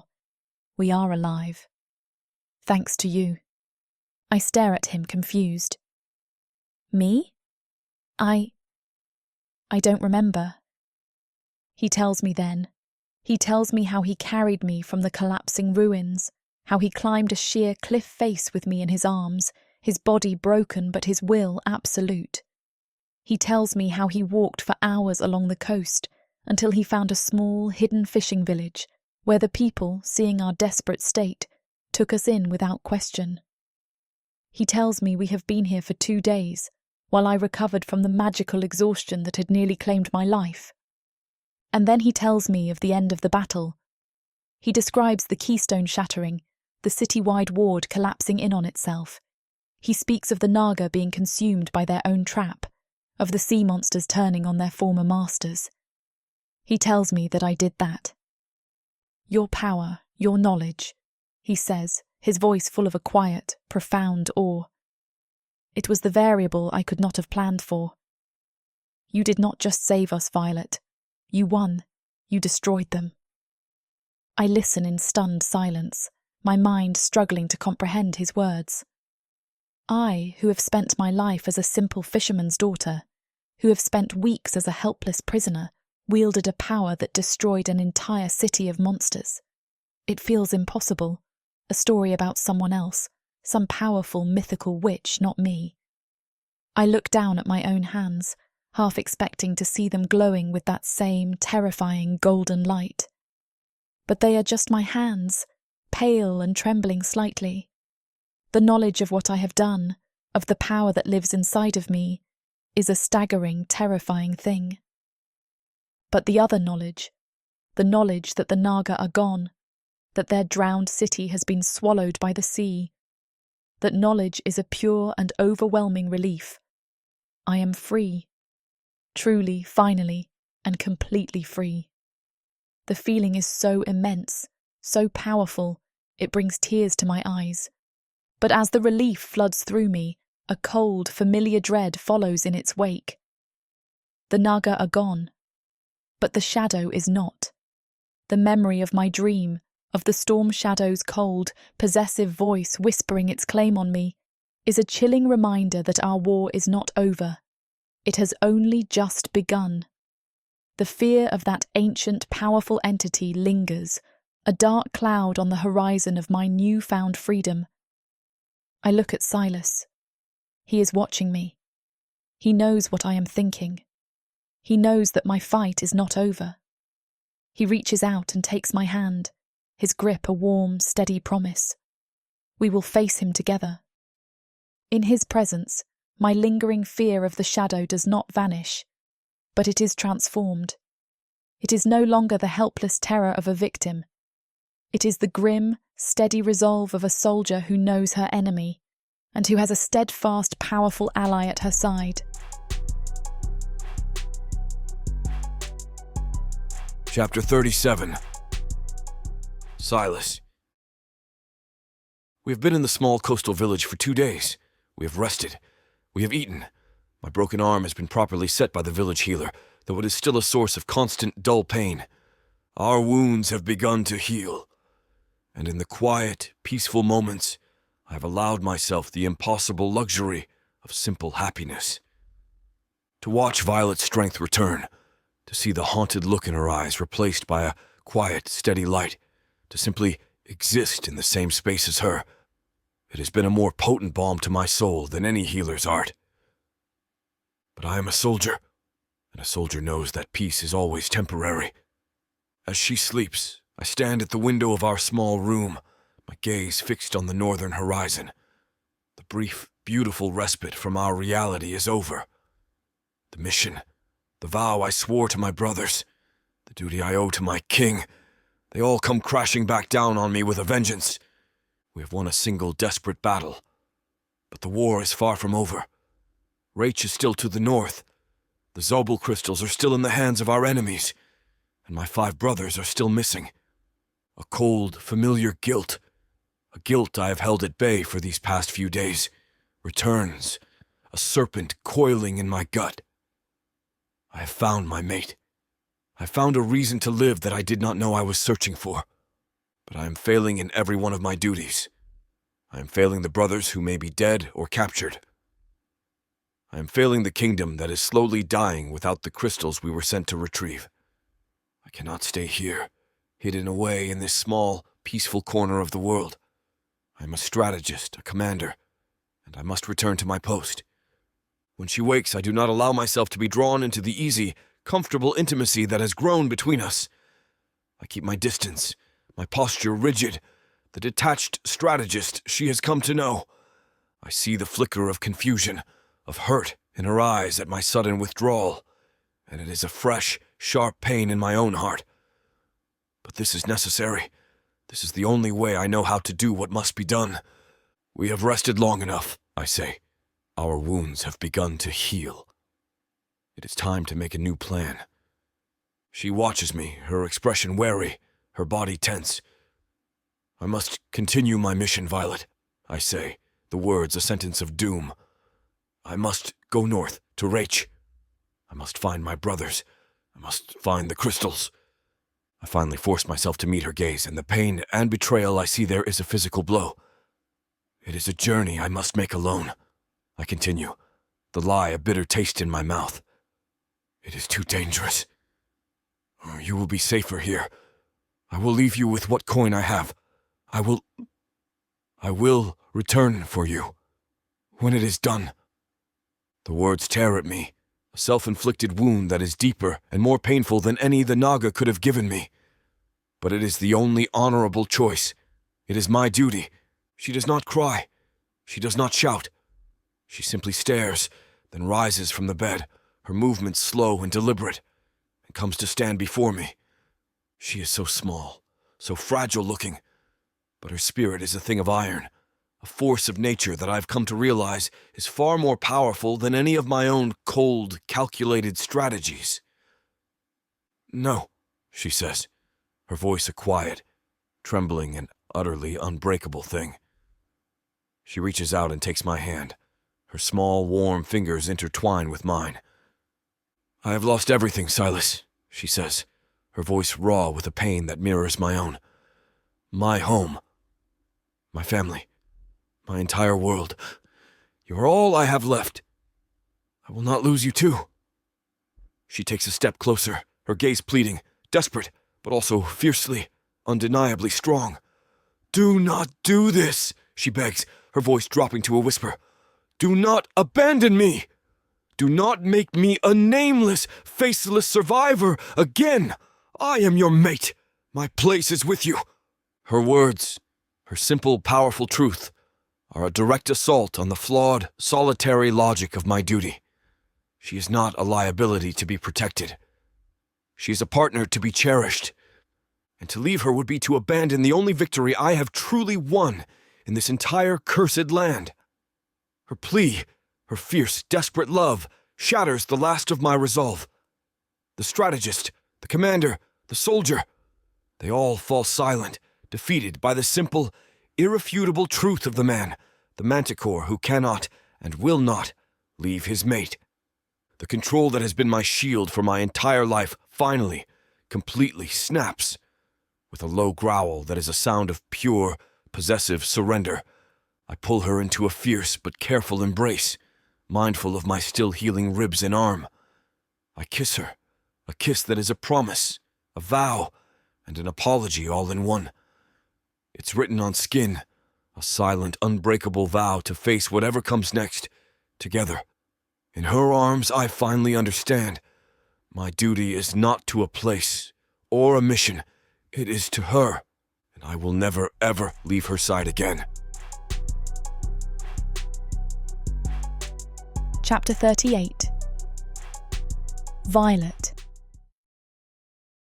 The aftermath of his confession of our shared, desperate union is a quiet, fragile thing.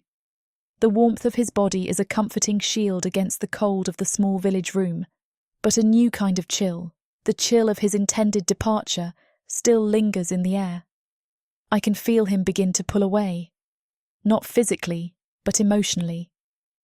I feel the walls of the strategist, of the commander, beginning to rise again, brick by painful brick.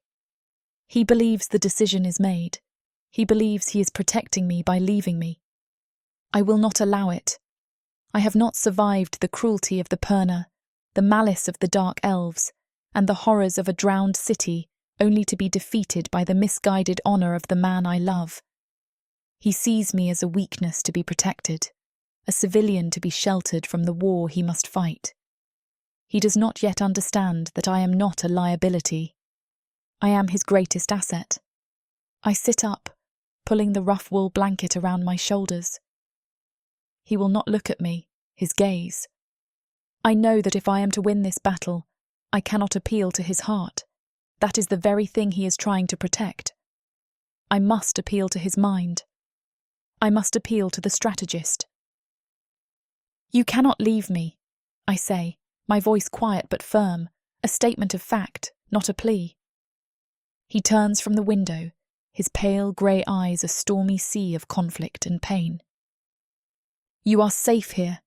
The road ahead is filled with dangers you cannot imagine," he says. "I do not have to imagine them," I counter, my own voice rising, sharp and clear. "I have lived them." "You speak of logic, Silas. Then let us be logical. Am I truly safe here? The Perna who hunt me, the storm shadow that whispers my name in my dreams. Do you truly believe they will not find me here, alone and unprotected once you are gone?" "My presence puts you in greater danger," he argues, but his words lack conviction. "My existence puts me in danger," I say, standing to face him. "Whether you are by my side or 1,000 miles away, I am still a target. The only thing that changes is whether I face that danger alone, or with the one person in this world who makes me feel strong enough to fight back. That is the true logic of our situation." "I am not a survivor for you to protect," I continue, pressing my advantage, my voice unwavering. "I am a weapon. I have knowledge that you do not. I know the incantations of the naga. I have a connection, however terrifying, to the storm shadow that you do not. I am not a weakness in your strategy, Silas. I am the unpredictable variable that you, the master strategist, cannot afford to leave behind." I take a step closer, my hand coming up to gently touch the deep old scars on his jaw. You have taught me how to be a warrior, I say, my voice softening. You have taught me how to think, how to plan, how to fight. You have taught me strategy. Now you must trust the soldier you have created. His resolve, the hard, disciplined wall of the commander, begins to crumble under the force of my own irrefutable logic. I look and notice the internal battle in his eyes, the ingrained, self-reliant caution warring with the undeniable truth of my words. He has spent a lifetime believing that emotion is a tactical flaw, that attachment is a liability, but he cannot deny that our partnership, our bond, is the only reason either of us is still alive. His resistance finally softens, the rigid lines of the commander giving way to a look of profound, weary admiration. He has been carrying the weight of the world, of his mission, of his lost brothers, entirely on his own shoulders for so long. He has seen partnership as a risk, a vulnerability, but as he looks at me now, I can see him begin to understand. Partnership is not a weakness, it is a strength. You are right, he whispers, the words a quiet, final surrender. He pulls me into his arms, his embrace a mixture of profound relief and a deep, soul-shaking reverence. Your strength, he says, his voice a rough, emotional thing against my hair. It continues to surprise me. Then we go north, I ask, my own voice a hopeful whisper. Yes, he says, his voice firm, the decision finally, irrevocably made. We go north. Together. The word together is a promise, a vow, a new and beautiful mission statement for us both. In his arms, I feel not just the safety of a protector, but the profound and empowering strength of a true and equal partner. Chapter 39. Silas. Her words, her fierce and irrefutable logic, have shattered my own flawed reasoning. I've spent so long believing that I must be the one with all the answers, the one with the perfect, flawless plan. But her strength, her courage, her sharp, tactical mind, they are not a distraction from my mission. They are essential to it. I look at my mate, and I see not a victim to be protected, but a warrior to stand beside. You are right, I say. The words a quiet surrender, an admission that feels less like a defeat and more like a liberation. You are not a weakness. You are my greatest strength. To leave you would be the act of a fool, not a strategist. A small, relieved smile touches her lips, lighting up her sea-green eyes. So we go north? Together? Together, I confirm, the word a solid, unshakable vow. I take her hand, my fingers lacing with hers. But if you are to be my partner in this, then you deserve to know the whole truth. All of it. No more walls, no more secrets. We spend the rest of the day in a council of war. 2 fugitives planning a desperate escape. 2 commanders, 2 strategists, planning a long and dangerous campaign. We have no map, so we make our own, drawing in the dirt on the floor of our small room with a piece of charcoal from the hearth. As I sketch out the general geography of the continent as I remember it, I begin to speak. I told you I was on a mission for my king, I begin, my voice low. That part was true. But the stakes are higher than I implied. I take a deep breath, the words I've held in solitude for so long feeling strange on my tongue.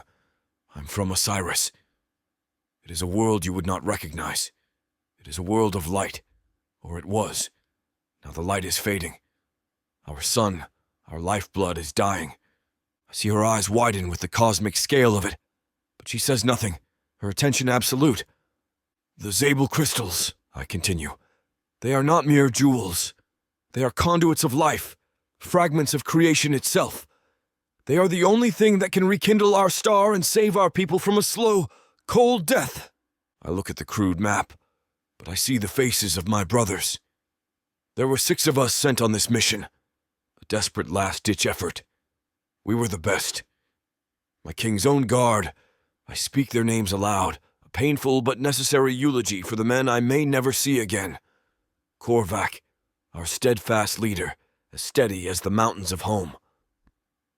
Caspian, the charmer, who could talk a serpent into giving up its fangs. Tarek, the stoic giant whose silence was more intimidating than any roar. Ronan the firebrand, who lived for the chaos of battle. I paused, the last name catching in my throat. And Lucaris, the youngest, so full of a reckless, untamed courage. You speak of them in the present tense, Violet says softly. I meet her gaze, my own heart as stone. Until I see their bodies, they are alive. That was our vow. We were scattered by that living storm, but we swore an oath. We would reunite here. I tap a spot on our map, in the rugged mountains north of the coast. In the crystal caves of northern Reich. That is our objective. She listens, her expression a mixture of sympathy and sharp intelligence. She's not offering pity. She's processing intelligence. The Dark Elves, she says, her voice quiet but firm. They are the ones who control the crystal trade in this region. The ones who paid the Naga. They will be guarding these caves. I know, I say grimly.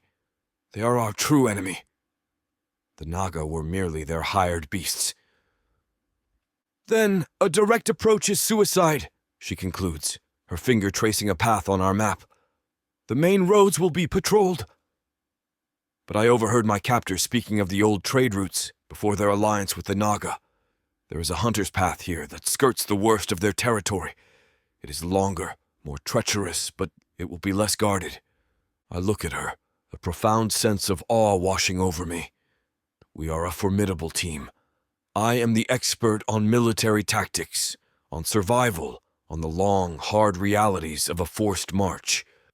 She is the expert on our enemies, on the cruelty of the Dark Elves, on the whispers she has heard of this land. Our two sets of knowledge merge into a single cohesive strategy. For hours we plan. We discuss supplies, dangers, potential ambush points, and contingency plans. The sheer, overwhelming scale of the task before us is enough to break the spirit of any lone warrior. But we are not alone.